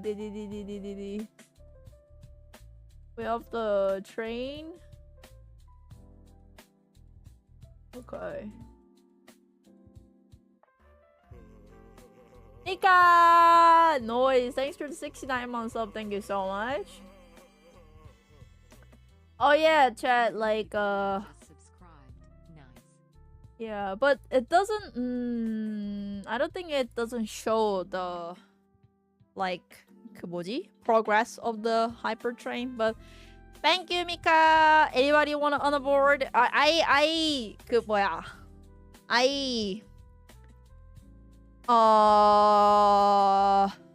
Adjust the hype train alert. So let's see how it look like. I activated some kind of function. Evil, thanks for the 71 months up. Thank you so much. Level 2. Let's go, let's go. Let's go, let's go. Thank you, people. 71. Rudy, another 71 months off. Thank you so much. Thank you, thank you. Thank you so much. Thank you. Box, thanks for the 62 months off. Thank you so much. Thank you, thank you. Let's go. Let's go, let's go. Develop! Thank you so much for the 80 months up. Thank you so much.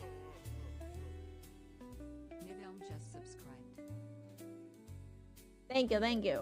Yeah, so I activated some sort of like a firework thing. Jessica, thanks for the raid. Welcome, raiders. Hello, hello. Thank you, thank you. Welcome, raiders.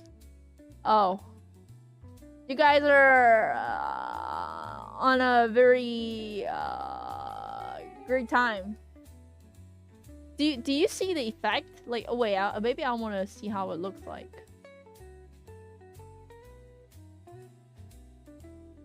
Wait, like I want to see how it look like. So I activated some sort of the effect that whoop! Luctipus 10 gifted sub. Thank you so much. Let's go. Thank you, thank you. Thank you so much. Thank you, thank you. Thank you. Level 5, guys. Hypertrain. So, like, I don't know. Like, I activated an alert. That, like, firework or something. Badina, thanks for the 48 months up. Thank you so much. Thank you. And I'm not sure how it look like. Will it gonna show some, like, effect here?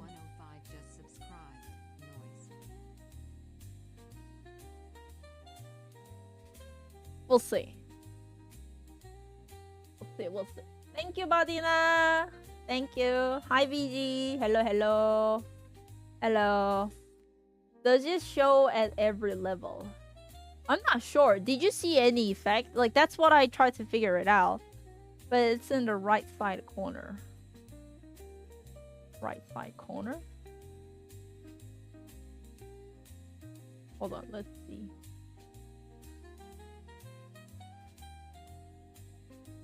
I don't know how it looks like. There's like there's kind of like I just want to know how it looks like. Only the small amount in the top right.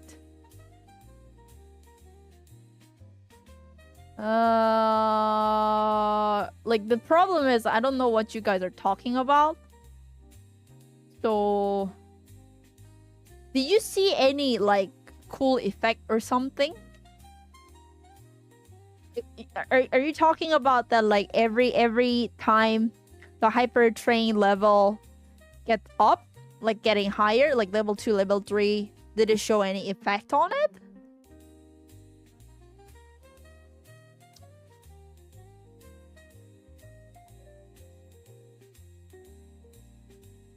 No. I'm not talking about that one. Like it's gotta show something after the train is gone. No, not the train GIF one. Not the train GIF one. I'm talking about... Yeah, so let's see. Once we finish the hype train, I think there gotta be something happen. Yeah, I'm trying to figure out that too. We'll see. Anyway, thank you so much, guys. Thank you. So, have to wait 2 minutes. Got it. Any subscribers? So, chat, for the raiders, we were talking about some topics that why did we ended up having talk about this one? So, we're talking about this. I was just like ended up all of a sudden curious, like how often do you guys watch porn? Because oh yeah, it was because of the video. We were watching the YouTube video that talking about what happened if you quit watching porn. And then I started to do the research, like what's the average, like how often guys like watch porn. And then at the video that they were saying like almost 60. Woo! Another 10 gifted sub from the Luctipus. Thank you so much. Thank you. Let's go. Level 6. Let's go. Let's go. Thank you. Thank you. Yeah, so, and then the research was showing almost like 60-something percent, 3% of the guys watch porn every day. And then I was like, really? Really? And then we started digging this conversation.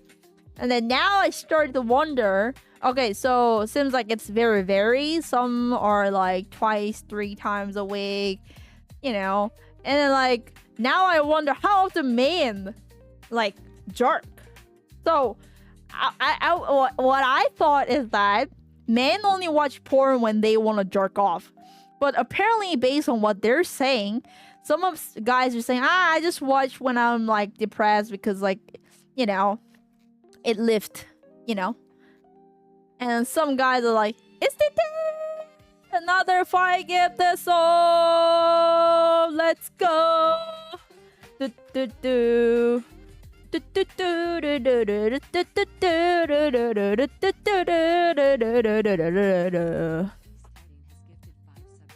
you, today.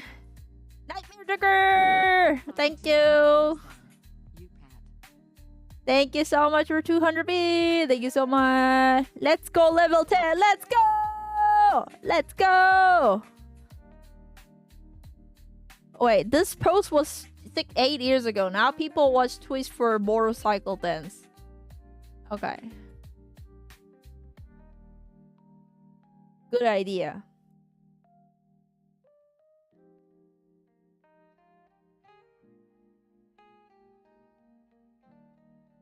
Oh my god. I just typed motorcycle dance in English. How wholesome it is.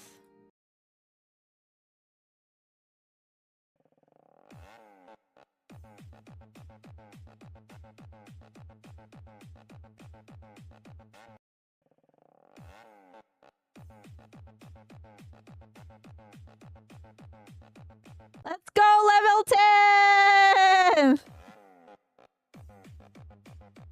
Let's go, Jen! Let's go! Let's go! Let's go! Wait. Do they have any compilation or something? What the?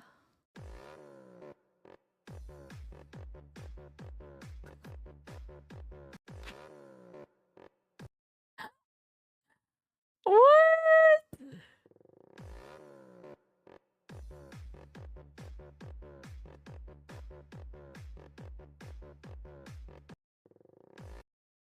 Interesting.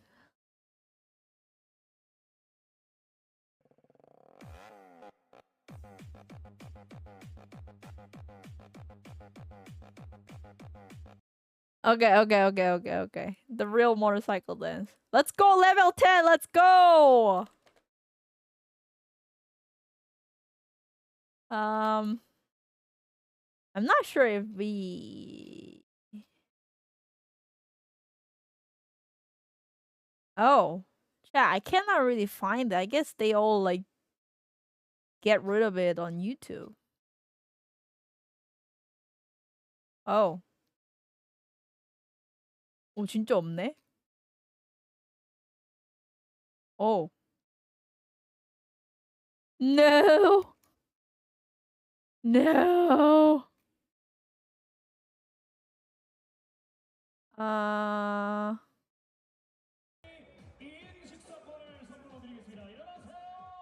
Actually, in Korea these days, these girls are so popular. Like cheerleader.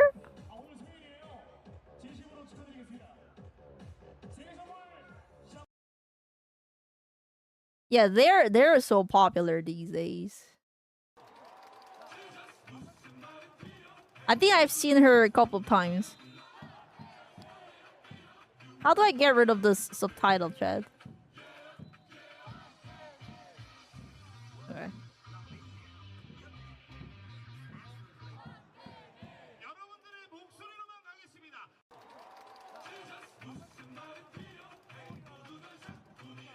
Maybe I should learn how to do the cheerleading for donation reaction.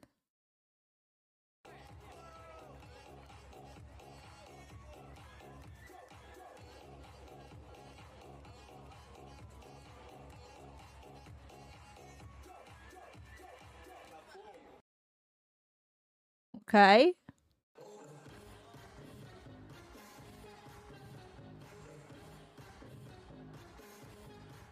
Oh! 그 뭐지? Chat. Oh my god, another like, do you know about this one? 뭐지? Have you ever seen this?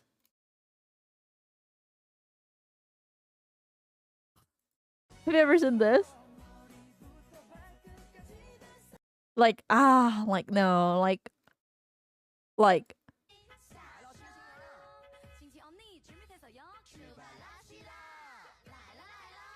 Have you ever seen this?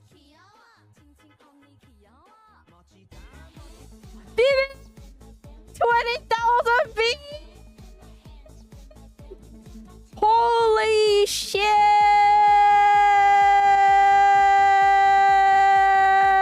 Level 10!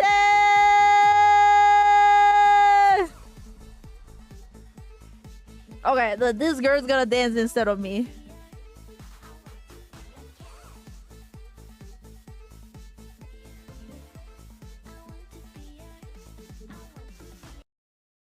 Thank you, BB! one more, chat.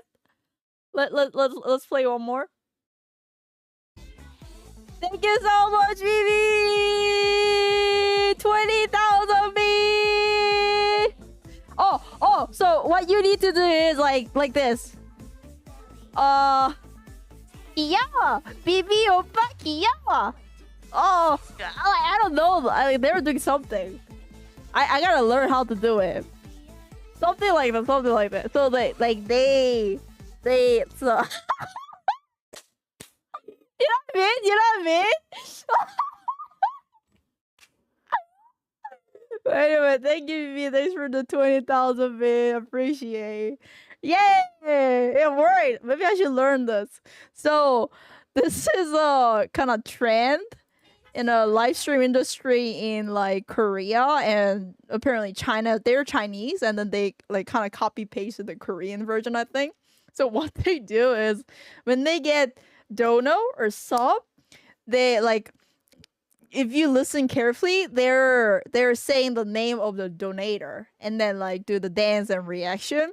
And I was like, mind blowing. It's very interesting. So this culture is very interesting. You see all those girls, they're all live streamers. And then like, Sauerkraut, thanks for the 65 months off. Chinese Joey started this. Oh really? I thought like Korean Africa TV did it. Okay, never mind then. Okay, Doan started. Anyway, Sauerkraut, thanks for the 65 months off. But the point is, this is very interesting like setting. Like these are all live streamers.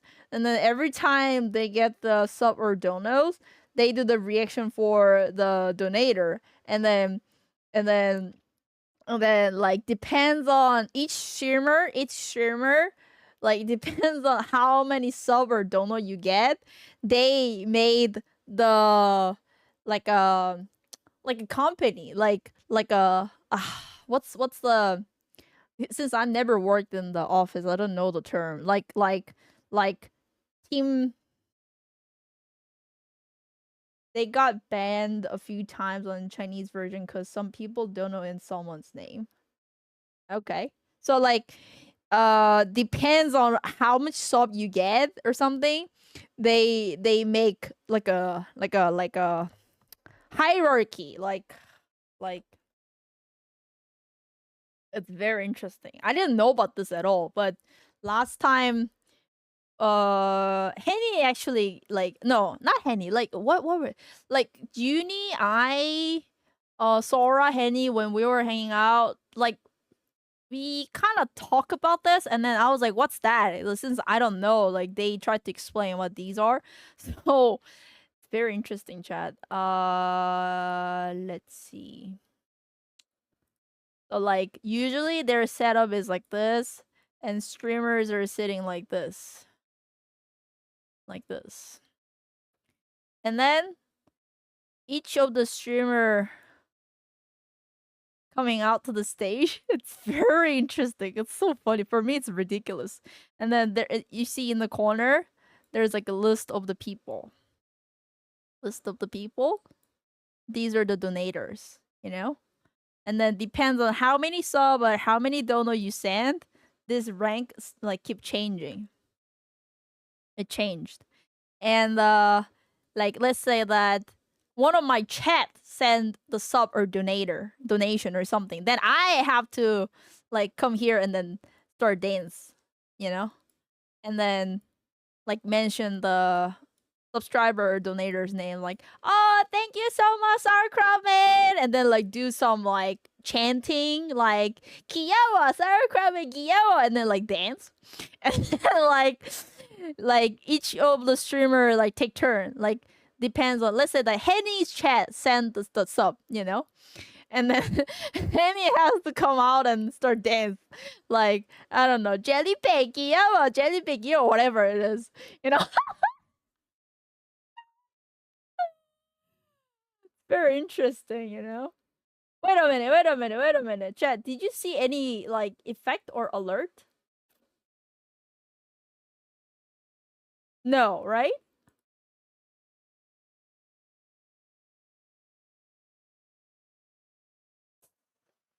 Oh, wait a minute. Something is. No, let me see. Because I definitely did something. Let me see. Hype train. Anyway, but thank you so much, guys. Thank you. Thank you. Wait, what's that? What is that emote? Hold on. What's that emote? Do I have that one too? No? 있나?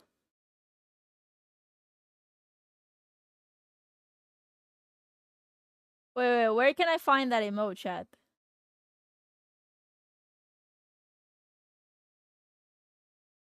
I am clap? Wait, so if I type I am clap?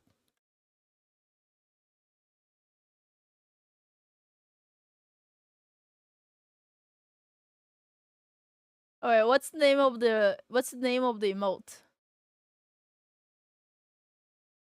It's a new emote?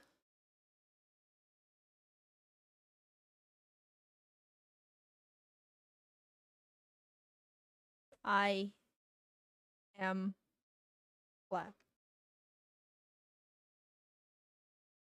What?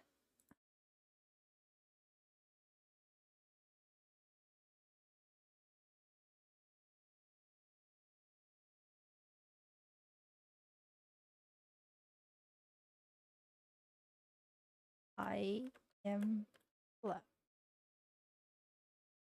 Ah! I have one! Nice! That's cute. That kind of looks like a SpongeBob. I like it.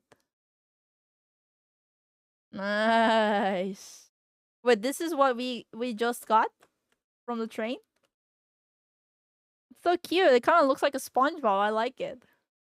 Chat, can we see some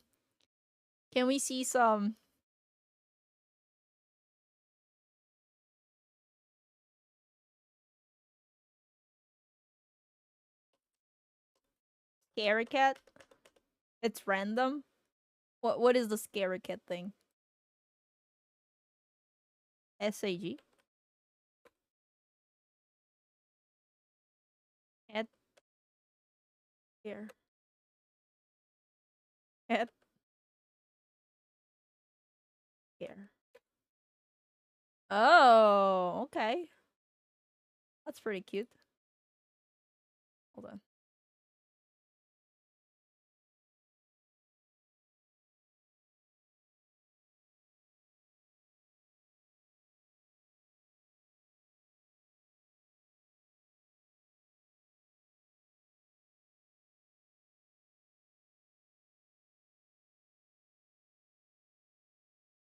Okay, can we see some I am clap? But Omar, thanks for the 40 months up. Thank you so much. Thank you. Show me the arm clap. Let's go. I'm clap, I'm clap, I'm clap, I'm clap, I'm clap. Show me, show me. I'm clap. I am clap. 아, 왜 안 되냐?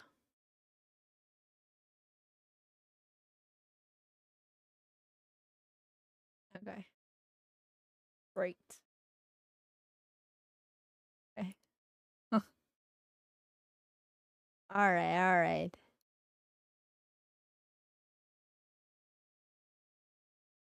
But anyway, so this is very interesting.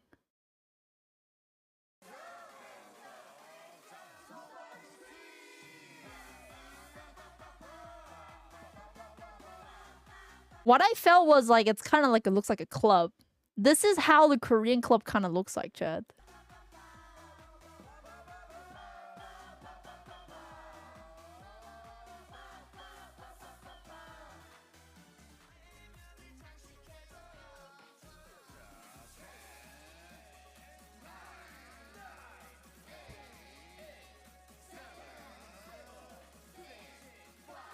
Is this on TV? No, it's a live stream. Boy.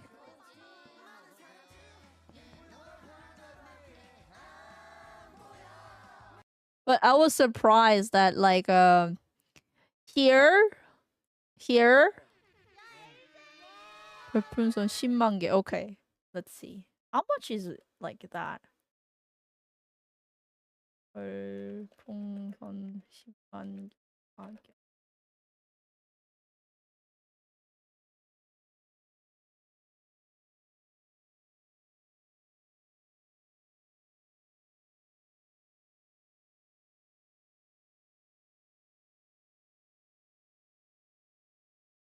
Yeah, so you see this?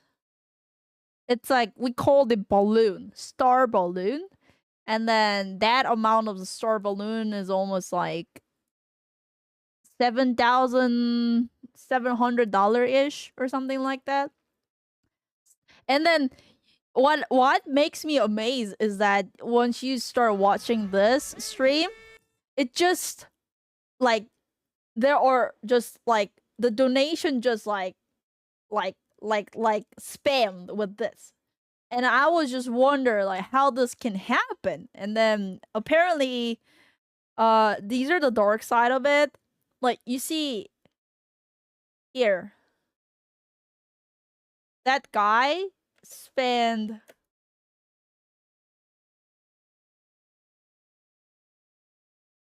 $1 million, more than $1 million. 야, 이거 얼마야? 1,000만, 100만.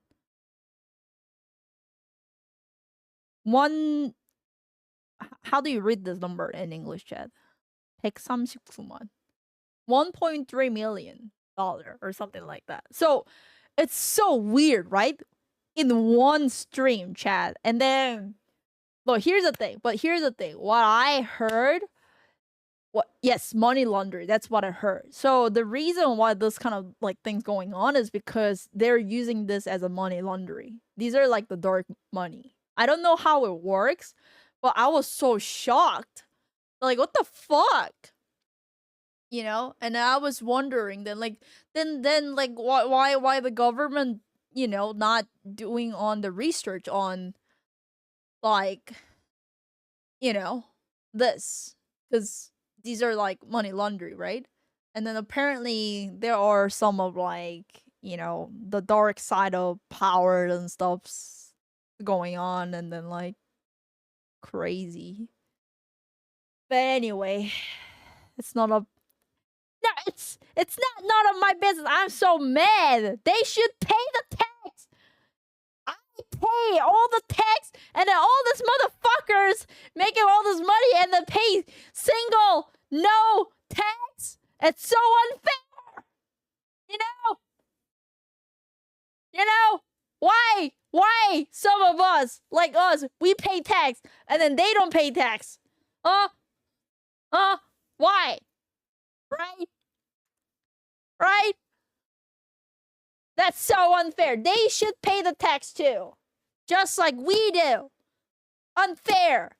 It's the agreement that we all decide to pay the tax and then maintain the country. But like, why does some of the motherfuckers don't pay the tax and then we work so hard and then like as the time pass, you know, we pay more tax, more tax, more tax, more tax. Where's our money go?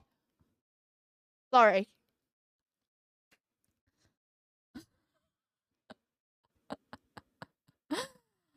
I'm just okay. We need some little peace, chat. Yeah. So anyway, Yugi, relax. Yeah, but you know what I'm talking about, right? They don't want to pay too much tax. We don't want to pay too much tax either, chat. It's about the equality. It's not fair. You know, we pay tax. They pay tax. We all pay tax. You know.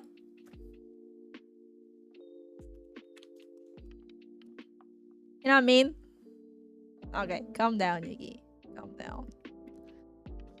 But, yep. Thank you so much, everybody. Thank you, appreciate. Thank you.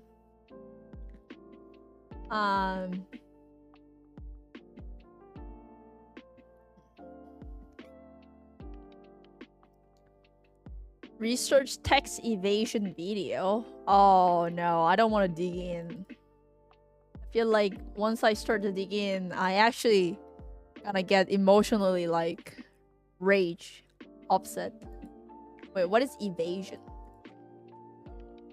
What is tax evasion? The illegal non-payment and underpayment of the tax.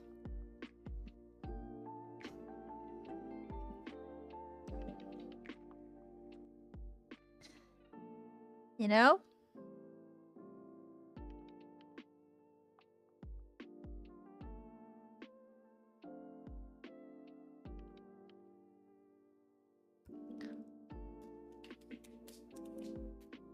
Dodging. Aware.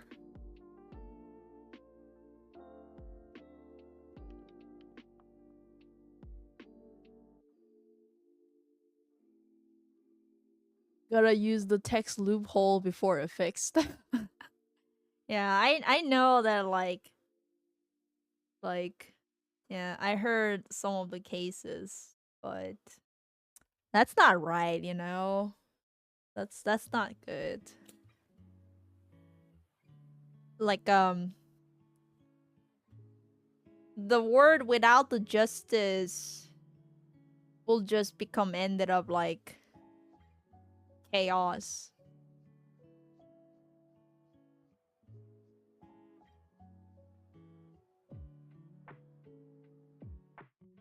You know?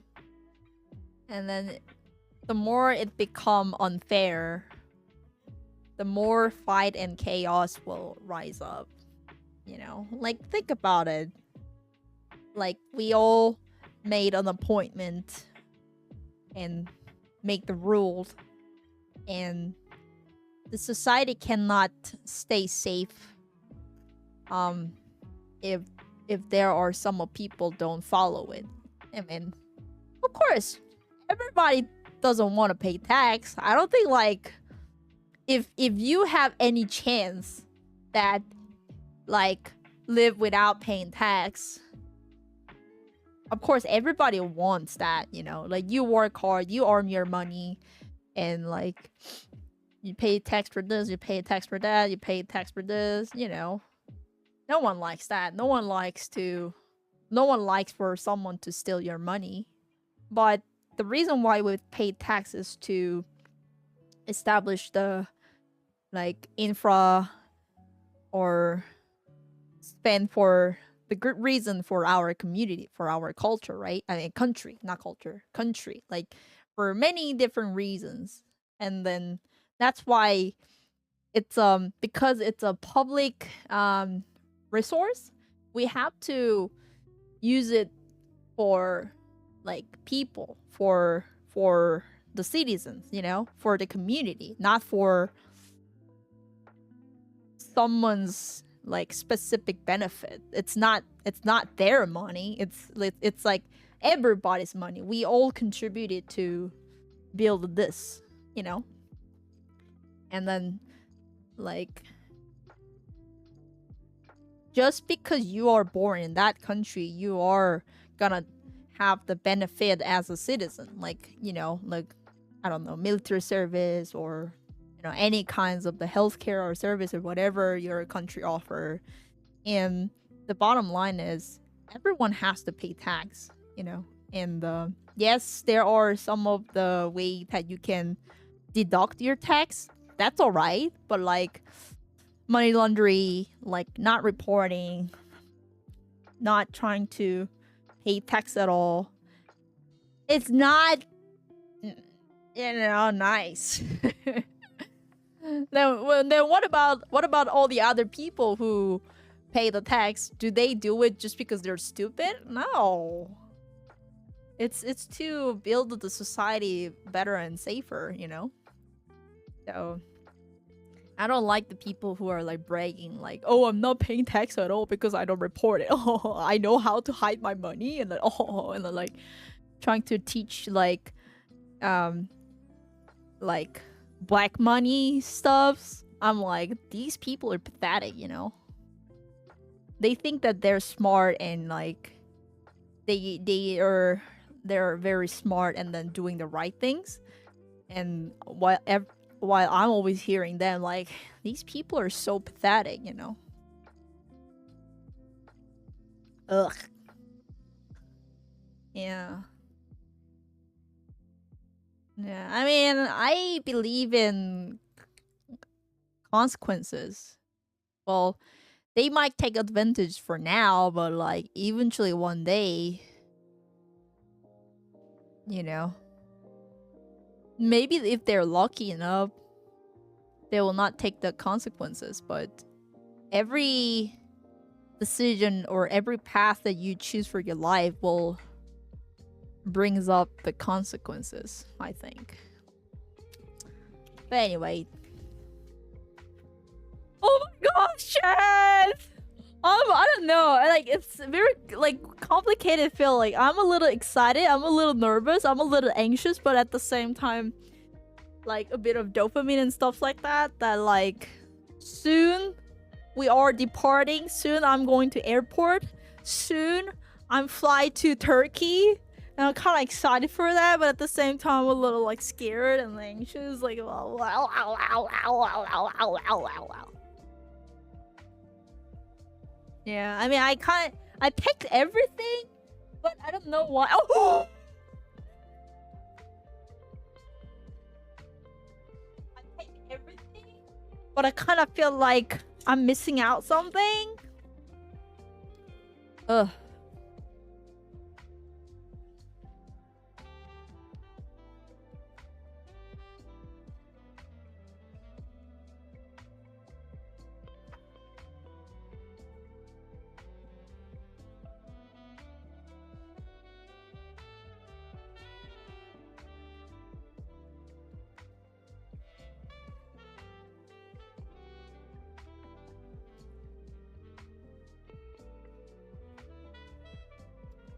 Did you manage to get a new phone? No, I think I'll just wait for 26 Ultra, chat. At this point, I'm too late.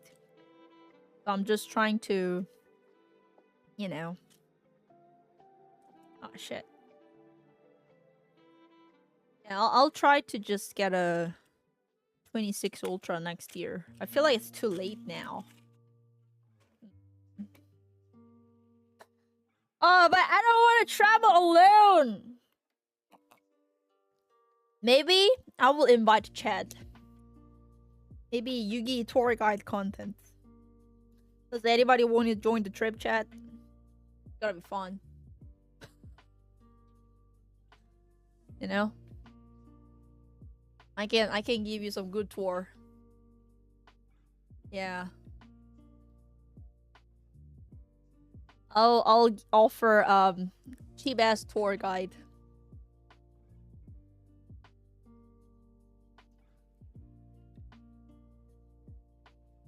Anybody? Turkey? Anybody?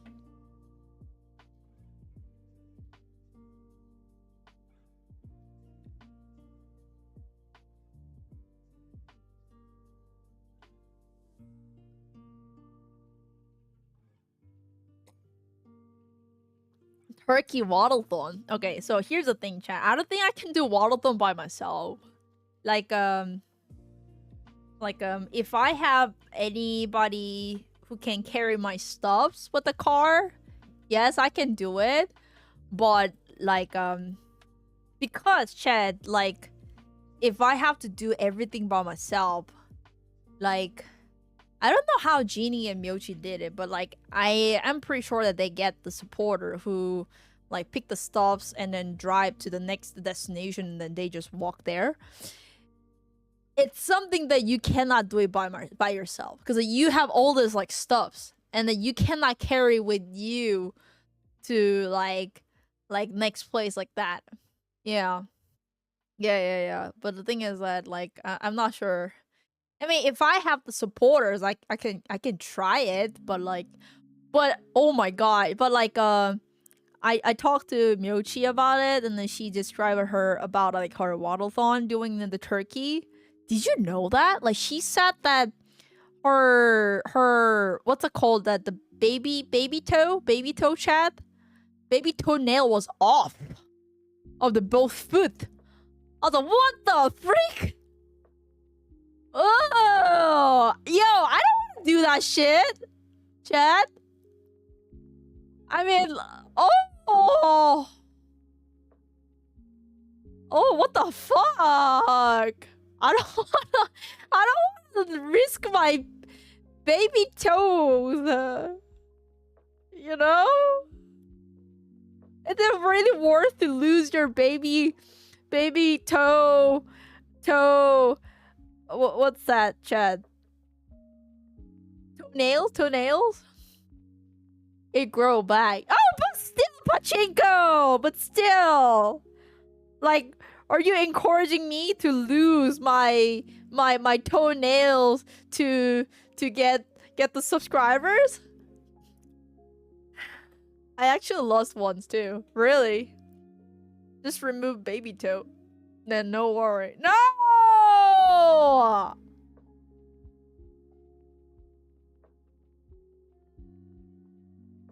No, I don't want to do that. I don't know what's the donut goal. Oh, I don't know about that.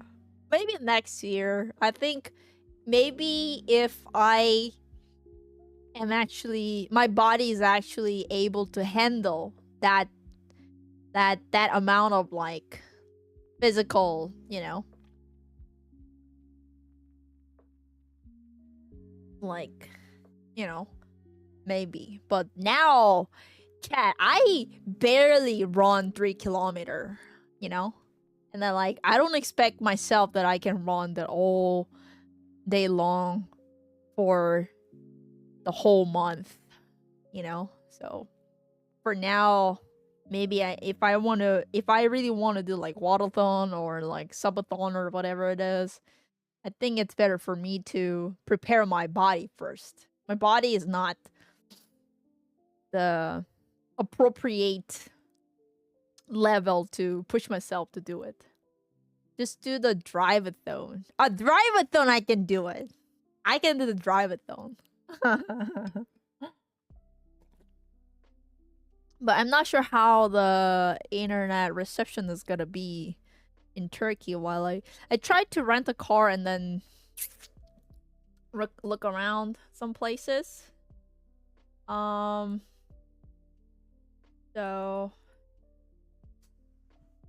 I'm not sure yet.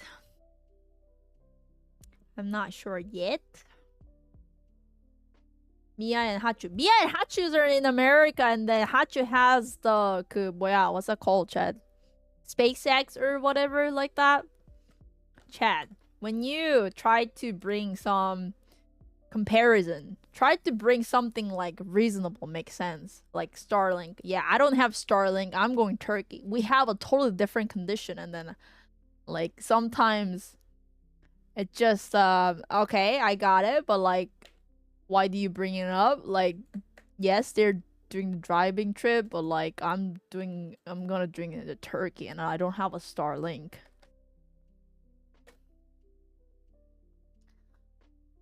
Anyway, so I've been doing some research, but I think mainly we're gonna stay in this area.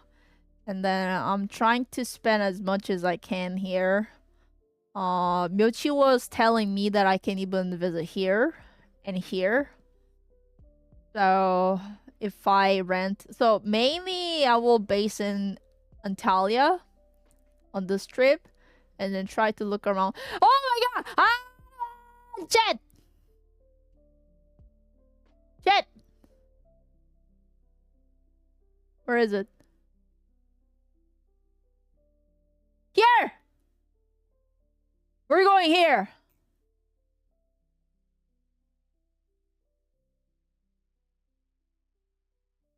Dun dun dun dun dun dun dun.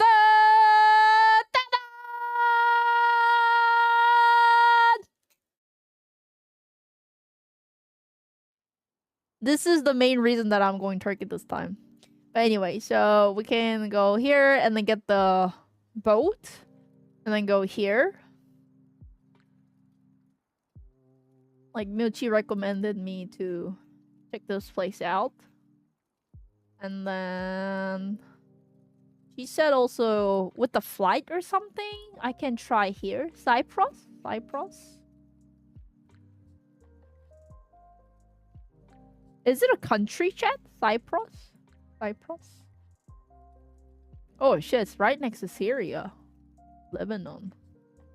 Oh wait, it's right next to Israel. Is this safe place? What the fuck? Like, isn't here the war zone? Okay. Another country. Cyprus.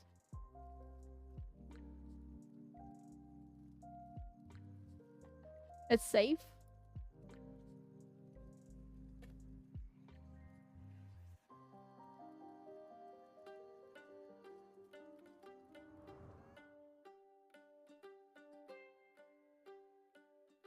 What's up, guys? We're here in Cyprus. In this video, we're going to show you our top places to visit in the country. Half controlled by Turkey.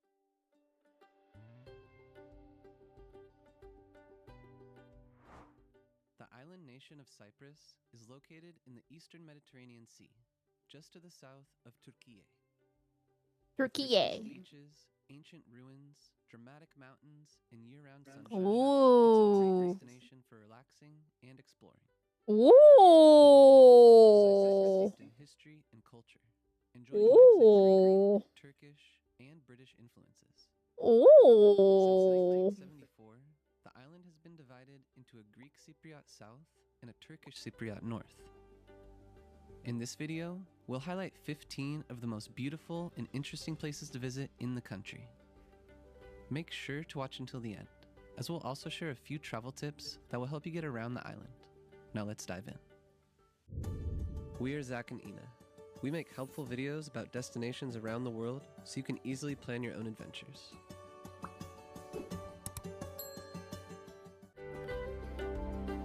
Oh, cool. This place definitely need a car. Seems like it.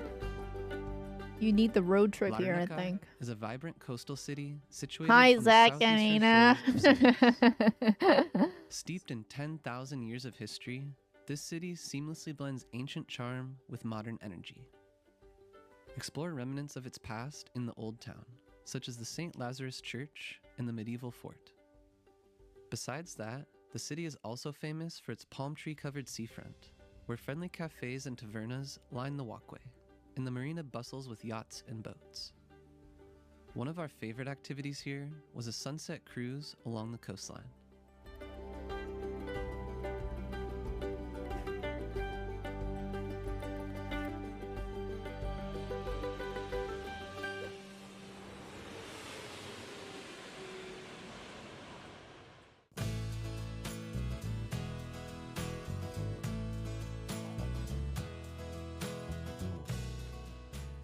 Limassol is the second largest city in Cyprus and is located on the southern coast. This lively hub offers a vibrant mix of beaches, history, and cosmopolitan energy. The Interesting. Old Town is the heart of the city, with picturesque Similar to streets diverging Jeju when from it the old comes to fishing getting harbor. around. This you is know? all views in a serene atmosphere. The highlight is dedicated to the Virgin Mary and consists Oh, monastery. I love monastery. Ooh. Sitting high up on a peak in the Troodos Oh, Mountains, Kikos wow. Monastery is Cyprus's wealthiest and most famous monastery. This 12th century architectural highlight is dedicated to the Virgin Mary and consists of elaborate courtyards, chapels adorned with frescoes, Oh, and a museum wow. showcasing religious Cool. artifacts. While the Not sure monastery is about the free to reception, visit, though. the museum does charge a small fee. Besides getting a glimpse into Cypriot orthodoxy, Kikos also boasts breathtaking mountain views in a serene atmosphere. Ooh. Oh, that's nice. I love it. Byzantine? Byzantine? Nicosia. Nicosia is the capital city of Cyprus, located Probably in the don't center of think the over island. there. This unique Really? city boasts a fascinating history and has a taste of both Greek and Turkish culture due to its division along the United Nations patrolled Green Line. Interesting. But anyway.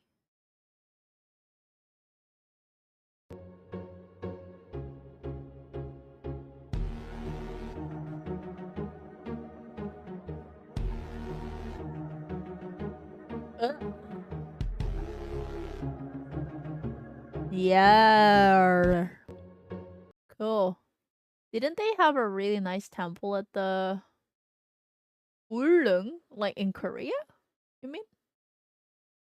I'm not sure. But anyway, so oh, maybe I should watch this one.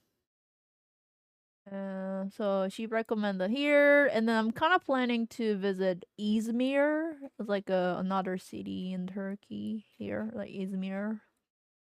Then maybe planning to rent the car and then do the road trip a bit here. This place seems pretty cool. Alkati looks like this, and apparently there's like a really nice sunset in this region. Like, was highly recommended when I did the research. It was like here. I think it was like somewhere here. Like there's ruins, so you can see the whole town, and that you can see very nice sunset in this restaurant. Like, no, there was some kind of like restaurant around here, but anyway. And then if we have a chance, we might check out, like Michi was saying that like she did the waterfall here, but like I kind of wanted to see here Amasha.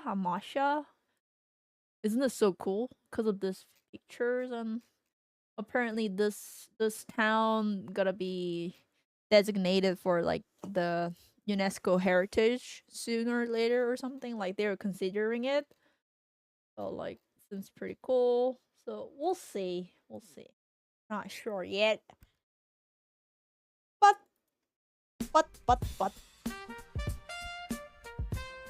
I'll be back, guys. Toilet break.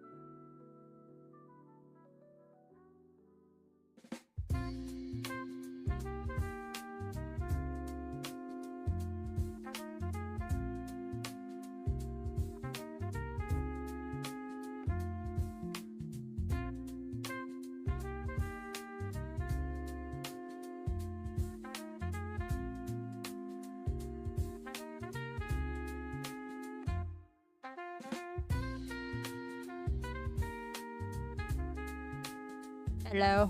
Oh, gosh.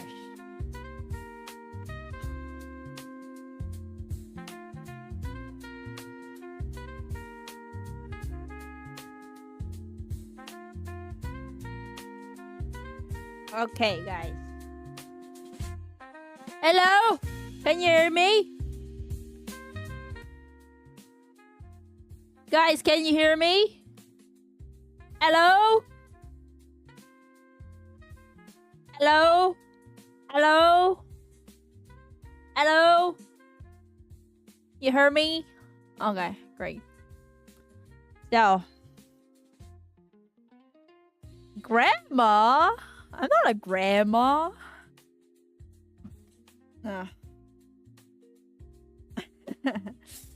Okay, so guys, I'm gonna say goodbye for now so that I can spend some time with my mom a bit.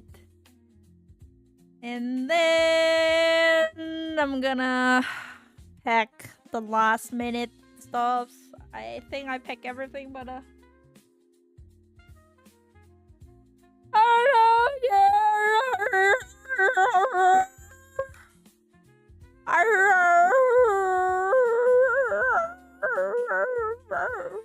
is this the last Korea trip before the trip? Yes! I told you that I'm going Turkey. Alright, chat. Hold on, my mom is calling me. 여보세요? 이제 가려고 방송 잘 하고 있어.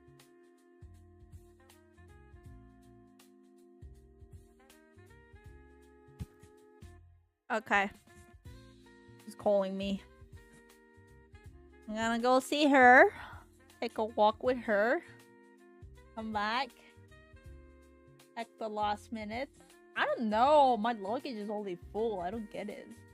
And this time, chat, because I really tried to save some money. I'm actually bringing some like ramen. Ramen, biscuits. Yeah, like protein bar. I actually wanted to bring some like, do you know this? Like,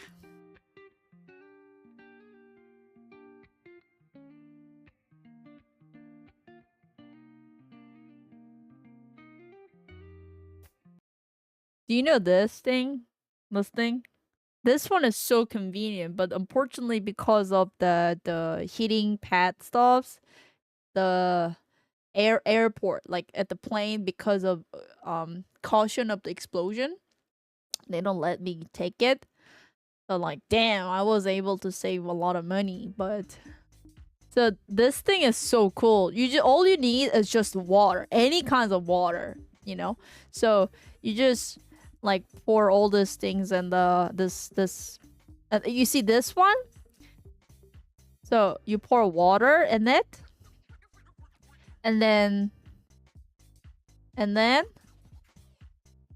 you put here, and then pour any water here, and then this thing started to like boil. It's so cool. I don't know, like it's a chemical reaction or something like that. So it actually cook like military rations, something like that. Yeah, it's really cool. And then I actually tried this and it was delicious. Oh. But this kind of things, like, they don't let me take it. This one is okay. This one, you need a hot water, then you can make the meal.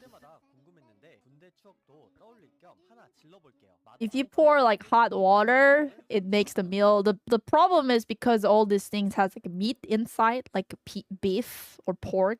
And when it comes to immigration, these are like illegal product, like any kinds of meat or what else, seed, fruit, flower seed, those things are not allowed. So I decided not to take it with me. But shame. I was able to save a lot of money. If I eat this as a breakfast every day, I can save a lot of money, you know. But it is what it is. Anyway, chat. Anyway, thanks for watching. I mean, thanks for having some conversation. It was a nice chat. Hope the stream was fun. Hope you had a good conversation with us. And see you all in Turkey soon again. Thank you so much. Thank you so much for all the subs today. And thank you so much, BB, for the huge beat. I appreciate that. Rocket Raccoon. Oh! Chat! One last thing. Raccoon. Groot. Meme.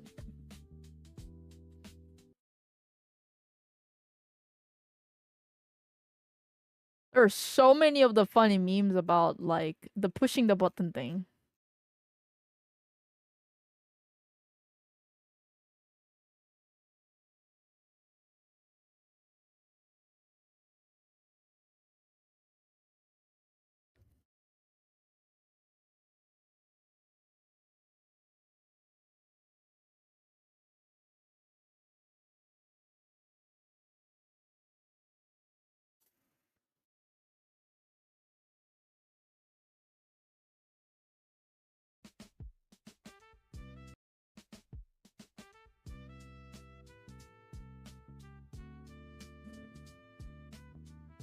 Ah, whatever.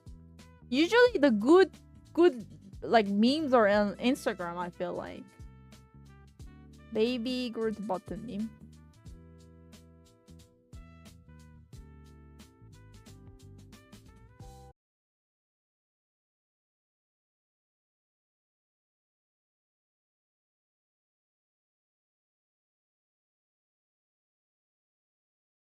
It doesn't have one? Oh, come on. There's so many good things on Instagram. Why they don't have it on the YouTube? I don't get it. But anyway. So, thank you so much, guys. And then see you all soon again. I'm not sure when I'm gonna be able to stream, to be honest. I need to check the itinerary.